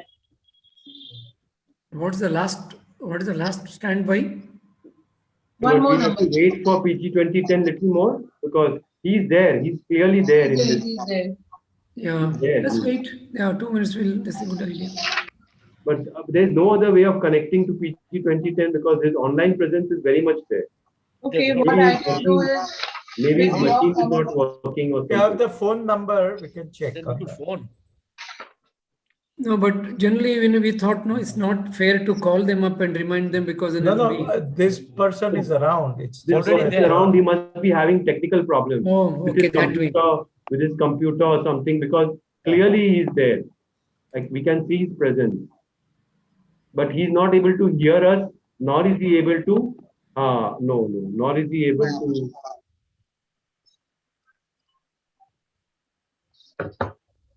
I'm sending a message on chat to him.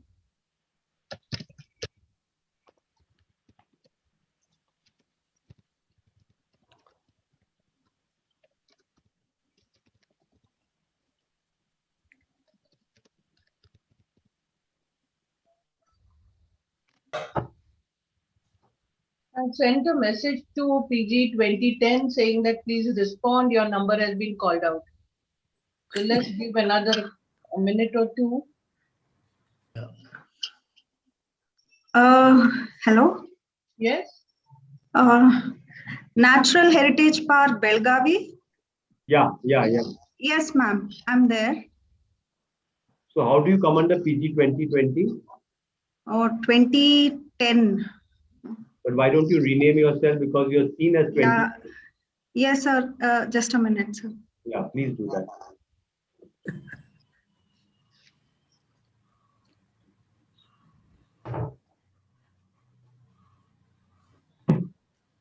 Your roll number is PG 2010 for sure, na? Because you are seen as PG 2020. Yeah, that's what I have typed here. Okay. Just a moment, sir. Okay. So you were having some problems. You were not able to hear us till now. No, sir. I was having my lunch. Sorry, I got in late. Okay. Fine. But Aniruddha, that still does not solve the problem. There's somebody logged in as 2010. I know. I can see that. I know that I can see that. Okay, I will just confirm that. Okay, 2020, since you're saying that... mine is 2010, sorry. Tell me your phone number that you have registered with us, please. Yes, ma'am. 95388 43915. Okay, fine. Anyway, I think we can get going with... Yeah. So otherwise we can go ahead with 57. Yes. No. We will 2010. She's renamed herself. Yeah. But now, who is the 2010 who is showing there? Have you logged in? Have you logged in through another device also? No, ma'am. Not in the mobile. Mine is only from the laptop. Okay, there is another PG 2010 being shown. Okay. And now that PG 2010 tells me that video will start later. How do we resolve this? Matlab, what does it mean? Oh, I had sent a message to the other 2010. Oh, that person's gone now. The wrong 2010. The first one, I had sent a message saying that your number has been called out. Please start your video and respond. So he says that video is not starting. He or he, you don't know. Whoever, he or she. Anyway, now that person's gone also. She's no longer there. And the one who was initially 2020 has now changed to say 2010, and she will present. Sorry for the confusion, ma'am. So sorry. And also requesting on behalf of Jayashree, requesting everybody not to put your name, please. Only put your number. I can see one name. Is it a participant? 2041. There's a name against that number. Why is it so? Aniruddha, you can see on the second sheet. Yeah. Also, there's somebody logged in as iPhone. Can you please rename yourself?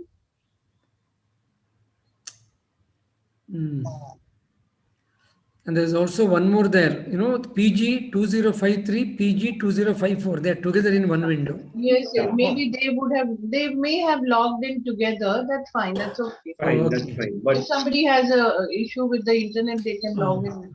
That's fine. But it means that both of them are there. Done.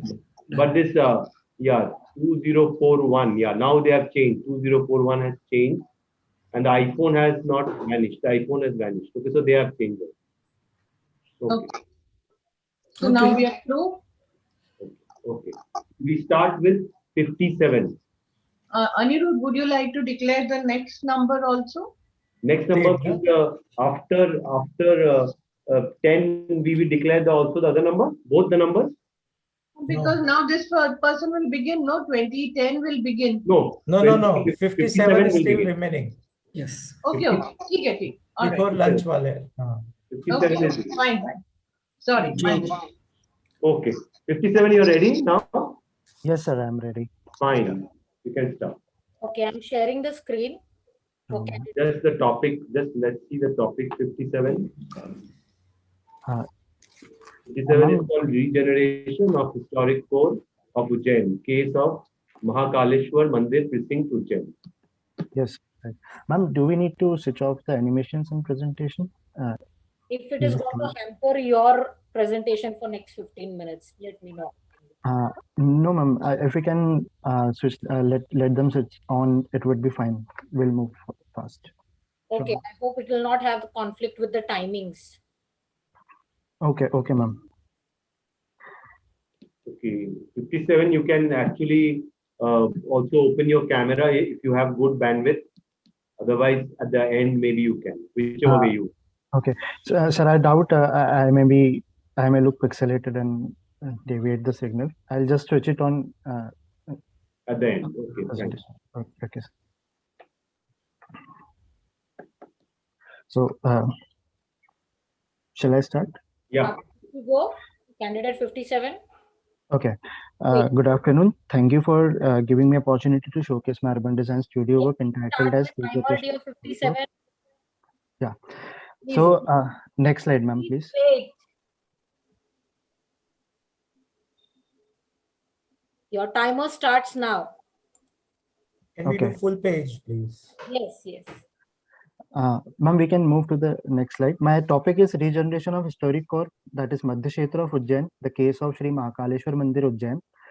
So when we talk about India has always been valued in terms of exhibiting spiritual and religious vibes. They have always been an integral part of nation and varying from mythological beliefs of existence till present date of written history. Whereas if we talk about India as Bharat, the water plays, I think, a significant role in it. The rituals, beliefs, mythological stories, etc. have always been an integral element to be worshipped. So as an introduction to the city Ujjain, geographically in the state of Madhya Pradesh, the site lies in the old city of Ujjain known as Madhya Kshetra, which has a direct route connection with the 4-lane highway connecting it with Indore as a metropolitan city. Next slide, please, ma'am. Ujjain is one of the oldest spiritual dots of various religious grid of the country, also referred as the Choti Kashi. One of the 12 Jyotirlingas. Next slide, ma'am. Next, click, ma'am. One of the 12 Jyotirlingas, one of the 52 Shakti Peeths, one of the 4 sides of Kumbh Mela. Next slide, ma'am, please. One of the Jantar Mantar is being constructed here, and many more things. Next slide, ma'am. Next. Again, next, ma'am. So these are the Jantar Mantars and Kumbh sites. Next, ma'am. Next. Okay, so it attracts major pilgrims and other visitors from across the country due to its spiritual and religious significance. Next slide, ma'am. The site lies in the historic core of Ujjain, the precinct of Mahakaleshwar Mandir, which is shown in red. Next slide, ma'am.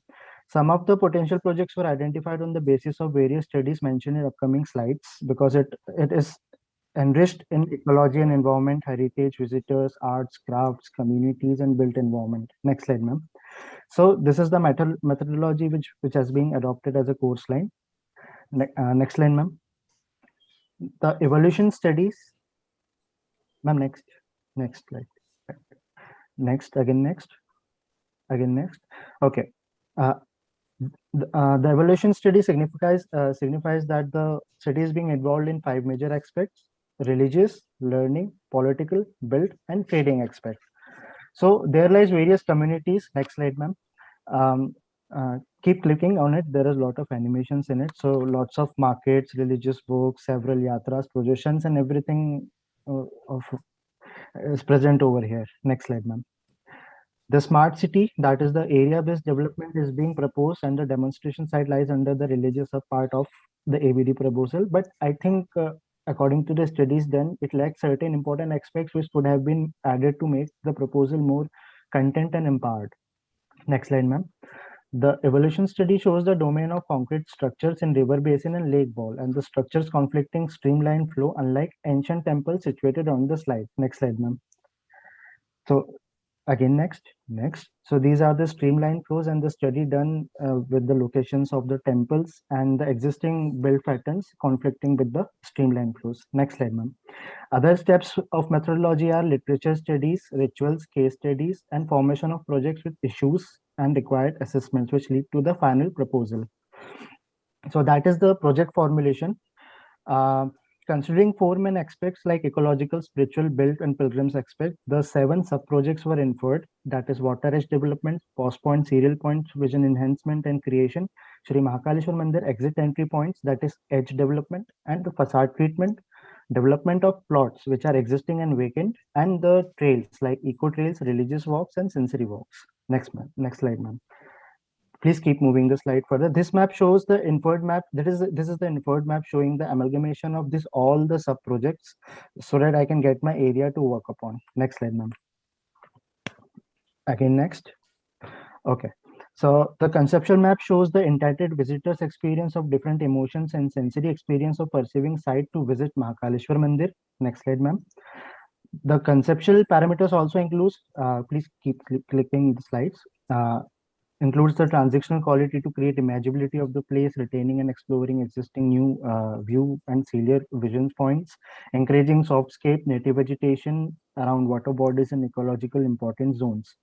We have created certain intended what-if situation to create situations of streets along the Rudrasagar. Next slide, ma'am. Please keep moving. These are the material palette which we have studied. Please continue. Yeah, these are the what-if situation, the 2 slides. Please keep moving to just have an idea. Next slide, ma'am. Next. Yeah. So we have this map shows the basic visual impact assessment of structures over visitors. That is, the intervention areas are being delineated on basis of significant structures, positive impact structures, neutral impact structures, and negative impact structures along the site. Next slide, ma'am. Similarly, the hard and soft areas of the site to determine the interventions was also identified. Next slide, ma'am. So the vision here to revive the ancient city of Ujjain as a spiritual hub. Please click the whole slide. Right. Ujjain as a spiritual hub for which I aim to enhance the ecological, spiritual, built and pilgrims visitor expect in the case of Mahakaleshwar Mandir. For this, objectives were laid out as preservation of viewpoints, providing guidelines, flood zones, upcoming structures to maintain character while sensitizing users of heritage, that is tangible, intangible, especially natural features existing along, also using underutilized spaces to redevelop water edges in manner to serve ecology more efficiently than existing trends. Next, ma'am. Observed on the observation, there arises various concerns such as encroachment and privatization of land at the riverbanks and flood areas, unnecessary pollution in water bodies due to human activities such as garbage dumping, toilet waste, water drain in water bodies, etc., which could have been avoided. And this may be due to the loose track or sensitivity regarding water as a significant life we may expect, because and prominent ingredient of rituals, procession, etc. On other side, the rituals are I think the rituals are becoming mere formalities which are degrading the essence of the place and authenticity of the spiritual aspect.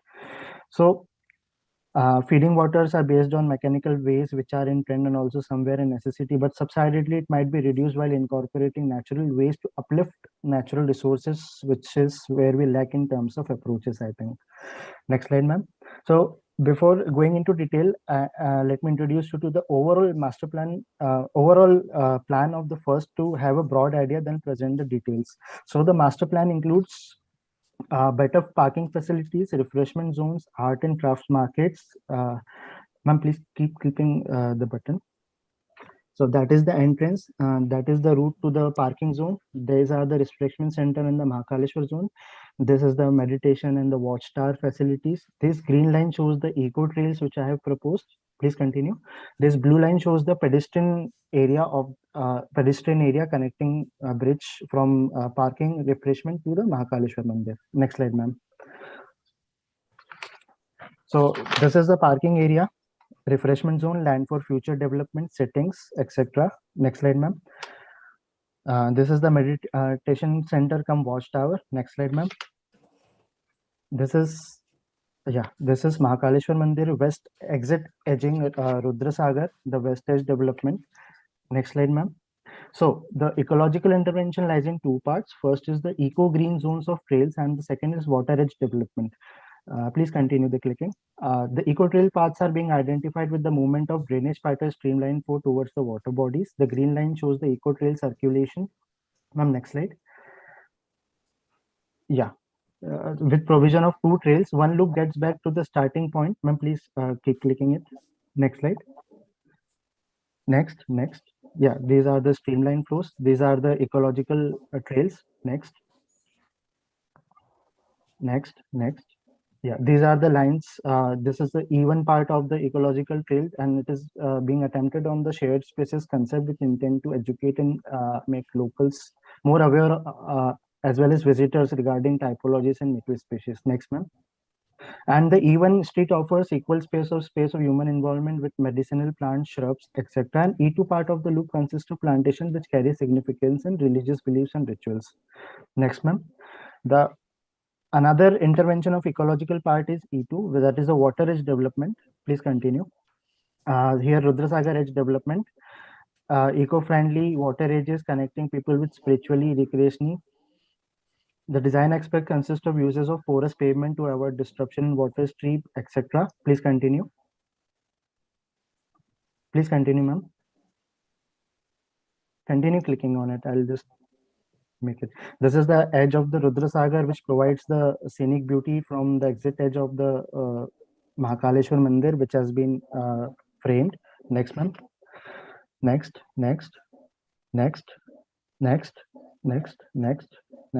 These are the pause points and the refreshment zone after visiting the Mahakaleshwar Mandir. Next, ma'am. These are the guidelines and the frameworks to control construction in flood zones, and sensitive construction with the balanced ecology and features are being framed. Next, ma'am. So that was about the ecological information. Other aspect covers facade treatment guidelines, inferring from visual impact assessment and basic condition assessment of structures. Next, ma'am. Yeah, so these were the basic impact assessment which has been done, and the the guidelines and the framework has been made to regulate the facade treatments. Next. Here the religious walk and the sensory walk in the demonstration site, as well as the city level trail. So this is the demonstration site where various sensory walks and have been proposed depending on the studies being done. Next, ma'am.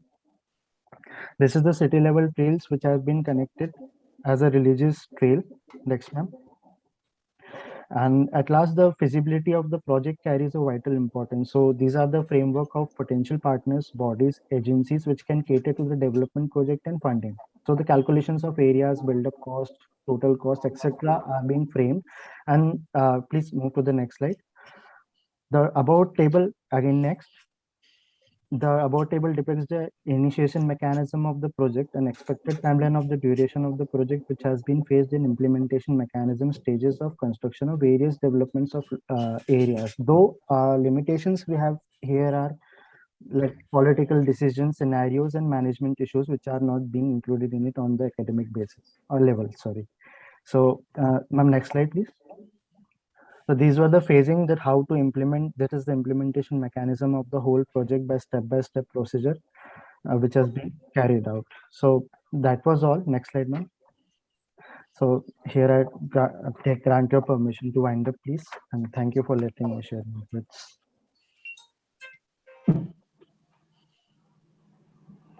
Satya, you would like to start? Is it my turn? Yes, switching on. Yeah, it's your turn. It's your turn, Satya.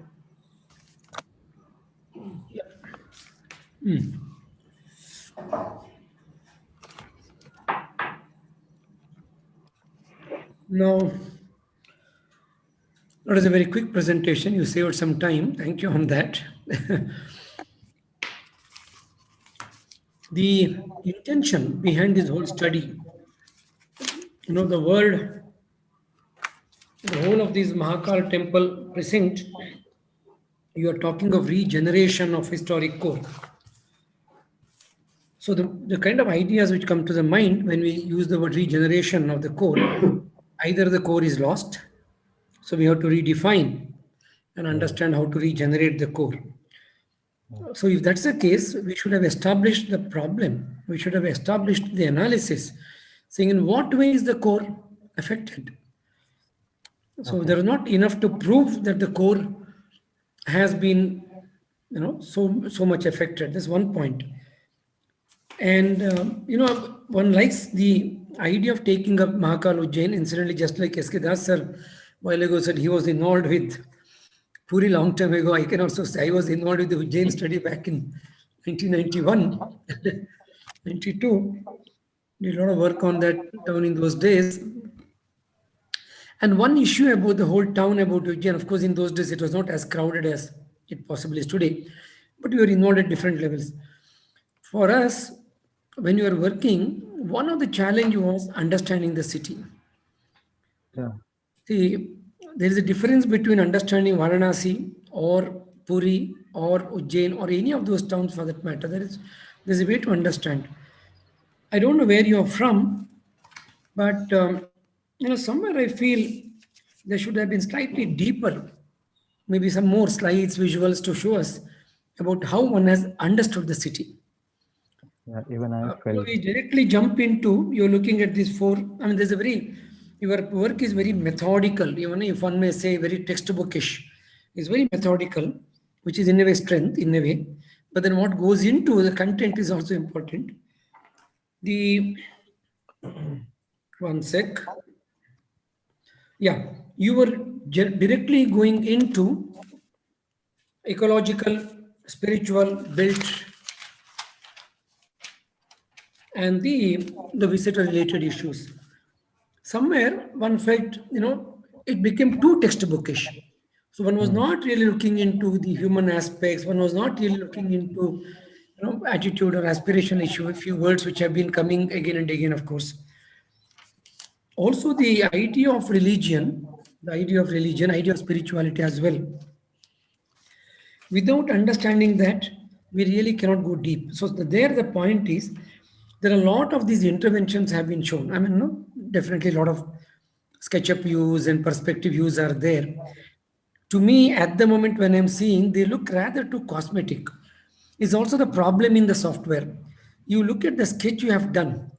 There is a complete bird's eye view you have done with the temples and the river. Fantastic sketch here. That is a really, really good sketch. And there it shows the grain of the place. It shows the place. There's a character of the place. But the moment we do this kind of extremely sanitized kind of SketchUp view, it somewhere appears as if this is not really I mean, in a way, it's regeneration of the core. The old core is gone, and you are generating a new core altogether. Somehow it does not connect to the existing character of the Ujjain town there. So I felt that there was. You also were mentioning about these arts and crafts and related issues, in the beginning somewhere, and so one was hoping to see what could be the kind of suggestions towards arts and crafts, etc. Dovetailed, of course, into the proposal somewhere. I know you talk about the sensory walks and you're talking about heritage walk and all of them, but you see in many places, please pardon me for saying it, but I've have always had little reservation about the sensory walks, heritage walks. I mean, not that we should not conduct them. We should conduct the sensory walk. We should conduct the heritage walk the way it is there. We should not change it for the sake of different sensory perceptions. Take it as it is. Don't, that's what it is. People go there for that, right? That's The where moment it you is rightful. propose a heritage walk, the moment you propose a sensory walk, what do? We try to intervene with our so-called professionally ingrained knowledge or books we read or idea of professionalism from a different sense. So I would stop here. I have one or two small, minor points, but let me also hear Yatin sir and SK Das sir. So who's next? Yeah, anybody can go. I think anybody can go. Yatin or Yatin. I think. See, I failed to understand the historic core itself. I mean, the significance of the historic core, the character of the historic core. I mean, I don't know, by just drawing a line around the area, delineating the area doesn't explain it. You have to explain it in the context of the city also. So I fail to understand, for example, the scale of the city and the scale of the historic core and the significance of the historic core. And what are the components of the historic core? I mean, and therefore from there comes the problem definition, as Satya Prakash said. So these are missing. It's very difficult for us to take any view of what you have done. And we can see some images, but we don't know how they're interrelated, what is more important, what is less important. Nor I could understand the significance of the historic code itself. Is it local significance? Is it of a regional significance? Is it of a national significance? Does it draw people from outside or just from within the city for the Delhi, connections? So these are issues which have not come up. If they haven't come up, it's very difficult. And also, what has been done so far, and what is the status of the core, the condition, including the physicality of it, And so these without this, it's very difficult to appreciate anything, because subsequently what you've done is something that remains very ad hoc and arbitrary for me. Doesn't explain. So that's my comment. Okay, Yatin. Yep. It appeared little more, I mean, whatever others were saying, it's just kind of saying it in other word, more like a planner's broad brush kind of, line. For example, these are the routes, but we're not saying that which is the significance of that route, not in terms of this historic or whatever, but what is the accent, what is my intervention, what are the kind of positives which makes it so, and just by drawing a line that would anyways happen, what is my role and my contribution, kind of a thing, not overdoing or not superimposing compulsorily something on it, but to discover the virtues which as an urban designer, as a kind of people from the profession, you would have identified that others should be aware of, kind of a thing. So in that, again, it lies down in the fact, like, for example, some of your earlier 3Ds were very disturbing with the kind of architectural language with which they were, shown. They're very gory. So, I mean, it says nothing about Ujjain, or it says nothing about the local region. So what has been the character? In some other presentation, we saw that, okay, this is the vernacular flavor of the place, and therefore it is something special, something unique, something particular to the place and people, and therefore this makes sense here, and therefore that is retained. So even as a strategy, one doesn't understand what is the take here, Then the whole thing of, some of the you kept mentioning that, okay, one of the 12 Jyotirlings, one of the Pavan Shakti Pits, and one of the 4 Kumbh. But what is the implication of that? For example, Kumbh. Now, at one point, there are millions of people, and at another point, you need to invite people to come in there. Okay, so how do you, through this temporal urbanism, address that? If at all it was a waterfront, a waterfront here is not a cute waterfront development, definitely not Ahmedabad. But what kind of strategies would you have where open space creation for this temporal existence and stuff like that? So what is the characteristics? So having said Kumbh Mela is just a listing of word, but meaning of that, and therefore the challenge, if at all, on design, challenge on the issues of parking, challenge on the issues of accommodating so many people at a time, challenge of ritualistic demands, challenge on water itself, with so many people wanting to be bathing or whatever in the water. So if at all, even if you took one aspect of this, but went and dwelt in depth, it would have justified the whole learning and demonstrating effort here. Right now, it's a kind of a broad brush, but not even as an urban designer or so. It's more like a planner's thing saying that ye zone ko isme rakh do, isko isme rakh do, kind of a thing. So I think it needed to take few steps inward to look, probe, deduce, and then demonstrate. Also, I think, Kumbh Mela is just one event. The place exists for around the year, 365 days. Now, who are the users? Who are the local inhabitants? How often do they come here? What do they do here? What are the festivals around the year? When are the times of periods of peak and where's the low season? If at all. And all these have to be explained. Without these explanations, it's so difficult to understand the place. You don't get a spirit of the place to start with. Inhabitants, users don't exist in your entire thesis. Okay. Even I felt that some of the things could have been added to introduce the place, actually, the essence and flavor which Sir has talked about. Yeah. Right. Okay. Since you mentioned that, just wanted to add 2 more lines. Didn't want to be harsh on you earlier. Master's degree is beyond architecture. We all know that. And there are certain intentions behind doing master's other than the degree. Just yesterday when chatting with S.K. Das sir, he was talking about research being one of the important aspects, let's say. Or this morning also, Yatin, when he spoke, there are a couple of hints he was giving about what should be part of master's. Your thesis is an example where we tend to, it's not your problem, it's often the system around us. There has been an effort, there has been an urge to over-design. So design seems to have taken the center place. And then whether the design is sensitive to the context or not, somehow goes into the back burner, because designing becomes the crux of the matter. I'm saying few things because we have been a little fast on timings, all of us. So let me just take a few minutes off from the spare time we have now achieved. So this whole urge to design is important. One is not questioning it, but the urge to design can also be very disastrous. And the human urge, and we human beings don't know how to keep quiet. Animals don't go and design everywhere. They just live with what is around. We are also animals, but for some reason we know we are restless. We can't just keep quiet.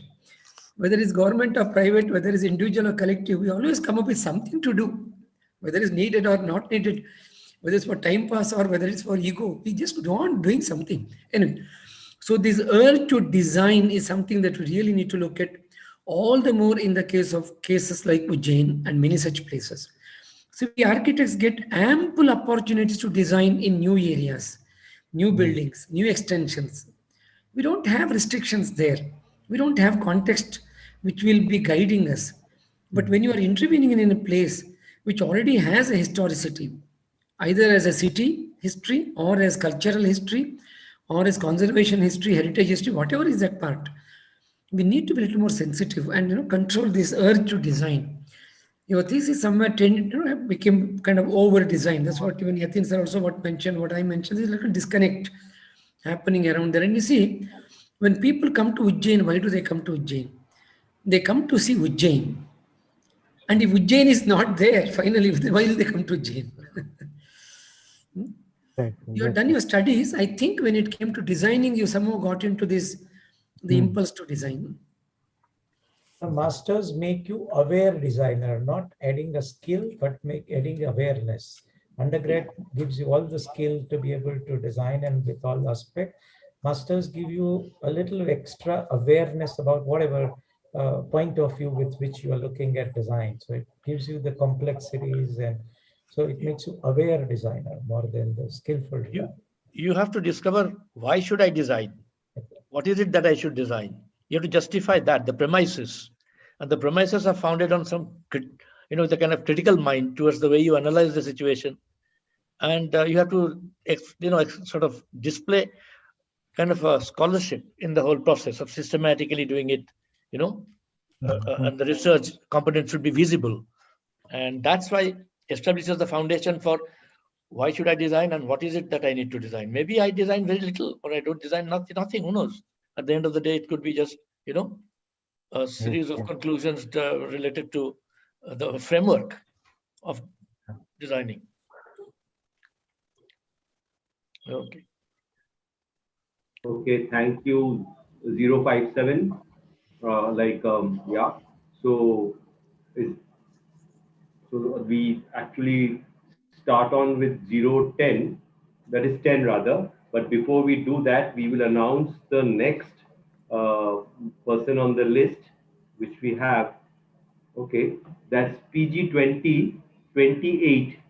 It's called Water Resource Management, a tool for urban design and development, the case of Jalgaon city. Are you there? Yes, sir, I'm there. Very good, very good. Okay, so that actually resolves the issue. So 28, while you get ready, we will get started with the presentation of 10. Yes, sir. 10, are you now ready? Yes, sir. Yeah. Please give me a moment to share the screen. Yes, ma'am.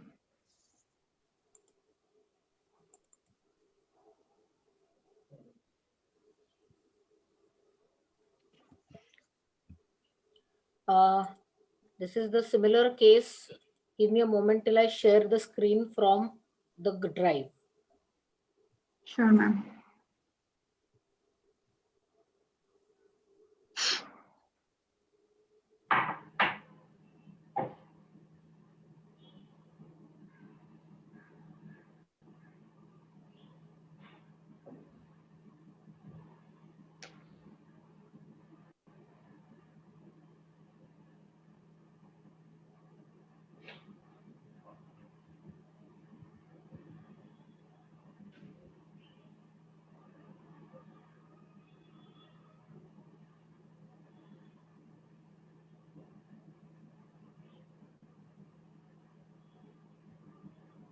Is it visible? Yes, ma'am. I can see. Yeah, give me a moment. Your timer starts now. Good afternoon, everyone. This is talking about natural heritage. So I would like to tell you about the natural heritage, which refers to the sum total of the elements of biodiversity, including flora, fauna, ecosystems, and the geological structures present around us. So by talking about the background, these are the things which we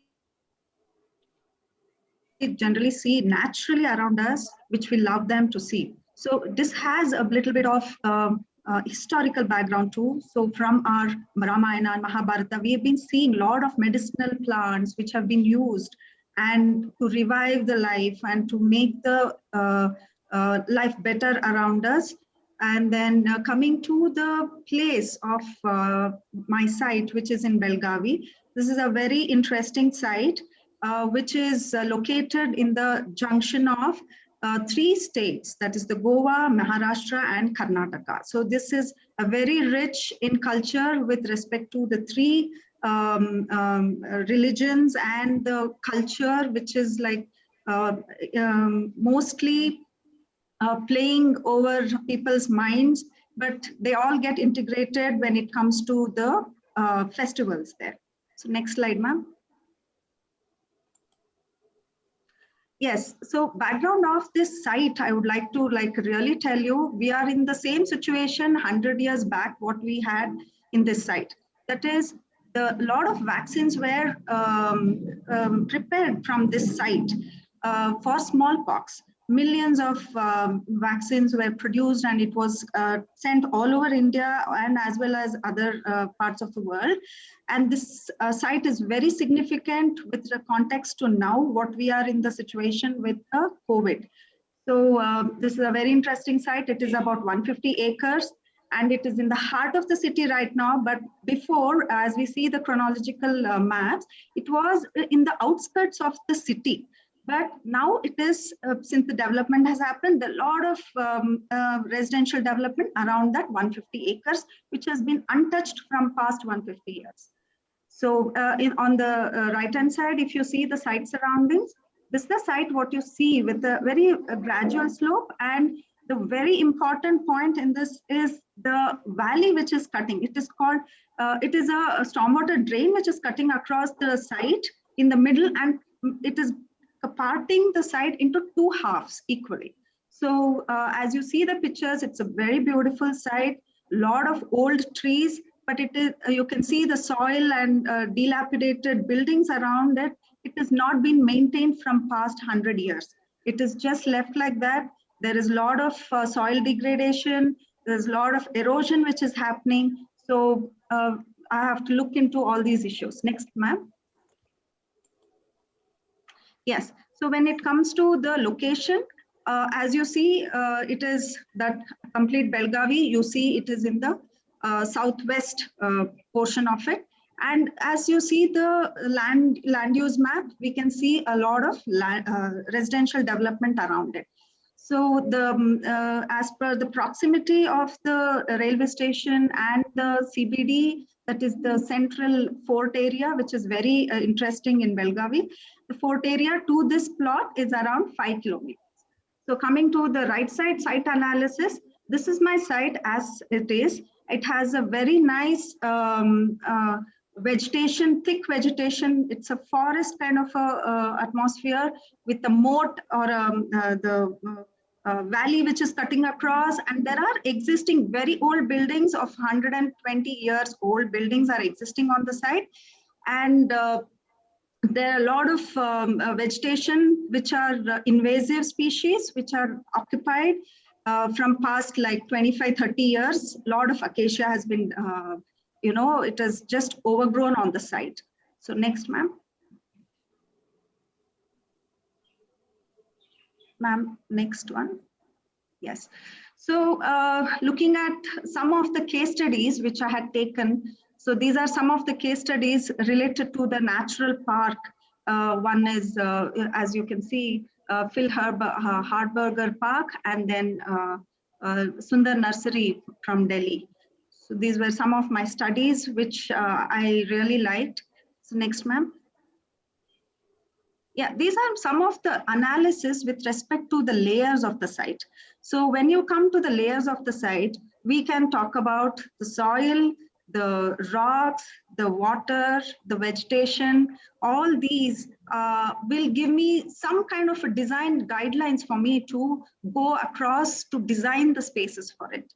So slope analysis gives me the spaces which I can intervene and give some activities to the people there, because it is already deserted right now. So as we see here, some of the main elements are my hydrology, which is very important, the inlet and the outlet, and then the slope analysis. Yes, next one. Yes, the vegetation is very, very important. Vegetation, and when I overlap all these layers as per Ian McHugh, which I have studied, so when we see the sensitivity map, we analyze it and make the lighter areas which are there for the intervention. The darker areas which we see in the sensitivity map is to be restored and conserved. And you know, we need to basically conserve and cultivate our landscape. Next, ma'am. So here is a bit of zoning which we have done. I have made, as per the site, 4 zones. These zones are Zone 1 vegetation. Zone 1 is basically my water body, which is very, very important for my whole 150 acres. The water is getting collected there. When it rains, it is filled. The depth of it is almost 8 meters, and it completely fills. And it's a beautiful, the whole scenario changes when it rains there. So that is my zone 1. I have to restore it. I have to protect the water. The zone 2 is the vegetation, which is very important. I need to conserve it. Some trees are dying, some trees are not taken care, and then a lot of invasive species which have come in. So that I need to take care of that. Zone 2 is that. Zone 3 again is my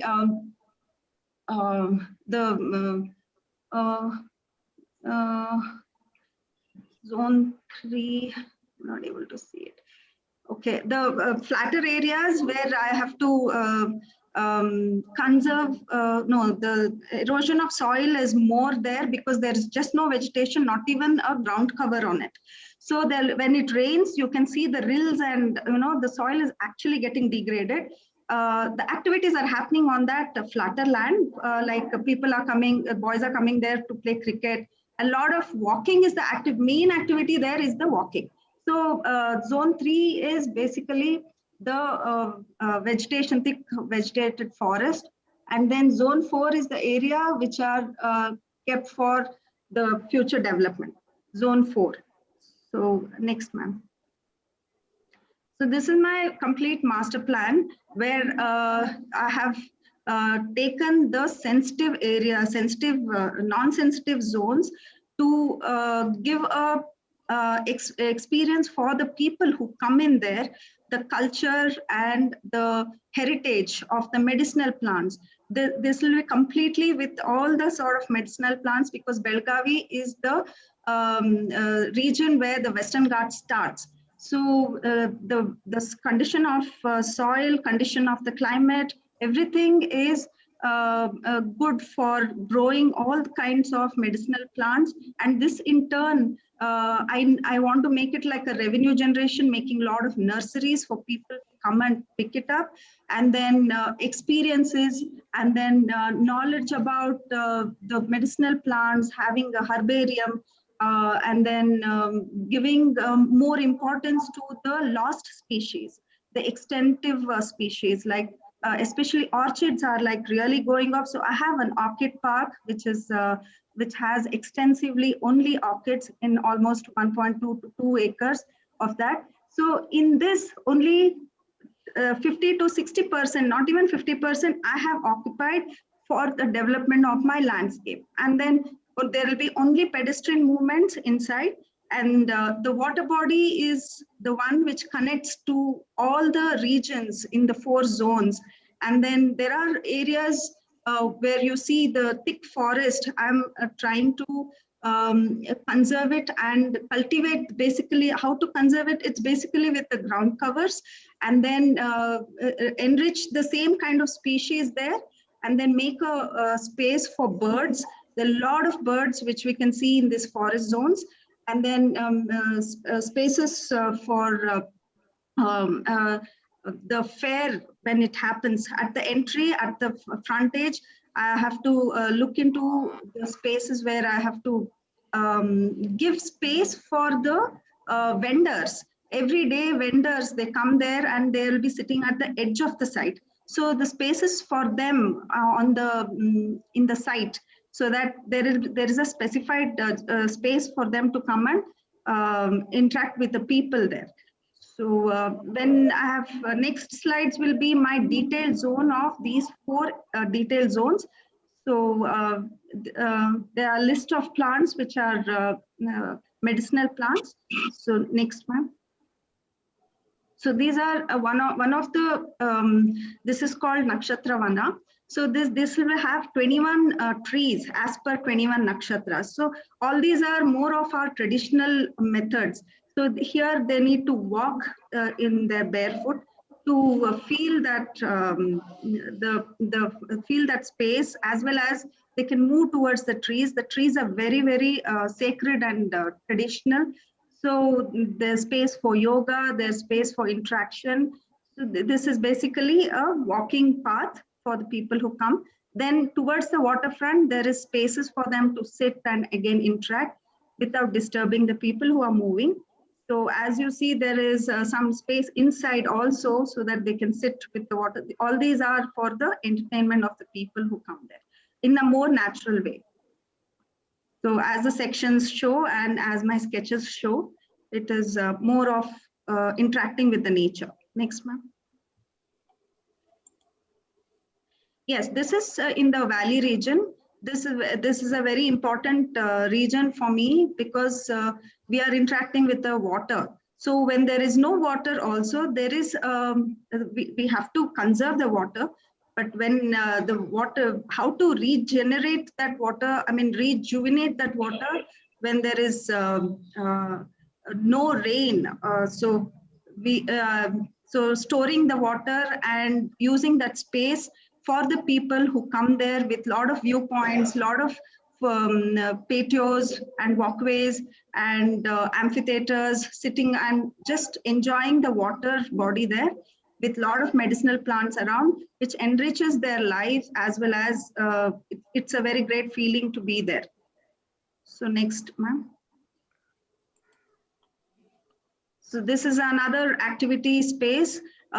This will be more of, there is a rock garden, there is again yoga platforms for the people, there are a lot of old age people who come there to do yoga. So this is a designated space for them to sit and have a yoga activity every day. Then there is a labyrinth which people can move, and it is again a very good sensory a pathway for people who can, for kids as well as the elders. So like this, the basic small nodes are there where people move and they come to nodal points. So next. Yes, so even here, this is more of Orchid Park, as well as there is an old bungalow there. So that can become, that has to be restored, and it will become like a library for the people who come there. And there is a herbarium, and what we can see this on the right hand side is a moat and fort kind of concept, where in Belgaum we have a moat and fort. So I wanted to just get that heritage here and get that same feeling, so that the material as well as the kind of plants which is there, I wanted to represent it here, so that people from anywhere in the world, they come here to experience that, will feel that the culture of Belgavi being there. So next one, ma'am. I think that's all. It's the last one. Yes. So these were my basic designing what we have done for my natural heritage park. Thank you, sir. You would like to start? Yeah. Okay. See, I think I have a number of points to make. To start with, you started with your case studies, for example, and your conclusion from the case study was, I like this.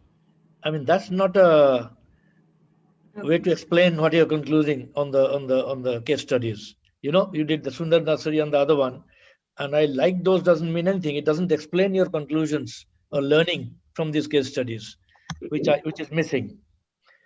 Then I see that you also don't explain, this particular patch of land which you kept calling my site. It is not surrounded by roads all around, right? It has road on one side, but it is sort of messing with the neighborhoods, existing neighborhoods. So there is no explanation about the interface between these places and your site, and how do you relate to these immediate surroundings? That was my second point, Then my third point is a major point, which is what I see is a structured, formalized garden, hyperactive garden, because that had than any biodiversity.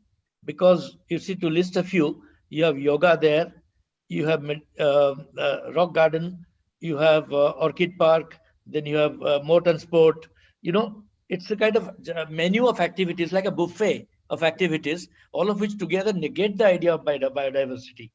I mean, biodiversity park would mean that you don't over-design these things. You leave them more natural as they are.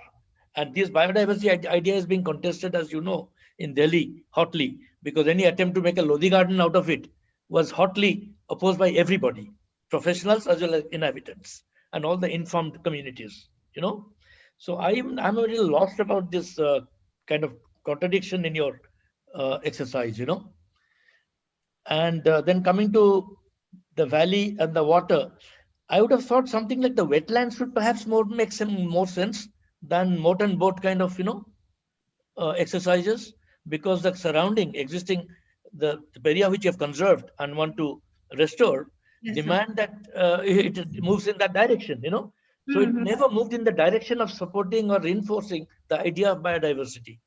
It moved more in the, so you got, I think partly you're divided between doing a nice garden and a park for the city.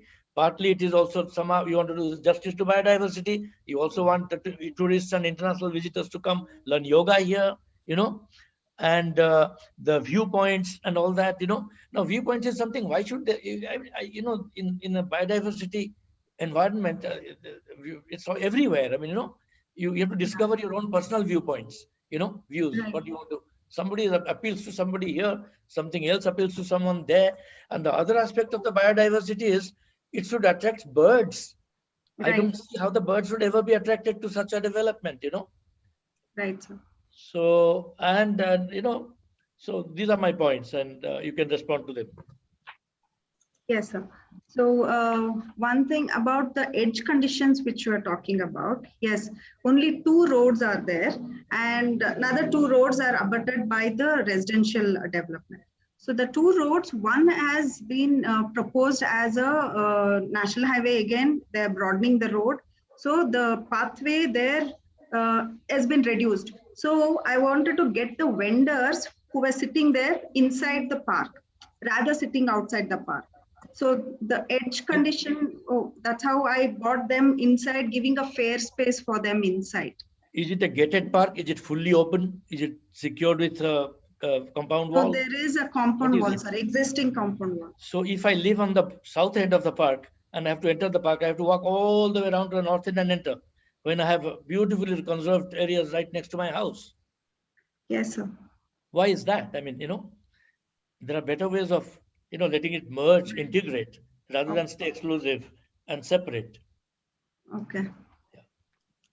So, right, I should have thought about it actually. But right now there are 2 entrances. There is a water body which is cutting across. So one is on the north and one is in the east. So the 2 entries are there right now. So in the south and west, I don't have any entries. So I didn't think about that. So, and yes, about the birds which you're talking about, I have conserved some areas that is on the west as well as on the southwest. I have just left as it is untouched, so that the birds, right now there are a lot of birds, didn't want to disturb them. So instead of that, I have taken the non-sensitive areas for some kind of an activity. So I just could you have expanded that character into the rest of the site also, to make a bigger biodiversity park, which is significant in terms of landscape, nature, and long-term sustenance of the place? Right, sir. I could have actually. Okay, fine. That's all I have to say. Thank you, sir. Yatin or Satya, anyone would like to go first? Yeah, taking on the previous point about territory, it is not about accessibility, it's not about road, but since you have a contour site, the water that you get is not only your site water, there will be also an upper area from where the water would have to go through. So I think little bit expanded version of your site analysis to say that you have to also secure waterways from the upstream, not upstream of the river, but your own land. That water would also have to come through, and how do you therefore either harness or let it pass by? So I thought that total watershed in that sense would have been your crux of things. in relation to that, what I thought that you would have spent a lot of micro kind of analysis on land contours. Because again, when water is a resource, somewhere like you are making many interventions. Now, interventions can be positive, provided it is supported by the landform. You're making this fort and moat. Now, that comes arbitrarily anywhere, then that is not in the spirit of conserving the natural scenario or ecology. Sir, it is fort, sir, F-O-R-T. Oh. Fort and moat, M-O-A-T. So that's what I, not sport. No, I also said fort only. Maybe okay. this Sasa has been, you know, fort only I understood, water and fort. But what I'm saying is that if moat and fort is what you mentioned, but if that comes arbitrarily, like you also have that nakshatra pond. Yeah. Now, is it happening out of a natural topography of it, or it is just your wish to just do it regardless? There could be positive intervention, but they have to be for a much higher gain, not just to please the tourists who come. So like I said, there is a divide in terms of you wanting to showcase the thing versus natural heritage word as the kind of premise of it. You know, in natural heritage, you want list of the interferences, whether of human or any other alien system. And not only that, that you are wanting to strengthen that naturalness. So just because there was nothing, it's like most of our designs when we do, oh, these were the existing trees and I've retained. But what stops you from planting 20 more trees? 20 more. Why 21? Why not? Yeah. So, you know, the kind of strengthening of that by complementing. So here, your investment in even telling us, or more than telling us, not as a juror, but telling the client or anybody, even the knowledge on the plant list, because on one hand you just simply list it's a medicinal plant, but what is the kind of system ecosystem in which what would grow or not grow, what requires, you know, huge area for just a small yield versus what can be grown in a very small space with a much higher this thing, what even attracts, for example, the one where honeybee would get attracted and you would have these you know, whole habitat of honeybees, then it becomes a real natural habitat where it is, and they are mutually interdependent, you know. Pollination doesn't happen unless there are people who can propagate, many creatures who can propagate, you know. So in order to, same way aquaculture, that what is the role of that and presence of that in a thing like natural system which is conserved, you know. So whole thing would have been to enhance what has been there rather than find this is what the resort people would do. So is it a resort that they find a lake, they find a river, and they find a land around and they say, now come here. They're not interested in nature. They're only interested in nature so that they get business, not to conserve, not to maintain, not to, you know, they're cashing on the nature. They're nature vultures in that sense. Yeah.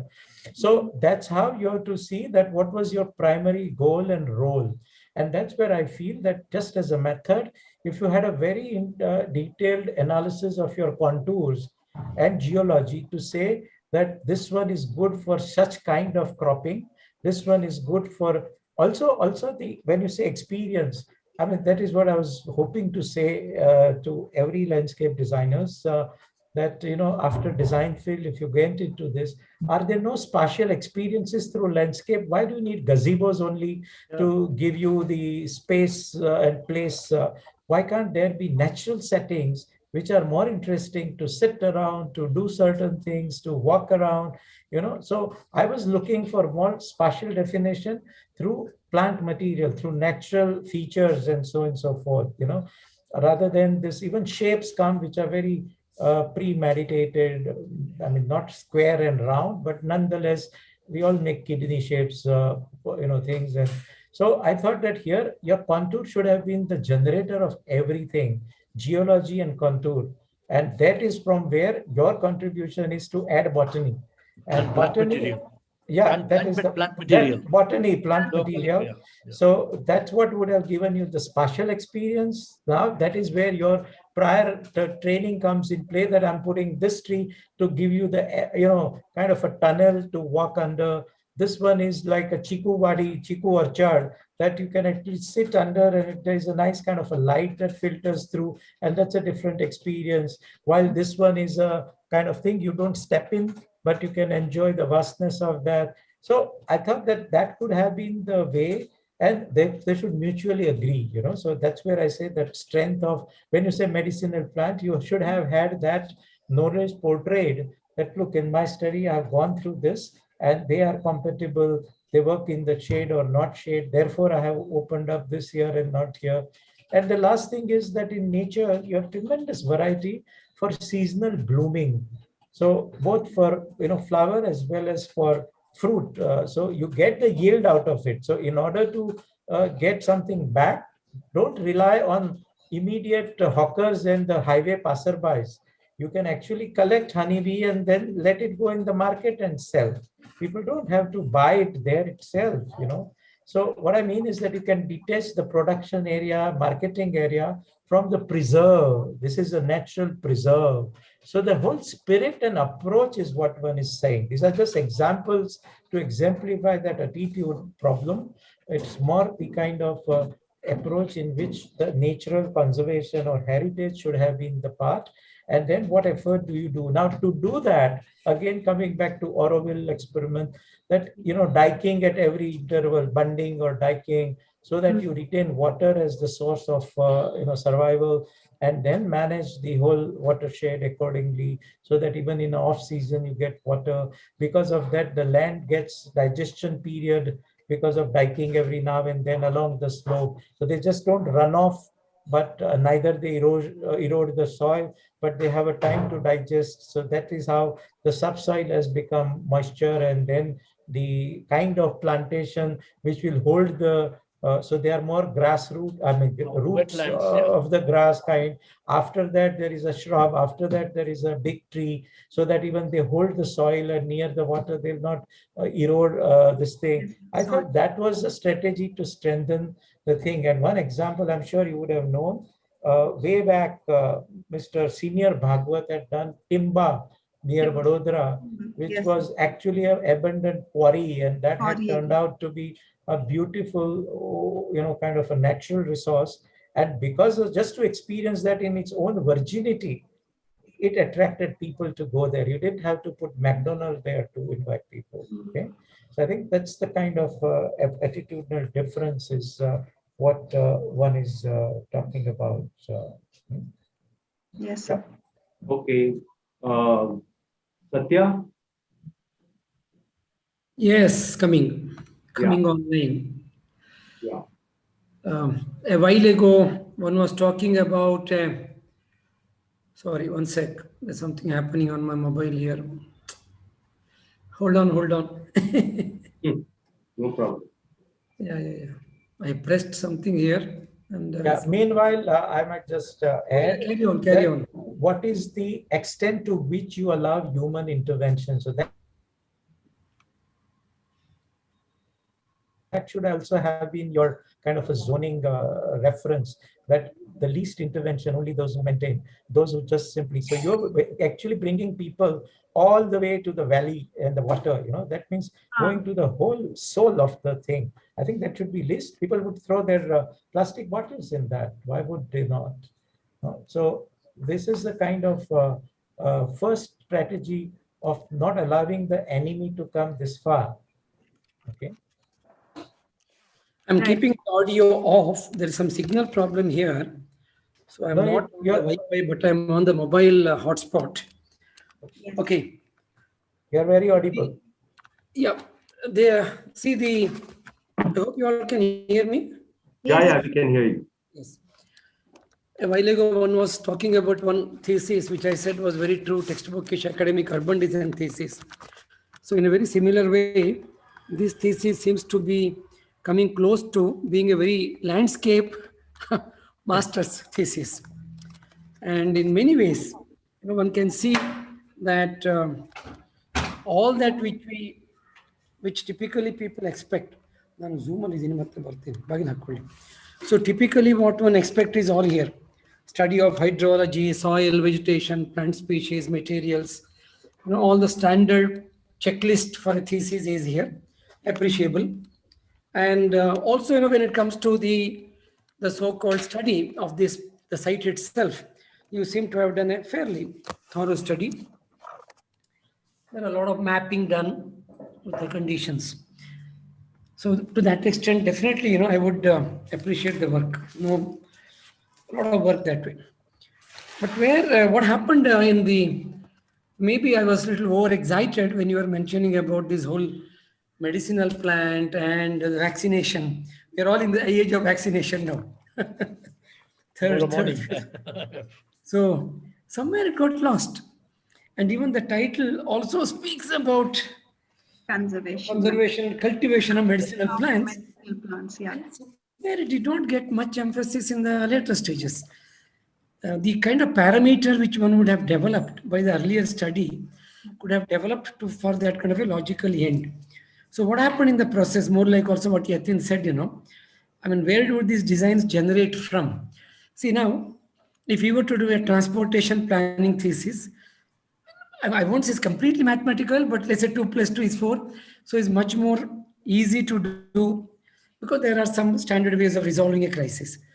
Town planning, fairly okay. There are some town planning methods of designing. Urban design is a little vague, whereas landscape is even more vague. How do we determine what to do? What generates the idea of either it is a hard landscape or soft landscape, whether it's paving or whether it is plants? What generates it? Is it only the figment of imagination which generates it? Or is there a way to, and you have mentioned Ian McHarg, incidentally. And the whole premise of Ian McHarg is, largely what we do will have a root. It is rooted in the place. So while you have done a lot of studies, which also another problem was many of the sheets were pretty full. So one could not read into the plan. One was trying to look into it. So one again has gone more with what you said. So in many of these areas, one could not make out what could be the logic of, or you can even say logic of or logic for intervention. I'm sure it's there. It's just that it has not come through these very dense sheets which you were presenting to us. The other issue which is important here, which again I assume you have taken care, is okay. This is a point which I'll go back to what already Das has already said. There is nature, and so it's one of the best landscape design, as we may say so. More than in urban design and in town planning, in landscape, we should design such as if we have not designed. Yeah. As if it's nature left for itself. Correct. Right. Yeah, you have the 4 zones, which I felt fairly logical. The way with whatever one could understand, there are some logic behind these so-called 4 zones. But some zones slightly over-designed, in my opinion, with more like also what Das already mentioned about that part there. You also have a separate, study sheet on which you talk of contours and all of them. They connect between the contours and the hydrology and the rainwater storm drains and whatever else is happening around. How does that actually connect with the way you have designed the hard, soft play areas, that area, tourist area, the gazebos and all of them, whether they're, some of those gazebos, I don't know whether they're needed. Because people just walk. And Belgavi is, and we are in an area where is there a reason to bring in these built structures into the unbuilt? When I say built, unbuilt, I'm referring to Homo sapiens.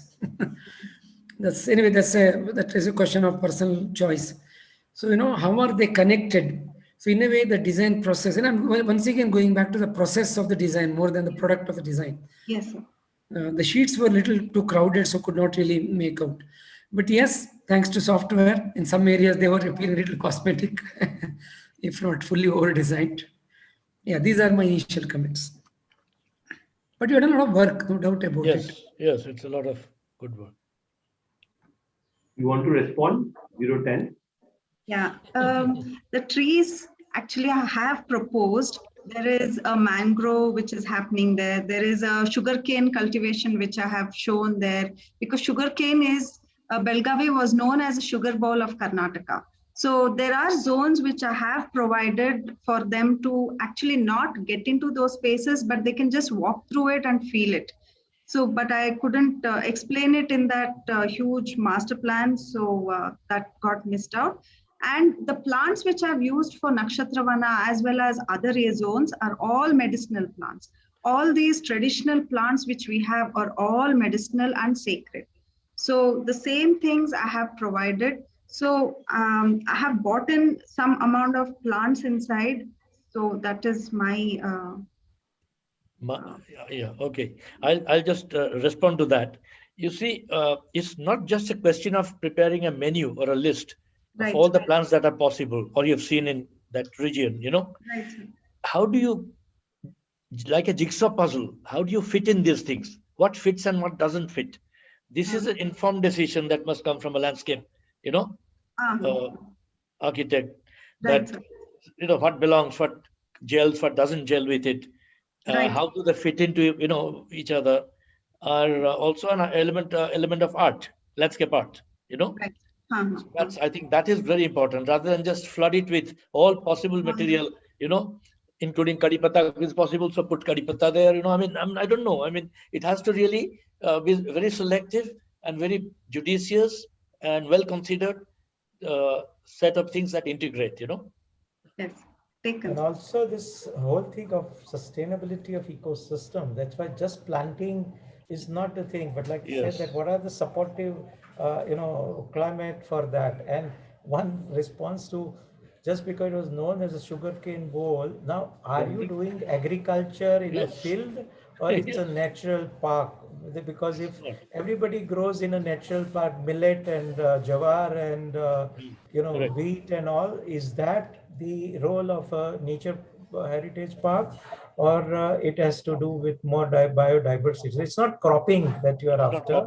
It's more of a self balancing and self-supportive ecosystem, self-sustaining ecosystem. So I think you have to understand that rather from than that annual, point of view. rather than annual Otherwise, planting, yeah. Right. वो खाने में menu भी design करते हैं तो होता है ना कि यार इसके साथ ये नहीं जाएगा, पिज्जा के साथ बासुदी क्यों रखते हो? So I think you to think, और वो भी नहीं, फिर डॉक्टर आएगा तो बोलेगा कि बहुत स्वीट और शुगर हो गया, everything is milk based, cuisine वाले बोलेंगे मिल्क बेस्ड हो गया, ये वाले बोलेंगे कि ये सब साउथ का हो गया, ये नॉर्थ का हो गया. So how many things do you consider? और ये सुबह में चलता है, ये शाम को चलता है, then that becomes a right menu. It is not knowing कि मैं चाइना जाके आया तो ये भी देख के आया. Indian, Chinese, and continental. So you smell meat inside a dosa. Chow mein with the smell of fish. Right, sir. Okay, thank you so much, sir. Thank you. Okay, thank you, 010, for the Thank you. presentation. Okay, so we come to the last presentation of the day. So before we announce the last presentation, the 28th, we will check whether the earlier presenters whom were not there in the morning, whether they are still there. So I'll call out the numbers. One is 017. It's still there. We can Don't still see give a them. chance. Don't see the number. 017. There? 207. Yeah. Then is 24. If you are there, PG 2024. Or anybody here knows them by, are they their friends and they know that they've chosen not to come, or if anybody has that information? Anybody there, like, who knows them? Then is 26. Changing nature of sociability within privatized public spaces. And then is 27. Conservation of streets, reaffirming sense of place, Mathura. If any one of them are there, we can still consider you. Otherwise, we will go ahead and end the event with 28. Jashri, you can see anybody? Anybody has responded to you? Jashri, anybody has responded to you, or? Okay, I think Jayashree must be having some problems. So We will start. Yeah, Aniruddha, I'm also trying to look for those numbers in the list of attendees. Can't see the number right away. Yeah. I also have checked back. I have also checked when you were having the presentation. Doesn't seem to be there. Yeah. Doesn't seem to. So we will start with 28 then. We will start let's with go 28, ahead. and that would be the last of our presentation. Yes, let's go ahead. Yeah. 28, you're there? Yes, sir, I'm there. Okay. Ready for the presentation. Yes, sir. Thank you. Sure. If you want, you can open your camera also. Candidate, are you ready? Yes, ma'am, I'm ready. Your time starts now. My thesis is water resource management, a tool for urban design and development from the perspective of stormwater management and groundwater recharge. I would like. Am I audible, sir? Yes. Okay. I would like to start the relation of settlement and the presence of water from the historic time. The historic sense of presence of water, which is fundamental cause behind the location of any of the settlement. The water is being the basic need of human. That's why the humans start residing near the water.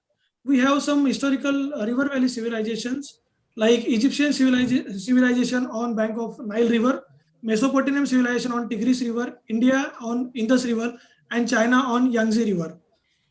The flourishment of the settlement, we can say that the development of settlement transformed the use of water from drinking to farming to irrigation to industry, and industrial use to sanitation.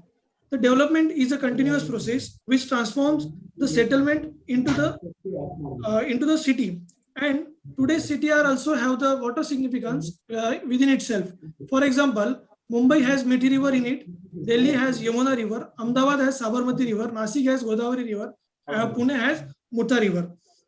As we look into the transformation of the use of water, we must have to look into the transformation of water management system from the history to the present today.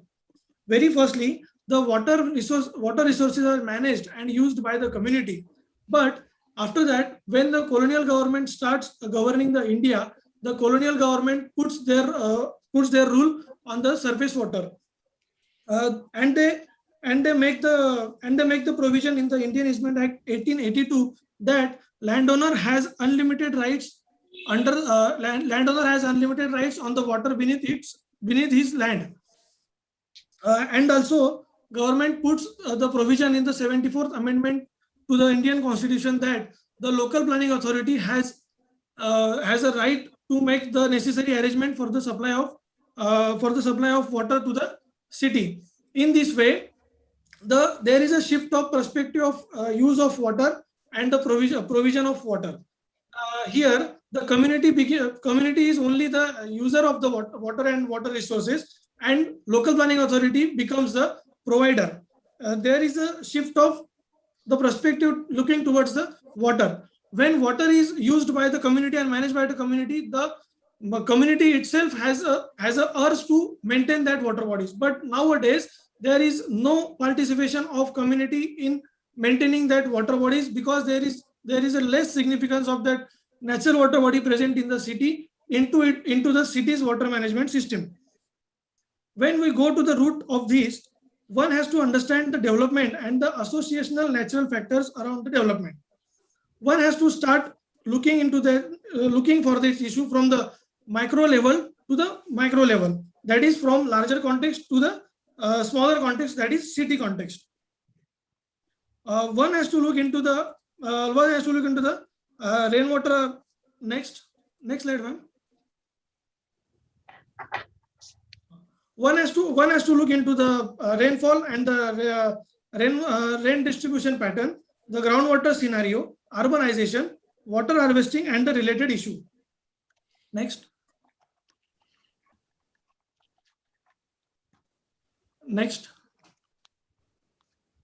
When I asked the question of why to all above the parameters that had happened, the answer come up with the urbanization. Urbanization word itself says that urbanation means the addition. Sudden addition to the urban is the urbanization, which results into the sudden expansion of the city, extreme increase in the demand of infrastructure and services, and the most important infrastructure, that is land. The speed of urbanization is too high that easily take over the prevailing planning practices. No time to lay down the infrastructure, no time to lay out the new infrastructure, which makes the city unplanned.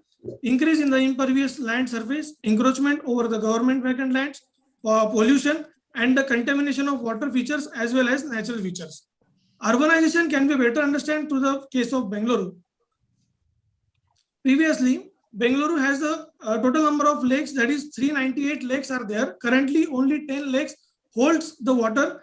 Because of the rapid urbanization, the scenario, as we can see, 398 lakes is there in the past, and today only 10 lakes holds the water. As there is no water in the tank, I came up with my argument that we have to give a place to water in our city and the process of development of the city. Next.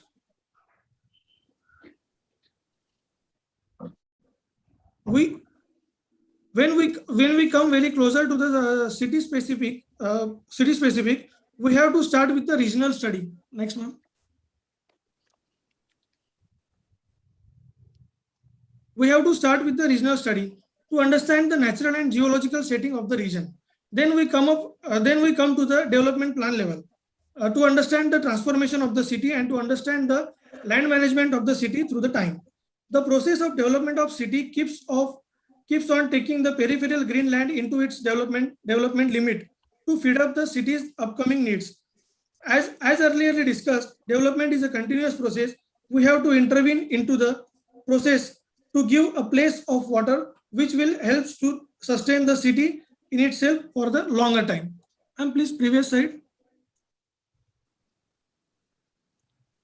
Here I have a case study of Khuni Bandara in Madhya Pradesh. The city is Barampur, where there is a water management system which is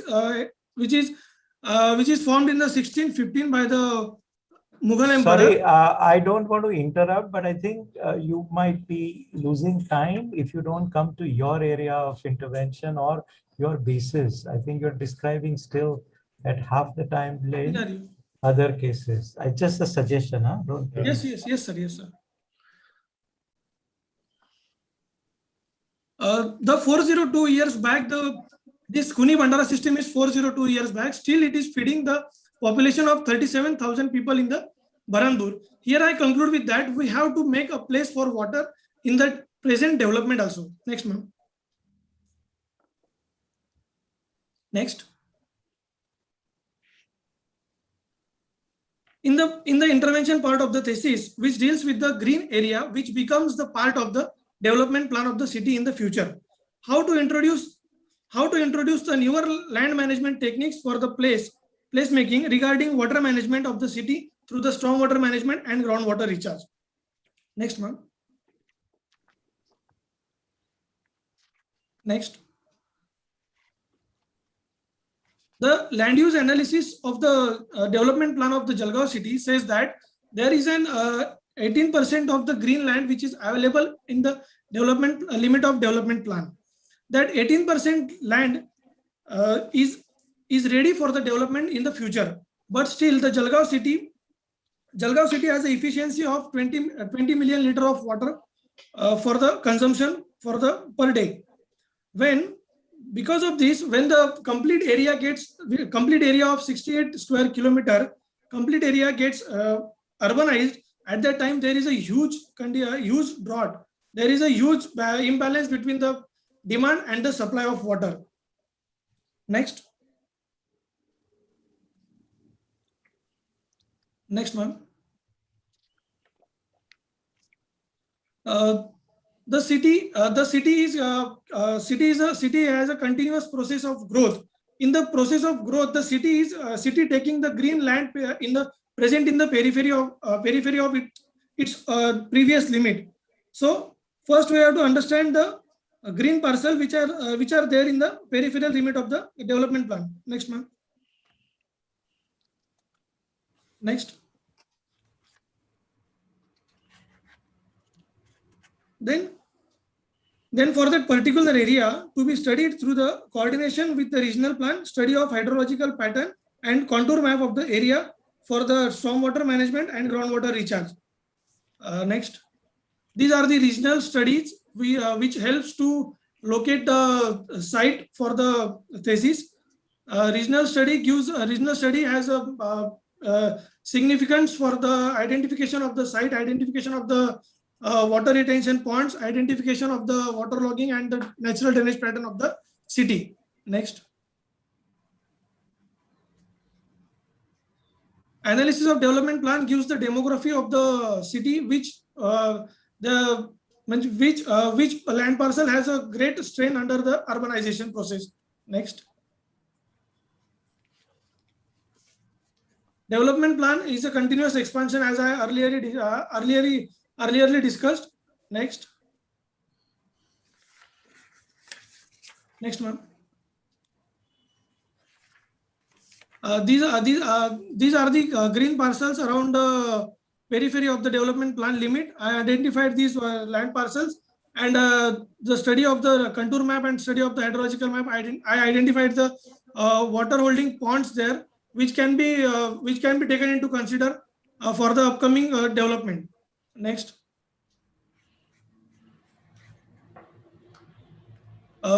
The analysis makes the very specific for the man-made lakes over there for the Jalgaon peripheral area. The expansion which is to be happen over the 18% of land.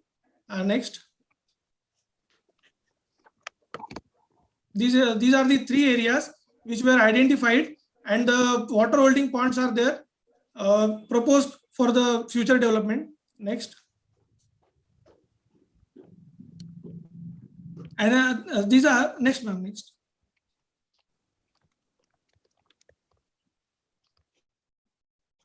Then I came to the master plan level. After segregating the ABC 3 parts, I came to the master plan level, where these master plan are then divided into the subdivision, then regional, then recreational plot level, then standalone plot level, the periphery of the natural water bodies to be how these water bodies to be taken into the design consideration for the future need of water. Next.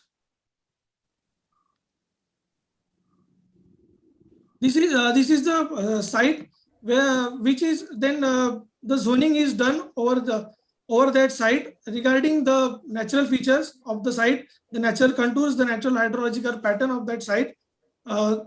Next. Where we can put the community wells, where we can put the green, how much of the Mother Earth area should be there in the future development. We can have the strategic development over there. Next. These are the bio retention plants. After studying the natural pattern of the location of the site, I can identify the detention basins for the natural groundwater recharge. Next one. How the squares to be designed, how the recreational ground level, how the recreational ground to be treated, the periphery of the recreational ground to be treated for the recharge of groundwater and the stormwater management. I use the street rechargers which enhance the street view also. Next, ma'am. Then these are the interventions for the recreational ground, for the treatment of recreational ground, the surrounding of the recreational ground. Next.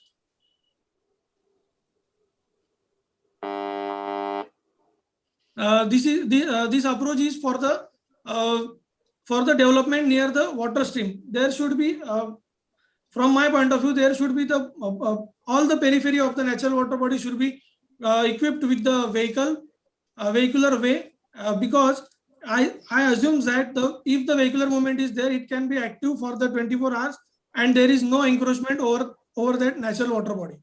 Next. This is the standalone plot level intervention, where the front margin at 50% of front margin from the road side we have to hand over to the local authority, which can be taken up, which can be maintained by the local authority, so that the rainwater can be maintained, rainwater harvesting can be maintained by the local planning authority. Next. These are the some design tools to come up with the stormwater management and groundwater recharge. Next. These are the design process where the green land which is under the development plan limit to be chopped down into the various land parcels, and then we have to apply the intervention system over there for the future fulfillment of the water, stormwater management and groundwater recharge. Incentivization, some policies, policy framework is also there to encourage the people to take care of the natural water bodies and to recharge their water to the ground where they are extracting the water.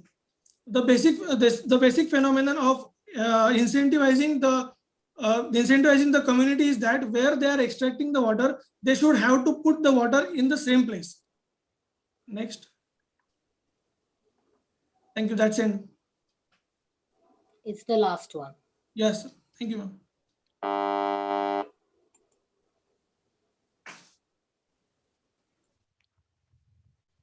Okay.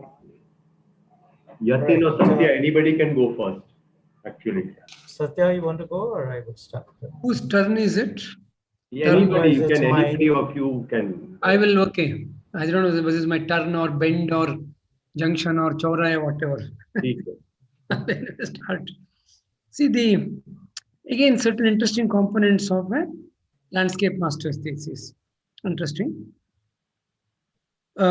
Even if you look at some of the last few sheets you have presented, you seem to have understood the standard methods of doing them, curbs and swales and groundwater recharging systems and check dams. And I don't think you mentioned check dam, but anyway, all those various Intention funds are there, sir. Yeah, you have done it all. When Yatin sir was reminding me about time, even I was wondering where are we going? You were showing whole of India map, and it was all going on there at a certain level. So frankly, I didn't expect you to come down to that kind of micro level, because you started off at a very large. It was sounding like something at a very national political or national policy of water. But surprisingly, you're talking about Jalgaon, and then you're also talking about this, this whole thing about demand, availability, how do we bridge the gap, etc., etc. And immediately, somebody like Anupam Mishra, of course, he's no more with us, he came to my mind. He was talking about the demand availability scenarios of Rajasthan and say, Tala Babdi Khade hain. See, one thing was totally missing in it's an interesting study at certain levels. See, now, when you're also looking at a project of this kind, you also need to look at the demand aspects a lot. You're talking of incentivizing policy. One of the best way to reduce demand is simply make it costlier. Let people pay for the actual water, the actual cost of water, including in Bangalore. It's heavily subsidized. It's not incentivized, it's all heavily subsidized. And so we people who live in the city seem to be privileged, and we enjoy water and electricity at a cost, at certain cost, which subsidized to us, and the whole nation suffers, and of course, the whole earth anyway, the mother earth anyway suffers. I'm not asking you to look into these bigger theories of sustainability, where each one, you mentioned about whoever takes the water, give it back there again. Perfect theory. Likewise, if we were to use any of the natural resources, and if we were to pay for the price of the natural resource, the earth wouldn't have gone through what it is. I really wish, you had brought in some of these deeper issues of ecology, sustainability, or related issues, because there was a potential for that.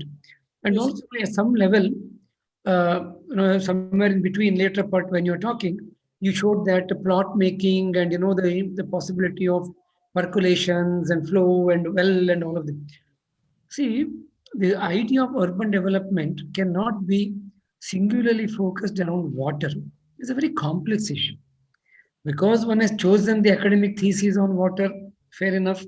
One would go on talking as if the development model should be directed around water. Nothing wrong academically. But if you look at it from a pragmatic point of view, it's very difficult. At least some connectivity, at least some peripheral connectivity with water, which rather appear to be a very singular thing, rather. So some more connectivity along with maybe land use, or along with maybe community issues, or along with the morphological, historic development of an area, etc., would have really helped a lot in terms of, when I'm sorry, the land use may not be the best word. You may say activities. Sometimes in a so-called residential land use, there will be home industries happening, household industry. So the kind of urban activities which happen there, the way the spaces are used. See, if that would have come about, the demand part of, which is there as one of the word in what you said, the demand part of the thesis, which is an equal part, it is, it's an important part that possibly would have been a little more relevant as such. While one appreciates the solutions for water retention and groundwater recharging and all of them, enabling percolation and all of them, somewhere in some of those sheets, they also just appeared like a checklist. See, some of them are possibly available in the internet. I'm not saying you have to copy paste it, but some of them are already known. Nothing wrong in taking the known, but in a master's level, we need to go a little more deep into understanding how do we apply that what is known. So as a landscape, I assume is a landscape thesis. So, the way we do, many things are there in this. Many things are there in this, but finally its application to the specific site and, the implications of it, that would have strengthened the end of the thesis even more than merely showing it as a checklist of the possibilities around. But more than anything else, water as an issue, I'm just again going back because you have used the word water the most, and your whole thesis on water resources. See, water is also an aspect of culture. Water is also an aspect of community beliefs. So water is also a matter of personal. There are people who take 2 baths a day, whereas there are people who take 2 baths a week. So now, I'm saying in a very casual sense, of course, not referring specifically, but the other relevances, the other issues of water, that possibly would have brought in a different realm to the thesis than just quoting Bengaluru and whole India and policies and whatever. I mean, it's also important, but they are data. There's standard information. So analyzing an analytical approach, an interpretive approach to understand water. I hope you get the point when I'm saying this analytical and interpretive approach to understanding water. That would have brought in a different direction to this landscape thesis. As a landscape thesis, you have done a lot of interesting work. This has more potentials on those lines. I stop here.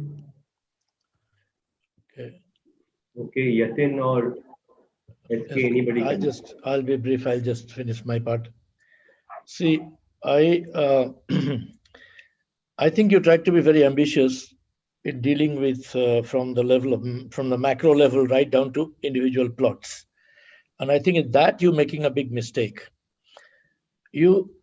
I think your focus should be more on the broad ecological footprints, the way it should be studied and applied in urbanizations, rather than going down to the plot level. I'll give you 2 examples where the plot level thing. First of all, at the plot level, what happens is that any groundwater recharging or doing the pits to collect groundwater recharging. Give you an example of Manesar, the industrial town near Gurgaon. Industrial city, ITM Manesar. Yeah. Now, for a government first said that every factory, every plot should develop a water recharge pit. So starting with families spending up to about 20,000 rupees to 30,000 rupees, to industries spending about 1 lakh to 2 lakhs rupees, they all put these details. As it turned out, 80% of those were just to get completion certificates. They all look like they're being implemented, they're not implemented. Then the government said, what the heck, we have no mechanism of controlling what's going on inside the plot. So we must find another way. Then they concluded, no, it should be done collectivized, and the ITM manager as a city township should collect it all together, and that's their responsibility. So all this money that was spent was down the drain in a span of just 3 years. And in a place where the groundwater table had gone down from 120 feet to 350 feet. Of course, not in 3 years' time, but that was over 15 years' time. So you can imagine the imbalances. You see, we are not a society where, you go to Amsterdam, the municipality has a census of the number of ducks on the canal. And they even lay the nests for the ducks. and they count how many ducklings are born every year. The census maintained in the municipality. You can go and check. That is the capacity of municipalities there, and that is the nature of relationship of municipalities with communities there. We live in a completely different environment. We have bureaucracies delivering, handling responsibilities for they could care shit all. I'm sorry. I mean, they could care to hoods, and the capacity to supervise, enforce, let alone police, is next to impossible. And so forget those things. I think it should be more, the focus should be on broad ecological footprints. That's what you should be bothered about. I give you an example also. In Pragati Maidan, the Swiss government put up a pavilion and showed that you can get the worst water. They're asking us to pee there, and they were converting it into drinking water. Wow. So do you mean to say that we already have a solution? No, sir. Without looking at what it involves? What it implies as a policy, what it implies as pricing, what it implies as importing a technology, or putting a technology in place, completely out of knowledge. Yeah, it doesn't matter. So what I'm trying to say here is that it is not a hardware-based or equipment-based or technology-based solution that we're looking at. You're looking at, we assume that society will develop, more products will come, the vendors will come, the market will grow in that area because it's a scarce commodity. So let it happen. We don't know the future of that, but let's not make ourselves contingent upon that to survive. Our survival depends on, as a society, as a community, conserving as much as we can in a manner that we can actually do it, and in a manner that it is acceptable to the society, and it mobilize the society. They're with you, and they will contribute more in relation to that. So without, water is, we're going to have water wars in parts of the world. In some cities, Gurgaon is a perfect example, where DLF takes a permission to build, in the beginning when the city is developed, something like 35 bore wells, deep bore wells, because they had a golf course. They said, we have a 24 hours golf course. This is infrastructure project. It's for recreation of the community. And the membership of the golf course is, is over ₹1 million today. So that's besides the point. So they are water surplus, but for one Korean and one Japanese playing golf in the middle of the night, for them, you have created so much of facility and watered the surfaces. You've got the lights up, all the electrification, the lighting throughout the night. The rest of the city is in pitch darkness and no water in the tap. So I think we have to take you can probably draw your lines instead of, don't think you can deal with all the levels. I think you can start with the regional scale and go down to the urban scale and position yourself to study the broad ecological footprints we should be developing. And in your case, it's a very specific case. So, I think in relation to the specific study area, you should just stop there. But in doing so, don't be textbookish. Like you said, that will create what is a desert depression. What if there is no depression? You create. So basically what you have to do is you have to take the worst scenario in that particular situation and say, okay, how do I deal with this? Yeah, am I going to depend on, just collecting water and not storing it in a manner that it can be used in the lean seasons, or, is it a monsoon fed area? It's a dry area. Is it too impervious soil, or it's water just goes down deep inside? Does it retain or does it evaporate? I think the ecological footprint is what you should restrict yourself to and no more. Going down to plot level makes no sense. As you were told by the earlier speaker, you cannot have one single criteria determining, how you lay out plots or how you, organize a neighborhood. And many criteria that comes into play. There has to be overlay of many considerations and a resolution which is far more complex and doesn't stay in the realm of only landscape architecture or, or for that matter, architecture. Okay. Thank you, sir. Thank you, SK. The last set of so-called design solutions that you gave, and in which water came as a kind of checklist of have percolating well, have small little dikes, have this, have this. I don't think you need to do thesis to do that. That's all given. So what is the thesis about is to understand this phenomenon and in a very kind of a, detailed or a micro way, the whole of sort of notion of planning going around it, so if that was the more sort of DNA of the whole development, then how would that would have come about? Now, simple thing, water only understands gravity. So if you do that, therefore, the very, very detailed analysis of the contour at a larger scale, because when you draw even schematic plan, it shows up and down in Jalgaon, and as if this is a perfect place for bundle of lakes. Okay, so water does not mean draining in one direction and collecting in river.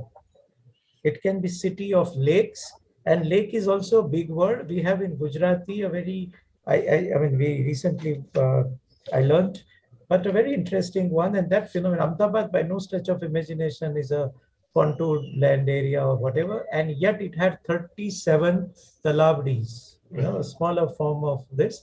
And what is also known in a colloquial term is a bodu, that every land has a slope, and at one point it would converge into a holding pond of a water body, as a water body. Now what has happened is that in Ahmedabad we have filled that up for land development or plot development, and therefore otherwise it's a drought, but in monsoon there's a flooding.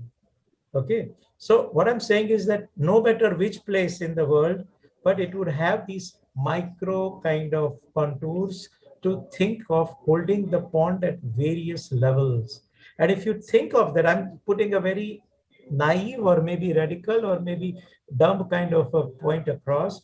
But if you suppose had these bodus as a kind of way of retaining the water collecting ponds, then as multi-nuclei around the pond or lake or bodu kind of a development, could you have then your development as so many rings of big and large nature? Whether it's a ring is just a figure of speech. I'm only saying that multi-nuclei development, that all road don't have to be a grid iron. They all converge into one, and by road putting that way, all you are doing is ensuring the flow of water. You're not obstructing it. Okay, so these were a very simple kind of ways of generating your understanding and demonstrating that, to say that city structure would be therefore decentralized around multiple nuclei. Therefore, the road network would go, something would go along the contour and something will go across the contour. Across the contour is for the water, along the contour is for circulation. And likewise, this would have given very interesting strategies for urban design, planning, city structure, whatever you call it. Okay, none of them comes through in any way, and the 3 or 4 design drawings that you make are honestly, I'm sorry to use this word, frightening. The one that you use is a rectangle kind of a thing with 4 walls with a very fancy laser cut design. I fail to understand what has that got to do with water and anything to come out of water. Then second thing, you have that rectangle and 2 corner percolating wall or those blue dots, and what is that? I mean, that's such a micro and insensible. Micro also doesn't mean that way. You can just put a checklist that, okay, don't have tar roads, have the, percolating footpath, this, that. That's not the point. The point is that your section had many ups and downs, even in a singular direction flow. So the whole idea of bunding as a thought, therefore the saturation point, holding ponds so that water doesn't drain away, that's the strategy. So you have 3 things. One is that you don't want water to go away. So therefore, how do you hold it? Second one, therefore, once you hold it, how do you let it digest or not even evaporate? And therefore, like people said, some other sets of things come with it. Otherwise, it will be erosion. If every day water goes, you will have canyons coming there. So therefore, some other strategy to see that water still goes through, but you don't have erosion, and therefore what natural system or ways of ensuring that. Third is that you want to, so now that you have holding pond, so you not only conserve, but you retain, and after retaining, now the quality, so like Nalla Park or whatever in Pune, etc., that it became a generative feature of the whole thing, while just across it's a ugly drain of Pune, not far from this in Maharashtra. But third point about water generation. Now that is not cloud seeding, but 80 or 60% plus of what you intake is what is coming out. And therefore, maybe can you not have a think or strategy where how do you actually make these water count? Huh? So I thought that, combination of these three would have given very, innovative or very kind of focused to this. It may be practical on one count or not, but at least if you were to look at this as the idea or generator of the overall systems, other systems, urban systems, then these are the kind of seeds around which things would grow.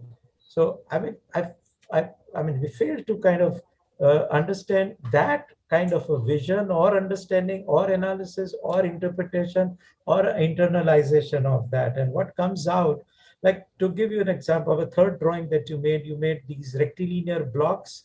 So again, gridiron as if water, has no reason to orient itself. But unfortunate to that was, suppose, I saw that, okay, it was going in one direction, but the last row is exactly perpendicular to that. So it's absolutely killing the thought that it might be sloping there by default in our imagination, but then you make sure that your buildings kind of shut it out right there. In Ahmedabad, Sarkhej, Rosa, for over 600 years, no day without water was the scenario. I have actually shot a video where people jump from the top Gumbaj, dive down. That was the kind of depth of water it always had. We had never seen it dry. And only like 6 years since, it's totally dry. Now, do you blame it on rainfall? No. Ahmedabad had Little bit of rain. Hello? primary lake system, and from that overflow coming to this pond. Okay. And on the other end, therefore, if you are able to treat some of these other water and bring it to some such natural system, then use your, flora to treat it Nalla Park or whatever. This is only a system that you're trying to, not scientific, not technological, but an idea of zoning that along this, there'll be a zone of flora, which would be a natural bed to treat the water. So there will be some bit of this thing. Therefore, my zoning would be that I'll never have, like other example, a house next to this. Okay. So this is the kind of thing it would have given a framework of the urban form.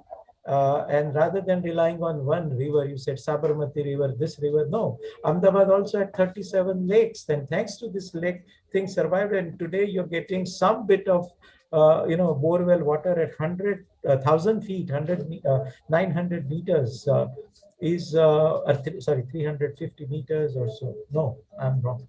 900 meters is because at least some time ago there was some water percolating. Otherwise, we will have no water.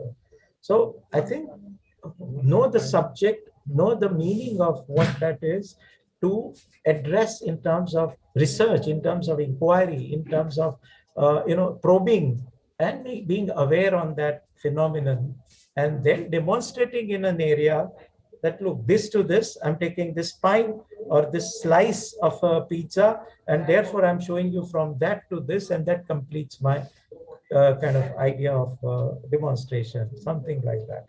But I think right now it was kind of thrown baby with the basket, and then you were trying to talk about the nappies and the sandals and things like that. I think baby was more important in my understanding. Architectural elements were too loud, and yeah, micro elements versus a broader kill is where the things right. Sorry.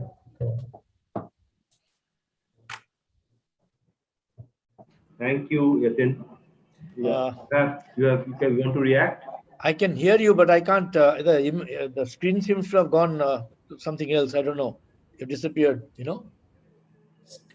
PG28, you want to react? Respond?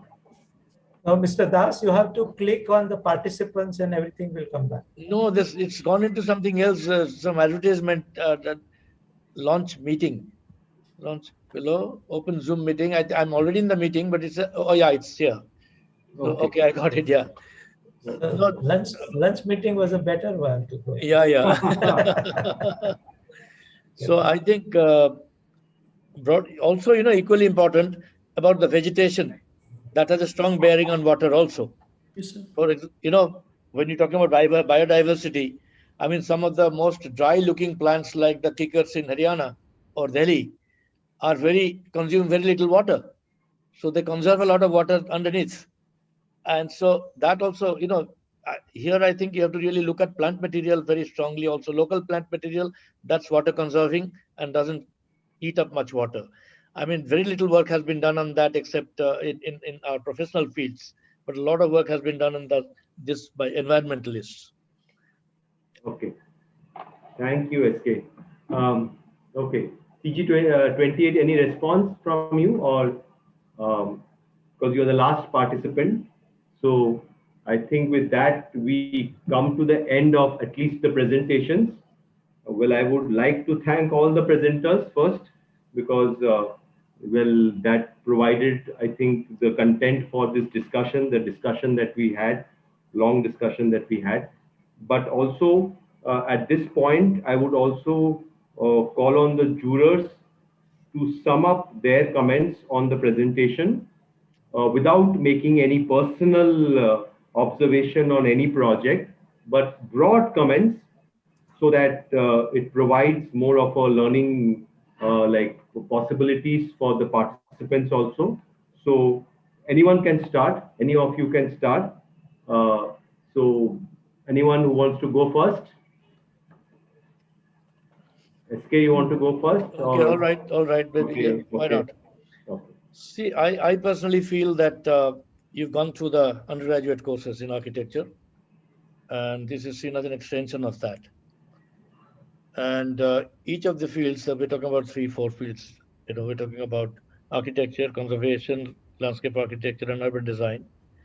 Now, at this level, I think 2-3 things are very important to remember. One is, if you complete your master's, you're qualified to teach and go up to being an associate professor, assistant professor, and associate professor. So that's the level that's expected of any graduate, postgraduate coming out of colleges. I think if you look at the university system in general, not just in India, everywhere, the 2 things are very important. One is the intellectual development. The other is scholarship. Now, intellectual development would mean objectively studying things, absorbing and analyzing and concluding from it. So, and that involves a broader perspective, more reading, familiarity with a larger world, the world view, the literature and material available in the field. The idea is not to slot yourself into one little box and sort of pursue that and forget as if these don't exist. And then scholarship. Now, scholarship is being able to systematically pursue and present what thoughts you have in your mind, and in an academic manner, in a very systematic manner, and that involves a degree of critical thinking. Without a degree of critical thinking, I think education is about being critical. Whereas most of us, in an overriding atmosphere of architecture becoming a service-oriented profession, or a service provider, architects becoming service providers, just extend that logic onto master's program. And I don't think that is right, because this is a time you can educate yourself adequately to not just take up a job or to do something to earn income, but you have to go beyond that and proudly present yourself as a very well-informed member of society with professional value and professional judgment. So I feel that 2 things that struck me very badly was there are theses which don't even have citations. No references, no citations, no bibliography, nothing. I don't think a thesis like this exists, could really exist, ideally speaking. And I don't think we should be telling our students to seriously understand what they are doing. And it's very difficult to know which part you have borrowed, what is your own contribution, and you have borrowed, then to what extent you have borrowed. and to lead us into that literature to understand what you have done. Things don't fall from the sky, and it's impossible to do a thesis without these things being explicitly stated, and very difficult to judge. For example, I mean, I don't want to give specific examples. When you show a drawing, for example, I'm not sure if the drawing was existed in the government department or it was done by a previous thesis by some other student, or it is from a textbook that is available and printed and of general knowledge, or you've just what have you done? I mean, have you done it yourself? No clue. So these are things we have to really systematically systematize, and most important thing is critical thinking and objective assessment. Without this, you cannot do anything. And third factor, I think, which is very important, is I think this issue has come up during discussions, is the way we relate to the past and history, and learning from the past and learning from history. That's an evolution. It's an evolutionary process, and not to be enamored or by, like a child going to a toy shop, something very interesting you see and you have to pick it up. But it's not that sort of a case. Here you think 10 times before you, is it what is relevant? Is it what I want? Is it what I can afford? Is it what is good for me? Is it something, that I can avoid, I don't need, or I desperately need? I think these kind of judgments should be built into your thinking. And so it's a very considered kind of way of dealing with your learning process. And if it's pure design, it's a different story. But if you're doing a research thesis, design doesn't have to only be informed by this kind of background knowledge, analysis, and understanding, but it has to be founded upon that. Otherwise, I don't think anybody had a business to design without being understanding. Do we need to design? To what level should we design? Should we avoid designing in this situation? Should we just talk about a framework? So whether it veers in the direction of policy or design or recommendations or actually hard facts, sort of in physicality, it's all a decision that emerges out of this process. So without this rigorous academic pursuit, I don't think we should really look at this. Schools have to really look at it much more seriously. My next point is, I think it is very important that we engage with our environment. If you live in a big city, engaging with the city. You learn from the city as much as you learn from your classroom. And in the city, many energies are at play. I mean, colleges, institutions, universities are just one, the major source of your learning, of course. But there are many energies, many thoughts, many dynamisms at play. There are community organizations, there are institutions, there are colleges which are laterally parallel to you, lateral learning process that may learn from. For example, in a city like Bombay, you have access to a huge number of academic institutions which are related, interrelated to us, and are sources for learning from. The whole question of physicality versus social dimension. Just imagine if you interface with people who have gone through their education and are acting in the field of community work, urban development or slum development or urban regeneration, or even understanding everyday urbanism. I mean, these are things you learn from walking the streets, and you learn from interacting with people and from professionals in other related fields. Sorry. So these are things. Engaging with the place is very important, and it's not just about big cities. Anywhere you live, you have to engage with the place. If you don't engage with the place, you don't learn. I mean, textbooks alone are not going to take you anywhere. It has to be complemented by engaging with the place, and engaging with the place purposefully, with a sense of direction, sense of understanding, and objectivity. That this is what I'm starting from point A. My future, I want to be at point B, and what is the best way I can move in achieving that. So in the past, we have also seen that a lot of work that comes immediately shows to what extent the student concerned has engaged with a broader spectrum of society, or broader spectrum of literature, or broader spectrum of interaction with people, So these are very, very critical aspects. I think so there is a kind of structured learning in the classroom, and there's a parallel learning alongside.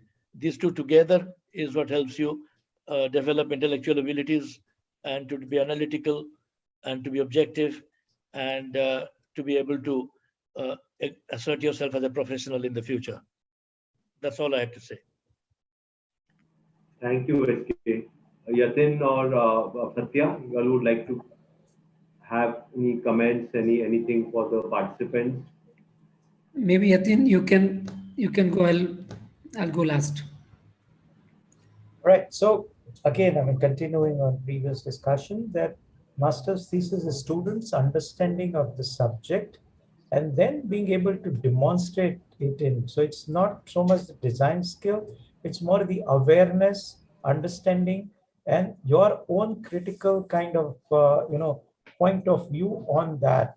So I think that is where the depth of that analysis, that is where that critical faculties, sharpness and all is called for. Many theses, what ends up, and actually presentation had somewhat life and richness. The reports were one of the drab ones. No, I'm not belittling your work. I'm just saying that they were full of data and, kind of compilation of things.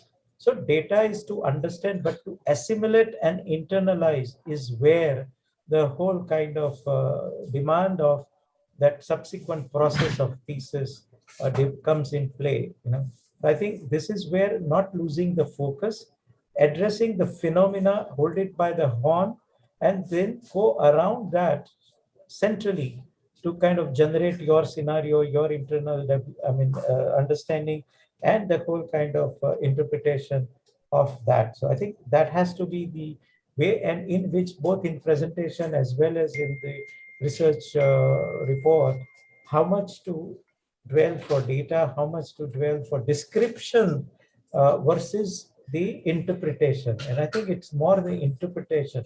For example, doctor would know every symptom for every disease, but I think he has to diagnose. So I think eventually we have to learn to diagnose that, yes, there could be fever for 10 reasons, but because of this, it could be this three. But right now, the epidemic is this, maybe this is the one, but eventually it says, no, it's only this. And once you know that, then you already know the treatment. Okay, so it's not therefore that design, it's being able to diagnose and diagnose with also all the considerations that your heart ailment, you could have medicine, you could have bypass, or you could have stent.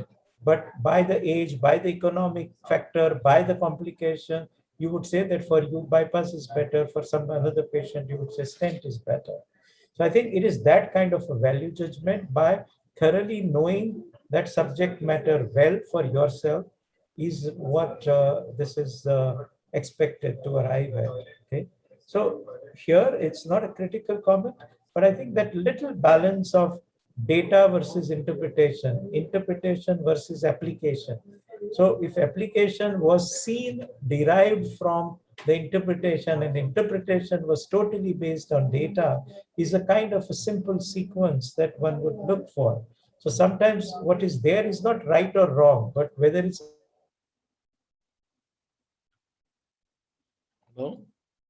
Froze. Like the some places we say that there are many possible points of checklist, but are all of that that kind of relevant, or some would have been able to solve 80% of the problem, but some 10 things you do would only make 5% difference. So I think knowing that kind of when you take the vaccine, there is a fever, there is a headache, but I think that's a smaller ailment compared to what it would do for the pandemic or whatever like that. So I think that sort of understanding. So I'm only basing it, it's not for the world, it's for yourself. And that understanding developed in the chosen topic, chosen area of your interest. And therefore submerge yourself in that and get something for the life out of it. So I think it's that what you take back is more important. Nobody else should be more aware than you, having spent 16 or 18 weeks on a given phenomenon. There could be difference of opinion, but it cannot be more than what your involvement is about. Okay, thank you, Yatin. Satya, you would like to go ahead? Yes, yes. My cat is meowing around. Can you hear? I'll No, do my cat something is with also her. sitting with me. Quietly, I hope. Not meowing. No, no, no. My cat is a very silent one. You programmed it like this, Satya? At the end of this, or just it's like an alarm. Karo to fir main nikal jaunga. I hope you've not trained her for that. Well, if she troubles a lot, I'll take maybe 30 seconds and do something with her. But yeah, uh, see, these general issues already you both have covered, so I will not go too deep into it. The distinction between architecture thesis, master's thesis, one can go on saying in different words. Let me come directly on the projects which came to us. There were some 40 odd reports which came, and also, of course, they were all on the drive, so we went through all of them. The Oh, sorry, I think she's about to walk on my. Okay.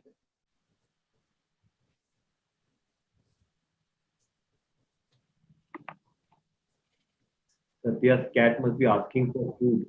Yeah.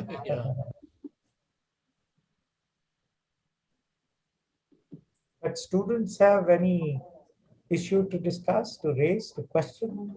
Satya is back. Satya is back. Yes. I can't let her walk all over me. Of course, if she wanted to go live on YouTube, she could have enjoyed that. The reports we received, I assume not everybody gave adequate importance to report writing. So one general request to everybody, report writing is very important. When we write, our mind is more clearer. And when we talk, we go on talking million words, but when we write, we can't. Same also in a typical Viva presentation, making drawings. The drawings can be stuffed, dense, confusing, cluttered, but a report cannot be. So one general request, report writing, lot more emphasis needed. Most of us architects do not write much. Of course, Yatin sir is here. He's among the few Indian architects who has possibly the maximum number of publications to his credit. Keep it up and we expect more from you, sir. But anyway, that apart. So that's one point. The whole idea of structuring the report. SK also mentioned about citations and bibliographies and index and all of them, the structuring of the thesis or the report itself, and of course the content part. See, we can't be carrying our sheets everywhere. Not always possible. So report is the easiest means to reach to people. And tomorrow, if something has to be published by chance, it's a report which one can really carry around. So structuring of the report, contents of the report, and of course, what the report would speak out. There's one point rather missing. I would say out of the reports we received, other day out of curiosity, I had handpicked to see how many of them are really, I picked up about 10, 12 reports I thought were basically okay, right from the contents to the, bibliography and cite all of them at the end till the end. Coming to the drawings, this is a very general comment. It's the end of the day, even if it were to be an actual jury, not one of these virtual digital jury, but actual physical jury, some of the sheets were very cluttered. They were not communicating very well. The purpose of drawing is communication. It's not stuffing things in. These are said, I'm sure, during architecture days as well. But there's a problem, of course, in COA jury, because we give you only 15 minutes time, we restrict the number of sheets, and so people tend to say too much, or they try to say too much. Not always helpful. Say the less, but with more effectiveness, and everybody knows it.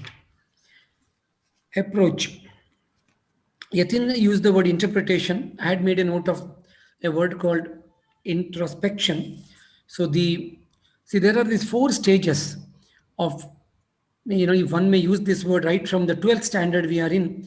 The 12th standard, we are mainly into gathering information. We don't expect a 12th standard CBSE or state syllabus, someone who has taken physics, chemistry or biology to interpret biology and all that. They go through biology textbooks or exams, information. In architecture, we expect people to be able to analyze. In that 4 or 5 years time, if you can analyze. So we say an architecture thesis should have certain aspects of themes, issues, analysis, any other word one can go on using it. When it comes to the master's thesis, it is interpretation. I fully agree with him. But I think master's thesis is also a great opportunity to introspect. What is it that, because not everybody does PhDs. So what is it that we have done till now? And for many of us, March could be the end of the so-called classroom academics. So there's a great opportunity there to do that. From that perspective, I did not find many works here. Interpretation, yes, there were some, maybe site, context, a few little philosophies, few people quoted books as such, or here and there. But in principle, one found it was a little on the weaker side.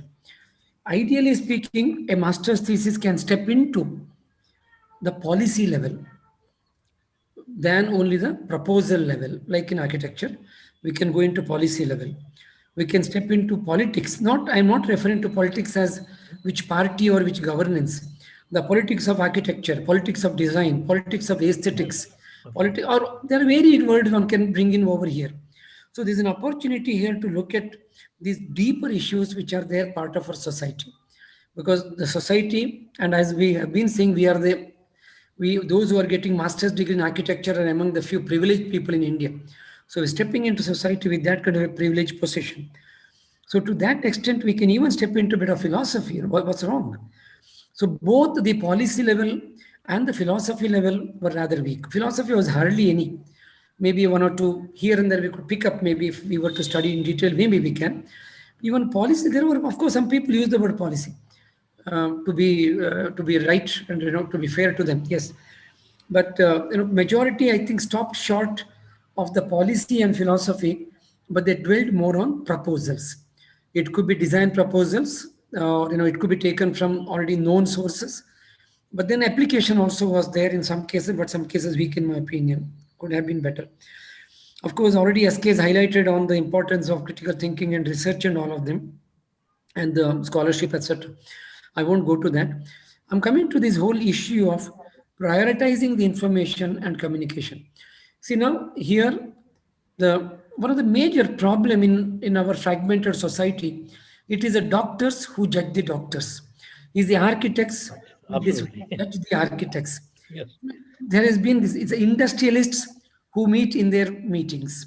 So, we have been so professionally fragmented, we don't get to hear the other voice. This could be the last day unless you are entering an award. Most architecture awards are decided by architects, majority if not all. Everywhere we find the same thing. So now this could be the last day where you have been heard by your own co-professionals. And later on, it will be politicians, bureaucrats, people, promoters, all kinds of people will be listening. Do we know how to speak with them? Yeah, you to learn to talk to them, listen to them and understand, each other. Yes. And it's not only the question of using the words. Well, sometimes, there can be, as an academician, I have taught urban design, I have taught conservation, I have taught sustainability. 3 masters have taught. So, and sometimes we end up using some of the so-called buzzwords or professional words. But always with the caution, we have to say that these words are for classroom. These words are not for the masses. So when we go to the mass, what word we use? How do we speak? How do we share that? It has to be cultivated. Unfortunately, with all due respect, including the colleges where I have taught urban design and conservation and sustainability master's level, all 3 master's level, I don't think they have always dwelled enough to say what is that language with which we should speak to people. So I wish that language comes in all of you, because today we heard mostly academic language. So we wish everybody will be able to pick up the language, not of the class, but also of the mass, and reach out to society. That's all at the moment.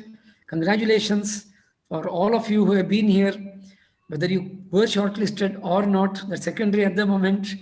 And we hope this dialogue and this interaction has helped us in learning something. At least for me, it has. I've got 12 pages of notes from today's 12 pages in this little notebook. So thanks for COA, TRC for also giving me this opportunity. I'm using the opportunity to say it. And for all of you, stay in touch and let's all grow together. Okay. All the best and congratulations. Thank you, Satya. Okay. Okay, there are, I think, some comments from the chat from the students. They want to ask the criteria for shortlisting, but I think the jurors were actually elaborating on that. That's what they were speaking about. So it becomes quite clear what the criteria for selection were, and means, from SK to Yatin to right to Satya spoke about what their expectations were from the work. So that becomes the criteria. So I think that answer gets completely answered. That question gets completely answered as to what the criteria were. Okay. So Jayashree, are you there? Hello, Jayashree. You have to unmute yourself. Jayashree. Jayashree was having some problems with the. No, she's there, but she needs to unmute. But she can't unmute herself. That's what I. Okay, just wait. Anirudh, is it?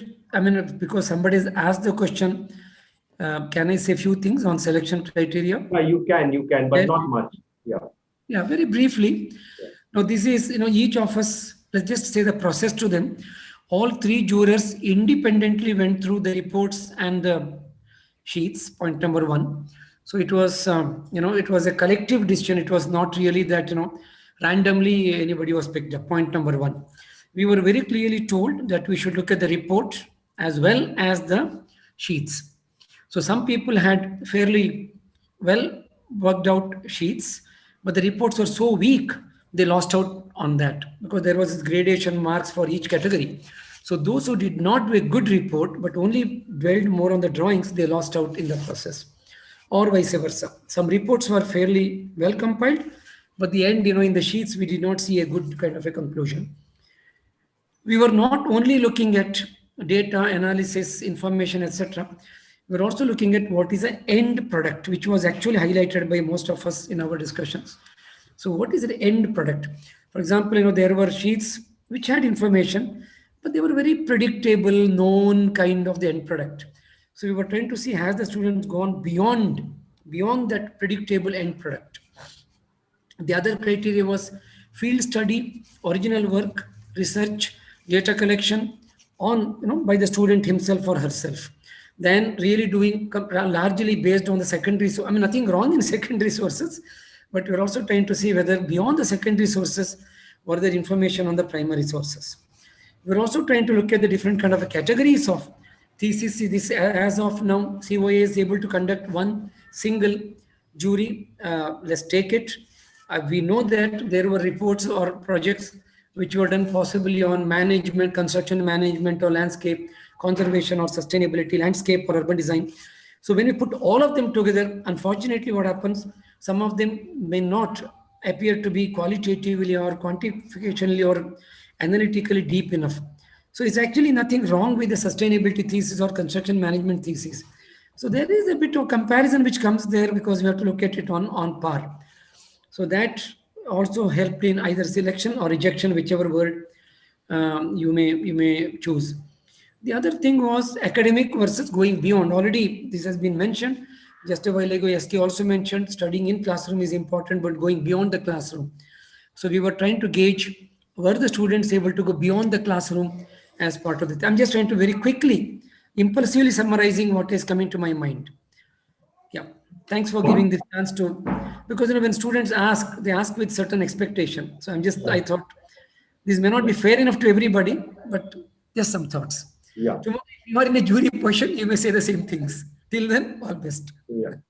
Yeah. So thank you, Satya, for this. Okay. Sir, can I have just a doubt with due respect, actually? I mean, all the presentations were really good. Just a doubt is, nothing of building level was kind of selected. So maybe there is, I mean, there is nothing like which you had found better, but then I just a doubt.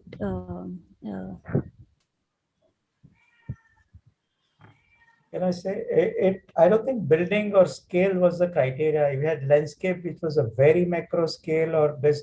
For example, it is just first of all comparative.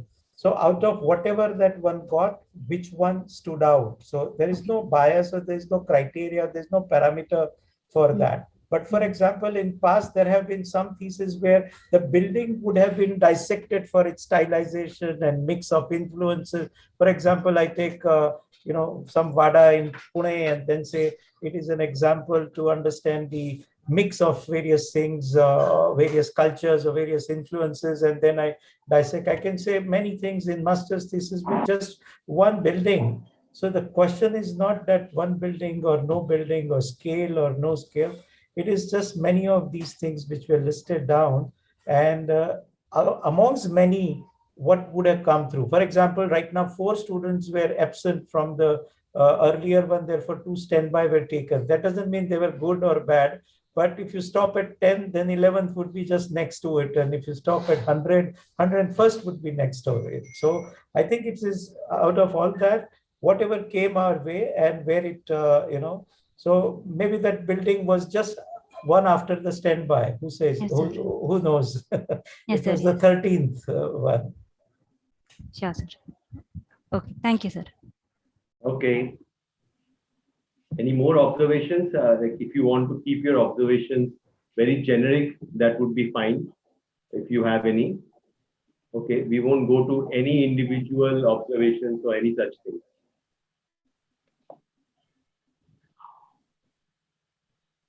Okay, so that actually brings us to the end of the program. And actually also the jurors will now need time to decide on who the winners are. So that would be the jurors now doing the work. But before that, Jayashree, like as I understand, you're having technical problems. So I will go ahead with a vote of thanks. Okay, on behalf of the Council of Architecture. So, and first I would thank Sonal for giving us time, because it was just within a short notice that she agreed to actually help us for this program. I know she must be having a busy schedule. So Sonal, please, thank you for this, giving us time and supporting the whole event. And so that's something we actually cherish from the Council of Architecture, like people who give us time for this program. The jurors, yeah, a big thank you to y'all. I know that also y'all are very busy people, and to share your vast experience that y'all have both in academics. All of you have experience in academics as well as practice, and like I know that all of you have actually created new knowledge in this field, and share your time, to share your experience, to make this platform a very serious platform in architectural thinking. That's something which has been like phenomenal, because I know that this program, I've seen this program over the years, and this program has helped colleges, helped schools to better their work, because this is some sort of a marker. This is a marker for the students. This is being broadcast live in YouTube. So there are many people observing it, many students who are observing it. So thank you again to the jurors for sharing your experience, sharing your time, sharing your knowledge with us. And I think goes a long way to help the fraternity of architects, urban designers to create new knowledge as a whole for the discipline. So again, the participants, thank you to you all also, because all of you have patiently participated through this program. As Jayashree would have said, that all of you are winners. So that's something like, because you all have been chosen from your respective colleges. So the college must have done due diligence to choose you all. So in some sense, you all are winners. And the people who actually were shortlisted, who were finally who presented the work, thank you for today's discussion, because like it allowed the discussion to delve into many aspects of architectural and urban, or also other disciplines also that must have been discussed by the jurors themselves. So thank you to you all also. And yeah, and finally, as a part of the complete large program for the Thesis Awards, to all the participants who participated in this program to make this program a success, As Satya would have said, I call them participants. Yeah, they all like actually contributed, collaborated to make this online event successful. So thank you again to all of you. So with this, we come to the end of the program. So now I would request only the jurors to stay back in this link so that like we can go ahead with the process of selection of the final winners. The students can leave. Thank you. All best to everybody. Yeah. All the students, would you leave now? Anirudh, now Thank you, this is sir. still live on YouTube. Thank you, Yeah, sir. so we will stop recording that. Like, I think somebody would, Jayashree, I think